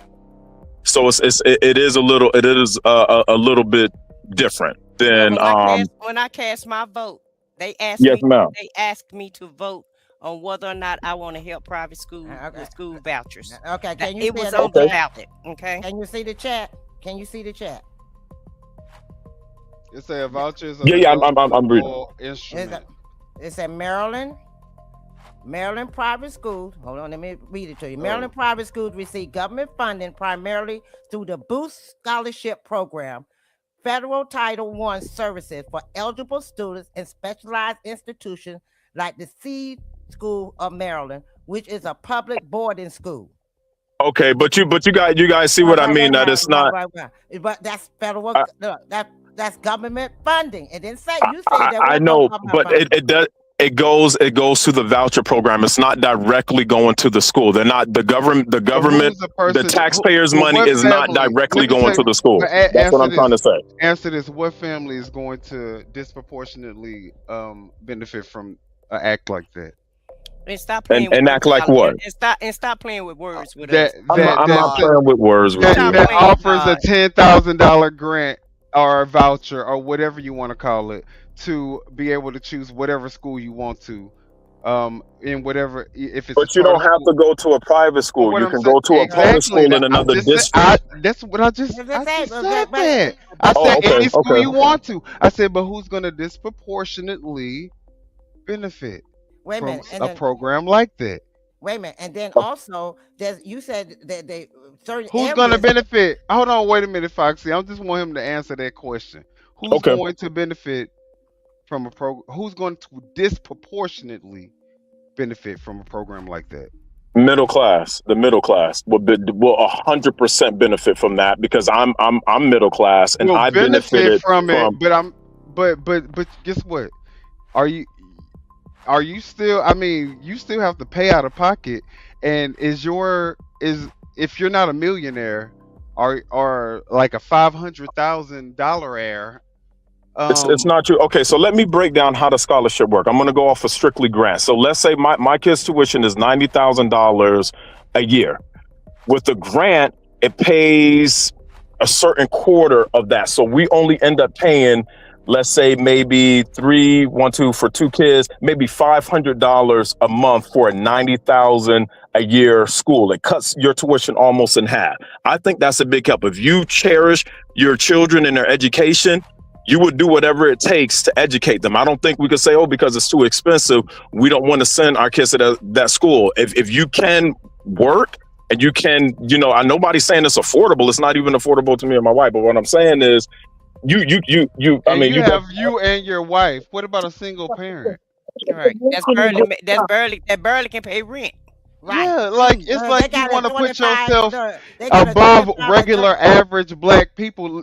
Put yourself in a regular average black person's shoes, because average. the regular average black person making who 25 or 30,000 a year. who is 25 promoted. to 30,000 a year, and they got 2 children. They But got let's 25 also be too. clear. But let's also be clear, because the government still has it engraved in the systems that when you receive government assistance, you can have the man inside the home, right? Yeah, So you these can. people, Agreed. so these people are still, conditioned to be single parents so that they can get government assistance. These aren't the people. They're not. So are we brainwashed? What do you think about that?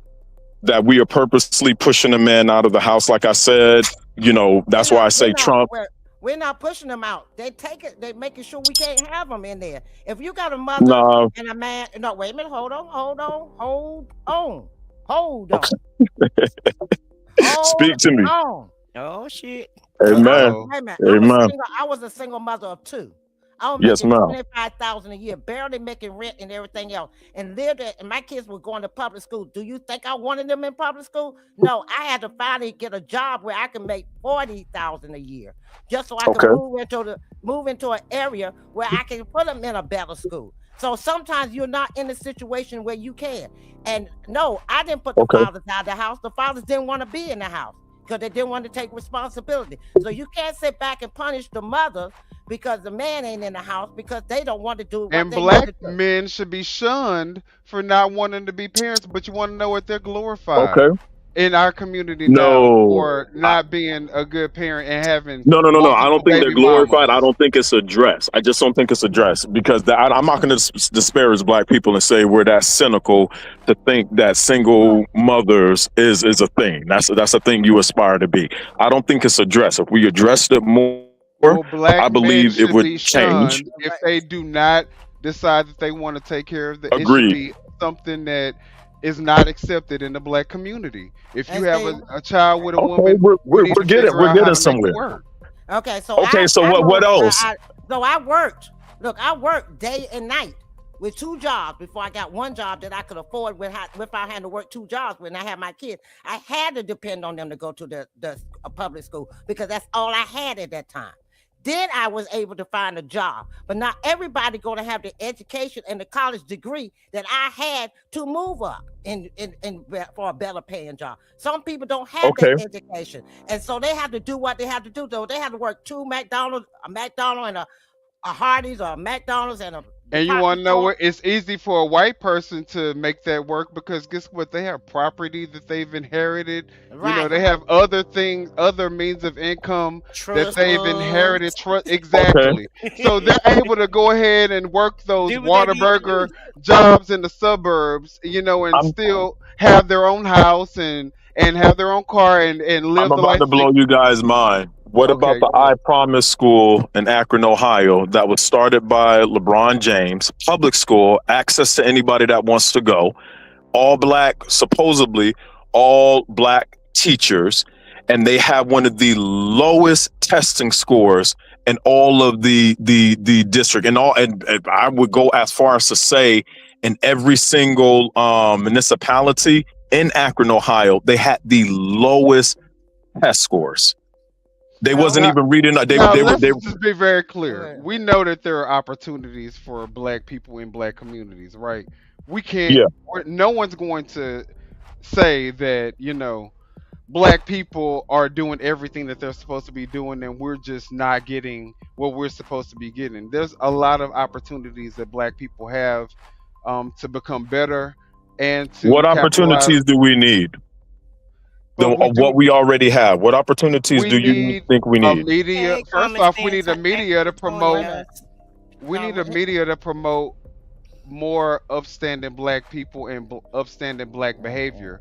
They promote Okay. that for white people. We need it promoted in the media for black people. Right. And we Yeah, need black people Okay. to start thinking, you know what, maybe being a rapper isn't what I need to aspire to be. Maybe I Man, y'all can starting to be a sound like some Republicans. maybe I can be a scientist. Maybe I can be Y'all sounding you like know what I'm saying? Republicans. No, I don't know. seriously. It's not about being a Republican because I think that Democrats are very Obama much and his wife and his kids I got an think education, and they were Democrats. So what I made them think Democrats are very much people who are intellectuals and value education. Okay. Jasmine Crockett has a But I degree. think they recognize that there is a disparity in the black community from us starting so far behind. And then also with the media and their influence, it doesn't help the situation. So, I'm not going to blame it all on the Democrats. I'm not going to blame it on the Republicans. I'm going to say that, black people need to look at this as a nonpartisan issue, and we need to come together as a whole, as a culture, and get our shit together. We Okay. do need to And do that. I agree, but we're hey, look, we found some common ground. I love this. I would say this when it comes to the education and schooling. Mostly red states, if you were to look at it, they have the highest achievement rate when it comes to the graduation for Black America.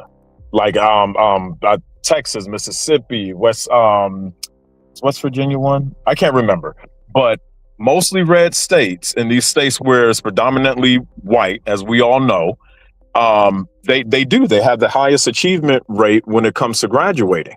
And why is that? And then if you juxtapose that to mostly, They also have tutors and shit. So, and let's not just pretend. Let's not just say that they're just the most smartest people in I'm the not saying world, smart, just graduating. because they have resources to help them through.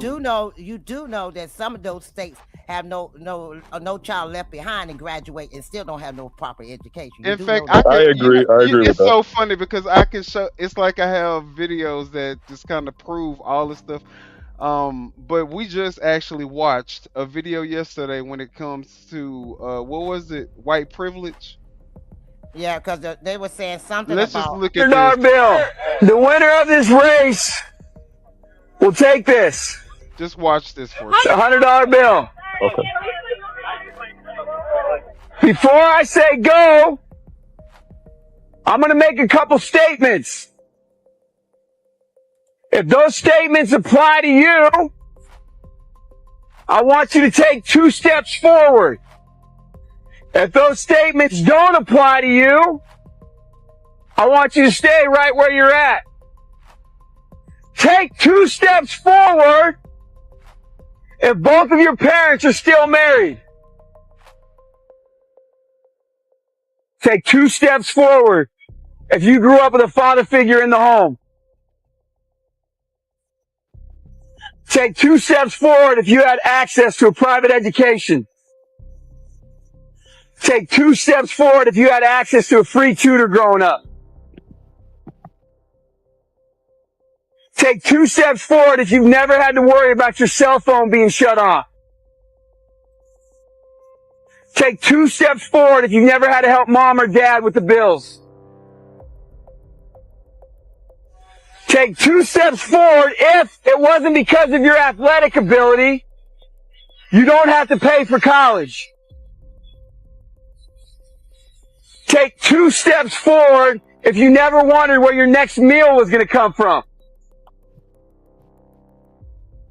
I want you guys up here in the front just to turn around and look. Every statement I've made has nothing to do with anything any of you have done. Has nothing to do with decisions you've made. Everything I have said has nothing to do with what you've done. We all know these people up here have a better opportunity to win this $100. Does that mean these people back here can't race? No. We would be foolish to not realize we've been given more opportunity. We don't want to recognize that we've been given a head start. But the reality is we have. Now, there's no excuse. They still got to run their race. You still got to run your race. But whoever wins this $100, I think it'd be extremely foolish of you not to utilize that and learn more about somebody else's story. Because the reality is, if this was a fair race and everybody was back on that line, I guarantee you some of these black dudes would smoke all of you. And it's only because you have this big of a head start that you're possibly going to win this race called life. That is a picture of life, ladies and gentlemen. All right. That's deep. That's deep, but I think you have to reach. If you do feel that way entirely, I think there's a way in which you can go back or go and approach white people to be able to talk to them in whole, robust conversations and try to get them to see the point that this young gentleman is making. And then I don't think white people should feel bad about being white. I think we all need to come to an understanding. I don't like disparaging white people. I don't want white people to disparage black people. We have to come to some common ground. It's not about disparaging white people, because I think we were at a place in our nation where race was really starting to kind of become just a normal thing. I think that before Trump got into office, I really do think that we were getting to a place where it didn't feel like everything was about race. You kind of felt like everybody was on the same playing field, and it, which is regular. But since Trump's gotten office, they've enacted this white supremacy agenda, where they're just wanting to target all of the black and brown people. But see, you can't say stuff like that because it's factually not true. It's factually true because I've read documents. I've read Project 2025. Have you read Project 2025, sir? I don't do political. Oh, okay. Well, but this is the playbook that your actual government is going by. So you should probably decide to take. I don't know. Well, I'm not. Because it's a large book. Look, it's a large book, and you're gonna have to read it for yourself. We can't. There's no summary in it. You have to read it from the beginning to the end because it's a lot of laws that's involved in it. So you have to read it. It's very complex. You have to read okay. Well, if what you're saying is accurate, the Southern Poverty Law Center would report that more so-called white supremacist groups would have started under Trump, and it didn't happen. So that's why I said no, it didn't. All you got to go is just look up the statistics. Go to 2016. No, it's not the FBI. The Federal Bureau of Investigation, Table 43, only deals with crime. The group that I just listed, they deal with so-called hate groups. So the Southern Poverty Law Center is what you have to look at. There is a department. There is a department in the FBI that deals with racism. I mean, I'm not saying they don't, but the Southern Poverty Law. Get a fucking life, fucking losers. Fucking cowards. This is just one of them. I'll show another one after this one. This is the second one. Take the mask off. Take the mask off. Let's see your face. What are you scared of? I thought you cracker ass motherfucker.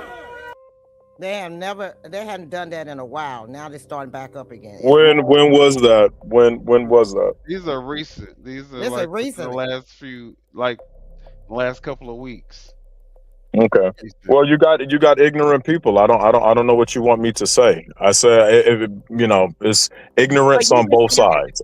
You were saying that the groups had kind of dissolved or what have you, and I never said dissolve. I just said they didn't grow. I never said dissolve. They wasn't creating groups anymore. But if you look at the FBI report, more white supremacists were created during the year of 2018. They was like the most radicalized group in America. And that's according to the FBI report. Okay, what reporting? Statistics. I need numbers. I need numbers. Okay, I want you to answer me this.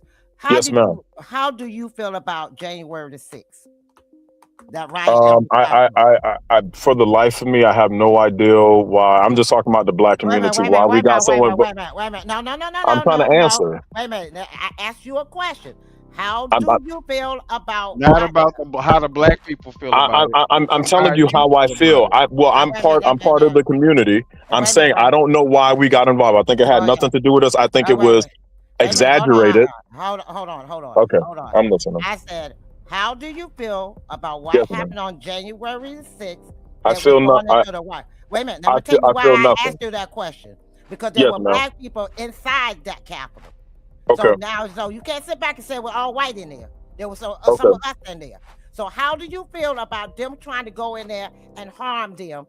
That big crowd, majority of them got arrested. Now they're back out on the street. Now, how do you like that idea?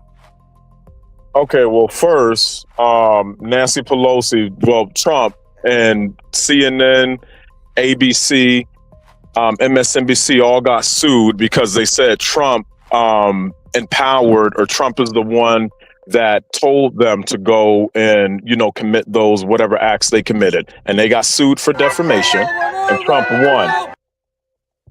So wait a minute. So you telling me that Trump didn't say nothing? He didn't go and do that rally prior to. He said, "I'll meet you down at the Capitol."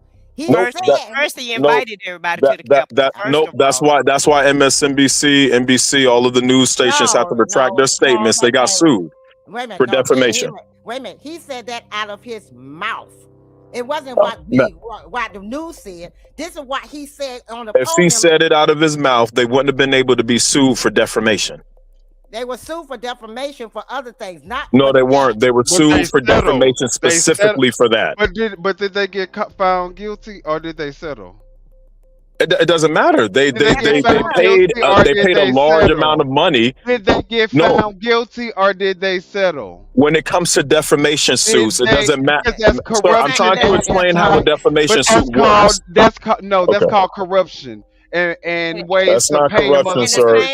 They retracted the statement. They retracted the statement. Just like Fox News got sued for $787 million. But we're not talking. We're talking about something specific with January 6th. Well, that's part of January 6th because they said the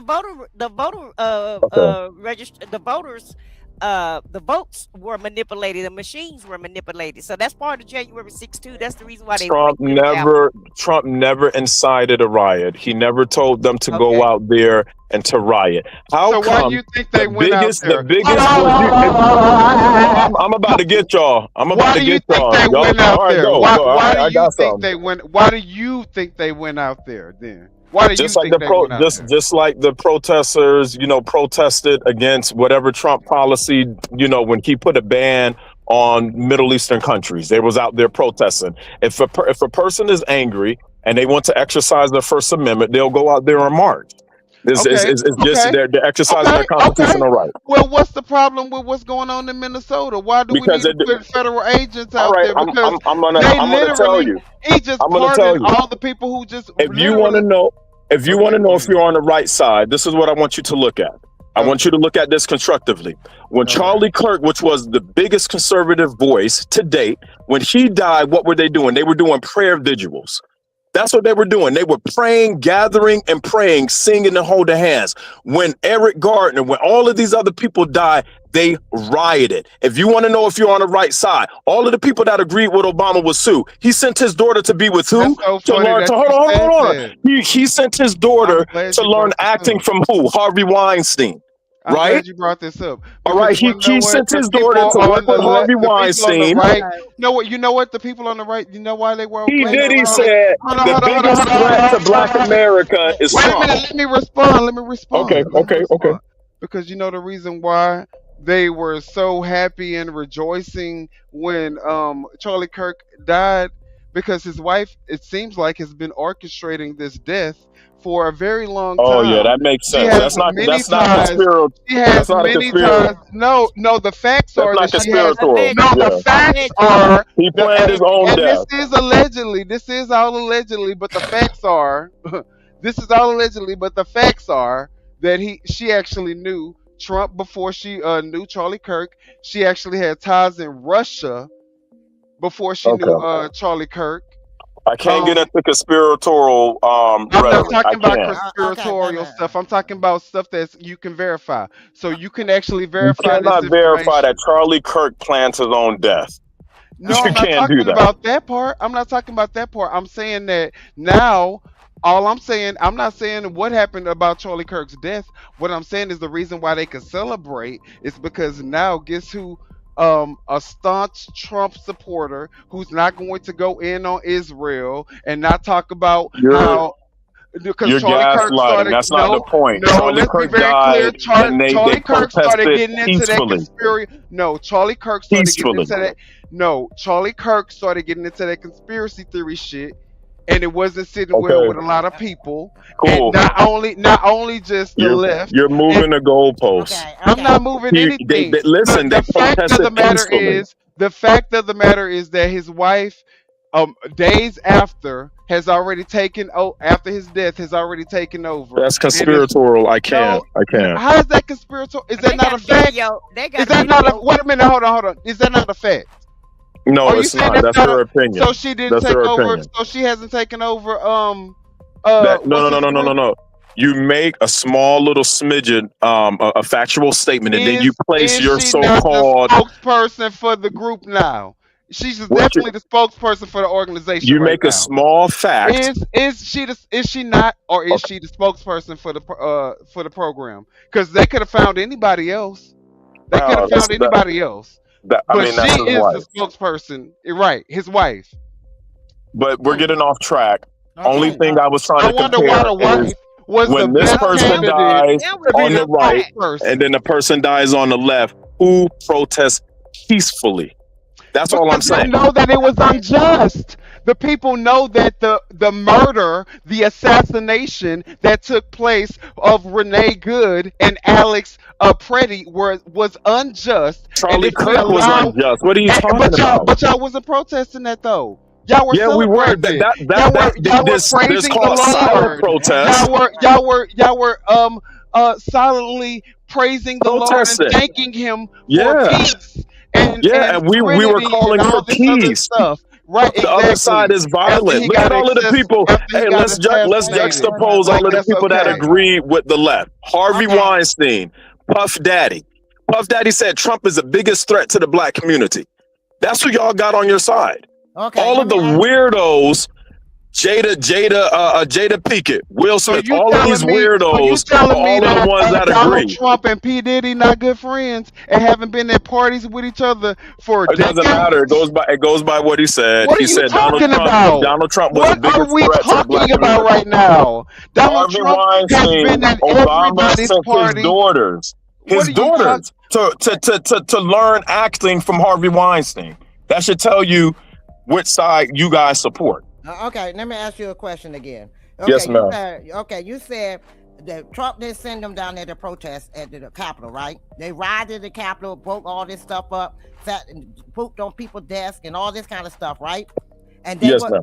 I said, so what happened to, What happened to? Why didn't Trump send in the law? And this is your party. This is Wait a your minute. party that we're Why looking didn't at, Trump? just so you know. Wait a minute. No, Why that didn't isn't. Trump? They're flying the flag upside down.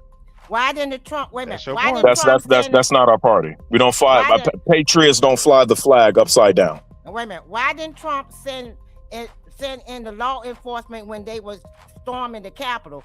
But they sent in the law enforcement for them to protest in Minnesota.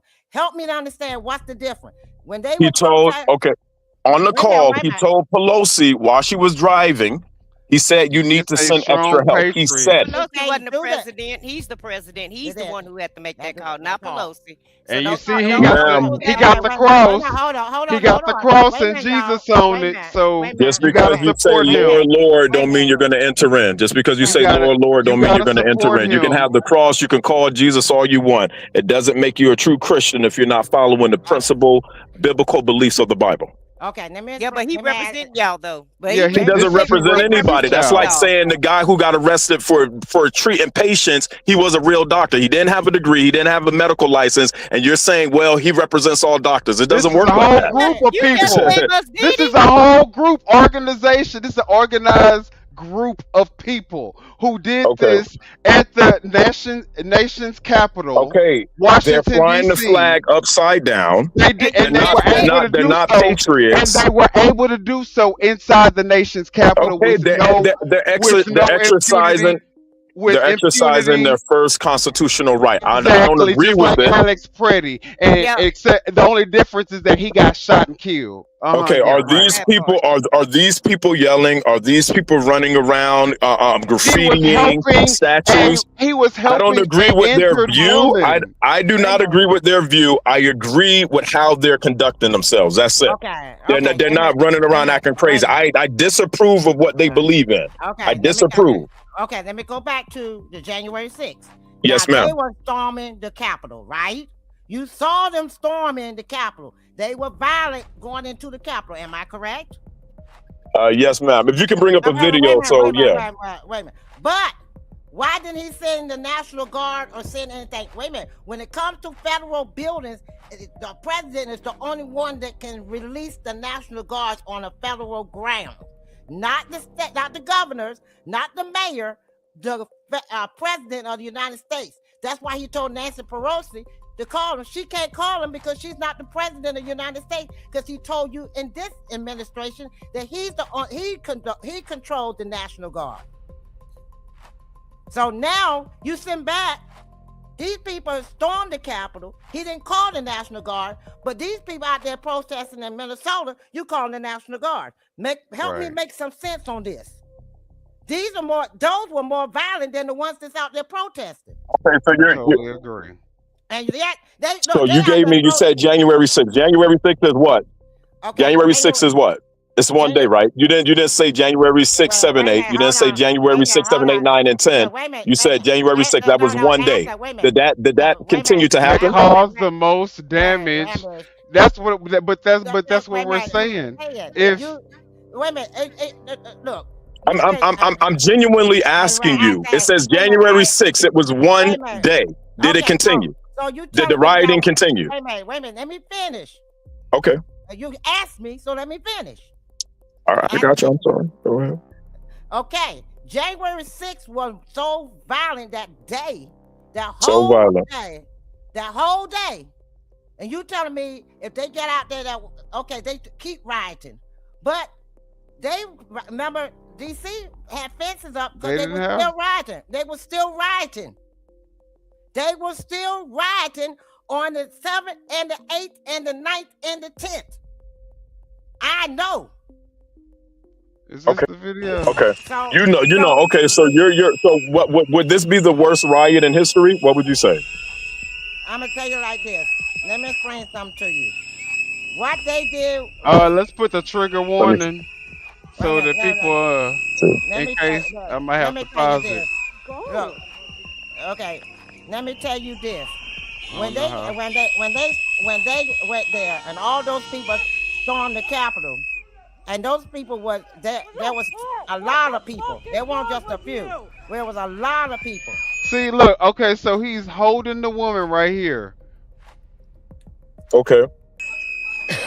And then Then the agent pushes her down. Like, what is going on? So he's consoling this This woman. is January 6th? This is what happened with Alex Pretty. Oh my gosh. I thought we were on January 6th.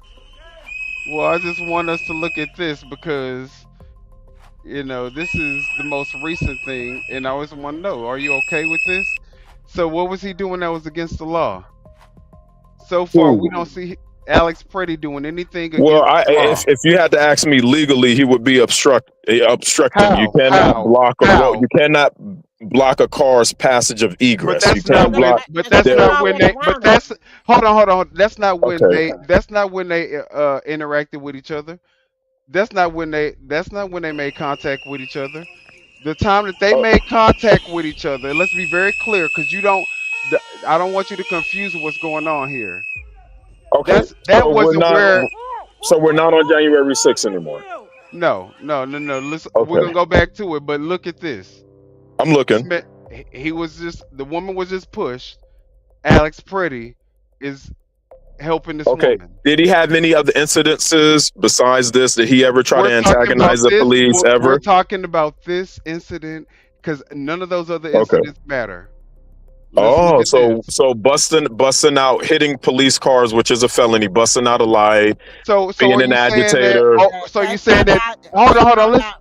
They found out that was an AI. But even if that was, if that was a good, even if that was a real video, even if that was a real video, are you saying that the time where he was even more violent than this was the time that he didn't get shot, but in this moment where he's helping a civilian, that's the moment where he should have been shot? All of those things are optics. You guys fall on your prey. Your minds are prey to, what people give you. Let's keep watching. Then the other bystander gets pushed. Then the other bystander gets pushed. And then he tries to go and help the other bystander. Oh, such a criminal. Look at this criminal. He was an agitator. Criminal. I don't go around agitating Look at this cops. criminal. Okay, so 5 guys. Do you agitate cops? If I need to protest, I'm going to protest, and I dare a cop to come and try to stop me from allowing me to do my half of the world would be dead if they use your universal concept on how to deal with police. I don't live with half of the other world. I live in a country. I'm saying in general. That's governed by a constitution that gives us rights to go out and protest. That's exactly what our government and our constitution gives us the right to do. I'm saying what governs sound reasoning. If I want to go out and protest and scream at the top of my lungs at these corrupt ass motherfuckers, guess what? It's my constitution. Yeah, but what governs logic? What governs logic and sound reasoning? That's not logical. It ain't about logical. Because what you're saying is illogical. What is protesting going to do? Because what you want to do is just conform. You just want to sit back and make sure that you and your family are safe. The ends must justify the means. No. You want to make sure that your family is safe in your nice little cozy home. You're projecting. You're projecting. I'm not projecting anything. That is because you don't know my lifestyle. You can't speak on it. That's an ad hominem. You can't speak on it. Why wouldn't this person's life matter then? I'm asking you, what is protesting going to do? What does it matter? The ends must justify, because the ends must justify the means. So you're doing this? You're projecting too then? If that's when they protested at lunch counters, it was because black people were not allowed to sit at lunch counters. What are they protesting? Well, listen, if you're saying that I'm projecting because I'm saying that you want to be in your house with your wife, with your safe family. Yeah, you're attacking my character, me, not attacking my argument. Then you're attacking. That's an ad hominem. You're attacking this person, and you're doing the same thing to this person. Because if this person wants to go outside and exercise their First Amendment right, who are you to judge them and make? They're doing it stupidly. What protest do we know that actually works? Silence protest. When Martin Luther King and them protested, your wife ain't the stupid option. When Martin Luther King and them protested, Okay, you did they cannot do all do of these this? double standards on the. You cannot do these double standards with me. Okay. Look, listen, it's not gonna work because at the end of the day, if you're not trying to be safe in your house with your family, then you cannot condemn this person for exercising their First Amendment I'm right. not condemning. I said the act of going against not being compliant with what law enforcement tell you is stupid. It's a dumb way to That's test not what he a did. police That's officer. not what he did. He can't That's listen. a lie. You are First, lying about what okay. happened. He never You are kicked out a lying cop car about what light. happened. He doesn't have a record. He was Did never that happen arrested right for here? agitating the Did that cop. happen You're right right. here? Did that happen right here? It doesn't matter. He had a Is record, that man. what they're going to add to the Is that what they're going to add to as evidence in the court of law? No. So yeah, they will absolutely. They're going to test this character. That's what they do. They bring before the jury, you know, the character of this person. So it just doesn't. Oh, this was just a one-off. He was a perfect human being before Well, all then of it's this. Of course, they're going to bring that into the court. Premeditated murder is what it is. Then is what you're saying. It's not premeditated Oh, murder. okay. Because that's what It's you were not. saying. That you just admitted that if that is the case, then this is premeditated murder. Okay, I'm going to ask you a question. I asked the whole panel. If it's so bad in America, what is your suggestion for black people to do to exercise? Where would black people give me a country where black people will give the most rights? I'm going to give you each a time to answer that question. Where will black people survive the most? Go. Nowhere. That's exactly why. Wow. Then why are you complaining? Make sure that our rights are not trampled over to appease. So where do we have better rights? We should leave. The ego of a narcissist who don't give a fuck about none of you and none of me, none of the people on my side and none of the people on your side. He don't care about none of us. Explain that. We're going to You don't care about me. When was the last time you sent me and my family some money? When was the last time you sent me and my family some money? Last time Trump and his administration. Yeah. So you just said Trump don't care. How do you show that you care about me? You know, your argument is futile. Your argument is cognitive dissonance. Cognitive dissonance. Hold on. You said we got to give you money? How do you show that you care? Not money. How do you show that you care for me as your fellow man? Help by you with fighting for our rights. Help you with How about your that? By fighting for our constitutional rights. Right. That's how we're help you doing with it. our generational wealth. How are you helping with our generational wealth? Please tell me. No, that's not. No, how Trump helping us? I'll wait. I just asked. I'm juxtaposing you guys' beliefs against your own. You just said he doesn't care about us. I say he does. So that's how he's helping the black community. Can you guys speak at one time so we can? How is he helping Yes. with the generational wealth for the black See, he's helping. Okay, so economics. He's helping because he released a whole bunch of black criminals onto the streets, and now we're call them black criminals. Okay. I thought they had the community. presumption of innocence. What happened to the presumption of innocence? Well, Wow, that's crazy. If Alex Preddy deserves to die and he's the criminal, then Who said he deserved? Nobody said he deserves to die. Nobody said that. His actions. Okay, His actions. exactly. His So actions. The people in jail are criminals. The black people in jail are criminals that Trump just let out. If we're going off of that logic, they're black and they're criminals. No, that doesn't make sense. There's a presumption. There's a presumption of innocence. You can't use these double Alex standards. Petty has no presumption of innocence because he's dead. Standards with me, sir. Okay, Alex Peretti has no presumption of innocence. He's dead. There's no way in a court of law he would be able to defend himself. Rather, his actions were deemed to be a criminal or deemed to be legal. So that argument is futile. Anyway. What? But Okay. in your eyes, he's guilty anyway. So it doesn't matter what. I haven't given you an opinion on it. I haven't said he was guilty. I haven't said he was not guilty. I think his actions were stupid and not well thought. Just like you telling people that you should go out there and protest and yell at police. I think that's idiotic. They have untrained officers who were supposed to be on the border but are inside and not trained to handle urban environments. I think that's stupid to have agents out there.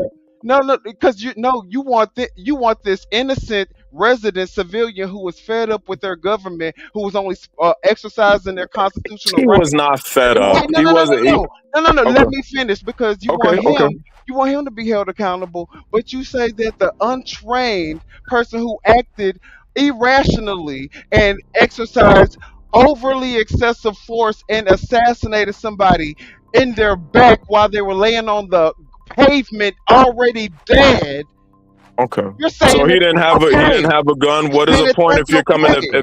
if you're protesting peacefully? What's the point of the gun? Wait a minute, the gun Because that's his lawful constitutional right to have. What point don't you understand? Do you not love the nation that you live in? Do you I not love do, the and that's why I Constitution? don't complain. I don't complain. Okay, I so get up every single day and what work. is the problem with this man exercising his first What are you complaining about? Wait a minute, hold on, constitutional right? Wait a minute. Yes, ma'am. When didn't Martin Luther King and them march across Selma? They was Yeah, attacked. silently, peacefully, silently. Wait a minute, no. They were yelling. They were yelling at the cops when they attacked them. They were still No, yelling. when they attacked them, they were walking across to go and vote, and the police. It was a racist regime. It was a racist regime. That's why they were attacked. Wait a minute. They just attacked him. Yeah, but he wasn't attacked by a racist regime. You mean the system in which he helped implement that Anglo-Saxon system that you guys call systematic racism? Hold on. And he's a part of it. Wait a minute. That doesn't make sense. Excuse me. I'm listening. Yes, ma'am. How do you know he wasn't? That's why we're not upholding it. Not racist. We're not upholding it. You are. How do I know who wasn't racist? The guy that ran up and pushed the woman down. Then while he was trying to help her up, he sprayed him and threw him and knocked another woman almost down. She held on to him to keep from falling, and then he went over to help the lady up, and they sprayed him and pulled him. It doesn't matter if you're incompetent. If you're, I wanted to hear her point. Hold on, I wanted to hear what she was saying. Then Malcolm X, when he had his group, they marched. They talked to the cops. They yelled at the cops. They didn't go up and start shooting them. But it doesn't even matter because the truth they didn't attack Malcolm X group, and what you're saying is totally wrong. Malcolm X, just like Martin Luther King, dealt primarily in silence. Malcolm X said that the people that were coming out there yelling, they were agitators, and they were the ones that were creating the conflict. Elijah Poor Muhammad, who was his instructor, Malcolm X's instructor, they sat down with the KKK.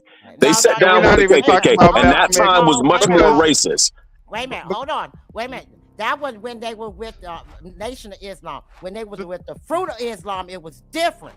Okay, but what I'm saying is they were both segregationists. They sat down with the KKK because they had some common ground, and they wanted to say segregationists. They wanted to keep. They were separatists.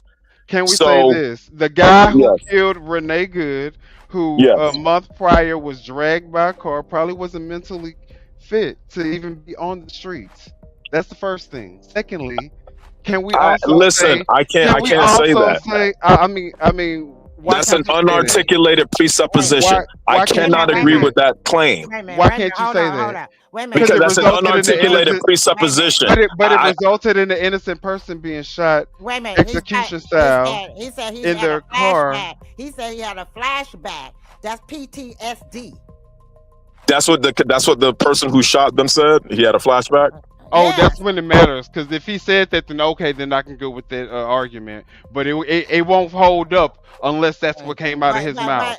It did. And so that's the crazy thing about we talked to. They changed their PTSD. You don't be on that officer. They changed their views depending on however the person whose party that they're with or aligned with changes their views. Same thing with how you guys want to protest both of these people's deaths, and you know you don't care anything about them. Wrong.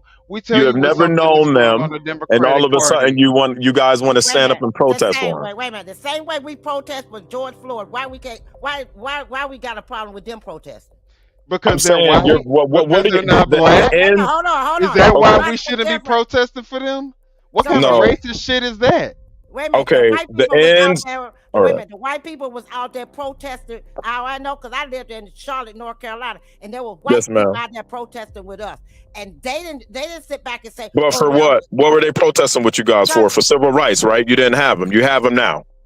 We don't have civil rights. What the fuck? Yeah, you do. Oh, black people don't have civil rights? No. Where the hell you been? We don't have civil rights. There's no Constitution. There's no 15th, 14th Amendment. Wait a minute. Hold up. There's no 15th Amendment? Wait a minute. Wait a minute. You said I don't understand. We don't have civil rights. I'm so confused right now. Wait a minute. Yeah, we These were people are protesting. ruthless, ain't they? Yeah. They're Can ruthless. we just give final thoughts? I mean, we're like almost at 5 Yeah, hours. let's go ahead and We give do some have a final thoughts, replay. We're trying y'all. to replay, you know. So good God Almighty. Well, this good conversation. We, you Yeah, know. let's just agree to disagree, okay? How about that? You ain't coming over here changing our opinion. Trust and believe. I did. I got the cages. So you guys, much love to y'all. We live in reality. We made a concession because we did. Y'all made valid points and I made valid points. No, you ain't make no damn valid point. I guess I did. Your lovely young host said I made valid points, so I'll take it. But I will say this. And thank you for the young comment. I appreciate that. Look, y'all are welcome. You ladies sound very young and beautiful. We live in reality.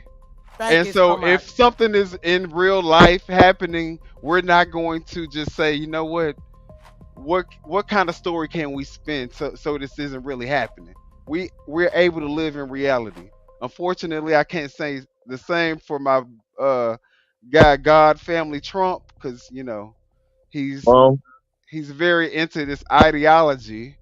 I didn't even mention Trump. I'm not even mentioning race. I don't care anything for race. You love Trump. Stop playing. I don't love. I like some of his policies. When it comes to foreign, I like what Trump he's. Is your leader. Trump is your savior. There's no leader. Jesus Christ is Jesus Christ is my savior. Jesus Christ is my God. You put God and Trump in your name, so I know. No, I don't. They're one and I the said same. no. I'm giving you an order of things. That's what I'm giving you. I said God, family, Trump.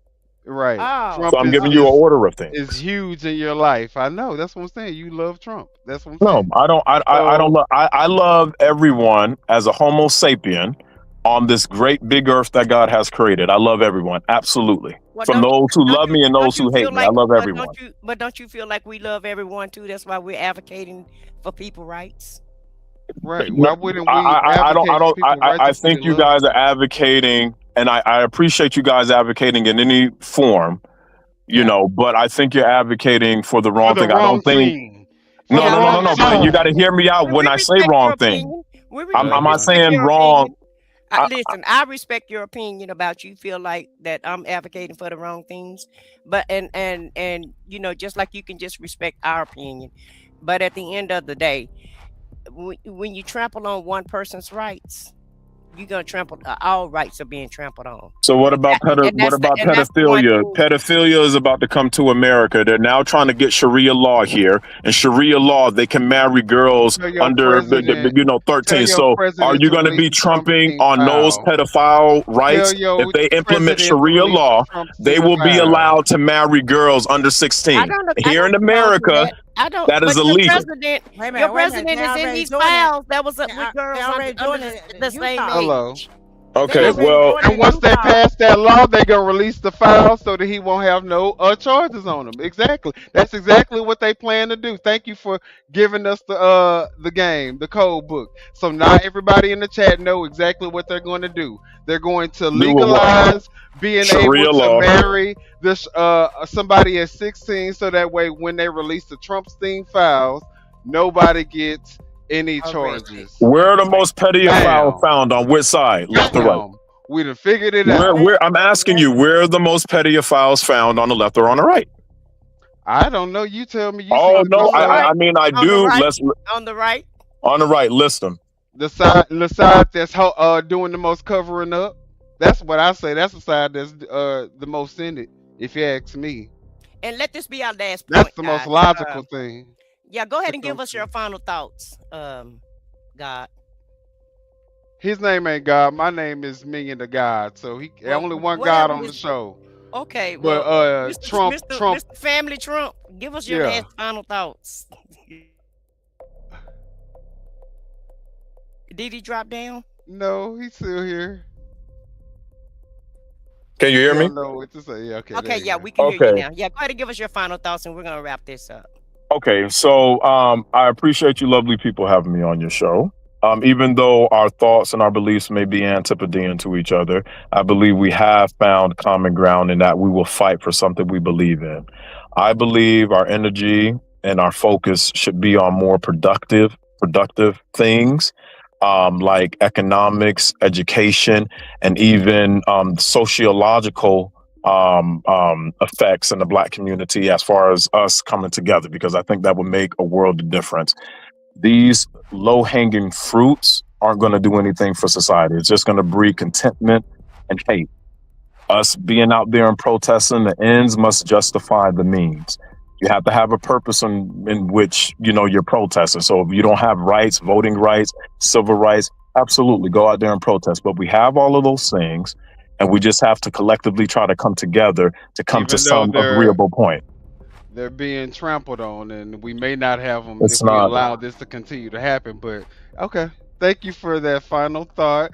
And you guys, tell family Trump, thank him for his services, for being on the show with us tonight. Thank you I for think joining us. y'all are Thank I you think for your audience love me, man. I don't know. I think they, I the think ones there's that, one person in here who's maybe like a A few MAGA people who do. might Yeah, it's who happening. might like you, but MAGA love you. MAGA love yeah, you, but and that's all that matters. don't. That's all But you got that's some all that love, baby. matters. You got some love. It's all good. I But if sincerely you don't appreciate stand it. for anything, you will fall. I mean, if you don't stand for something, you will fall for anything, y'all. And if you think that allowing one an ICE agent, they say, what's the saying? An injustice anywhere is an injustice everywhere. Some y'all know the That's saying. right. That's it. You said it right. And so if we allow one injustice to take place in our very faces in broad daylight, and not only allow it to take place, but then allow us to be gaslit and given a story that our eyes just can't even reconcile with because it's completely abstract of reality and the actual truth, but they think that we're just that stupid to believe the stuff that's coming out their mouth, then I think that that's the time that, we should go ahead and stand up. That enough is enough. You know what I'm saying? And so for me who lives in reality, like I said, I'm okay with admitting when something may not go my way, when I'm wrong. I'll correct it. I live in reality. So I hope that you guys all live in reality and see the exact same thing that we all have been looking at for weeks, which is ICE agents going out here acting as domestic terrorists, Gestapo agents, going to people's doors, regular Black people, don't matter who you are, regular American citizens, and if you have anything to say and if you give them any pushback, there's a good chance that you might end up the next person that they are making a cover up over. Okay, so I think that for me, I just can't do it. I'm not going to compromise my integrity, my morals, my values, what my mom taught me to fight for when I grew up. I'm not going to do that, for any narrative. So I hope you guys in the chat are willing to stand 10 toes down on what's right and take partisan party out of it. And that's all I got to say. All right. All right. Sounds good to me. And we would like to thank everybody for coming out tonight. Thank you, Family Trump, for joining our panel. We appreciate the debate. And thank you for sticking with us, chat, for giving us your thoughts, whether you agree with us or not. And we're getting ready to say good night, and we'll see you guys on the next live show. Have a good night, everybody. And yes, thank you for coming on tonight. Thank you in the chat. Thank you for family for coming on. Thank you, panel, for us, coming together tonight. And I enjoyed it. It was a great debate. And I'm just saying good night. Y'all, before we go, y'all hit the like button. Yeah. We had somebody MAGA that was for y'all. That was all y'all that was supporting y'all. Y'all hit the like button. We We let y'all deserve a side like out. button. We deserve a like tonight, y'all. So, if there's nothing else, then we'll see y'all on the next stream. Bye, guys. Yeah, you know what time it is. No scripts, no filters, no fear. We said what we said and meant that.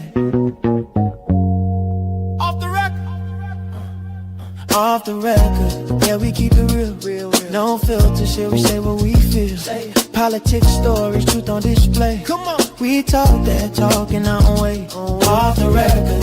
Minion the God, let's go. Foxy 2 Roxy 3, she go hard. I swear on everything that is exactly what he said right here in the studio. That is the funniest thing I have heard all week. So hard. Lizzie with the facts, she never miss. Nah. I said what I said, that's the twist. Off the record, yeah. Come and catch the vibe. Where real ones talk and the truth survive.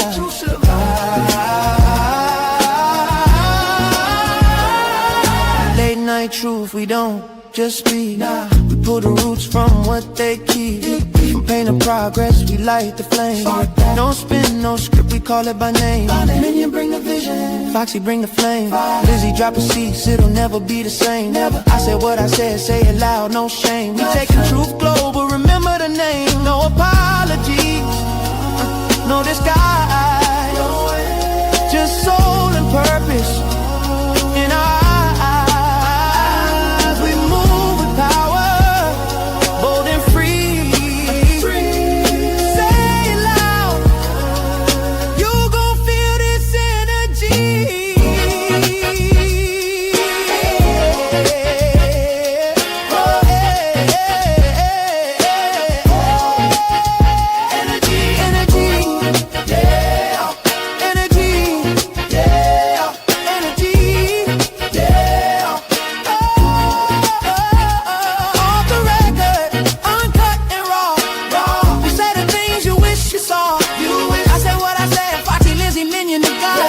This the realest show you ever saw. Off the record.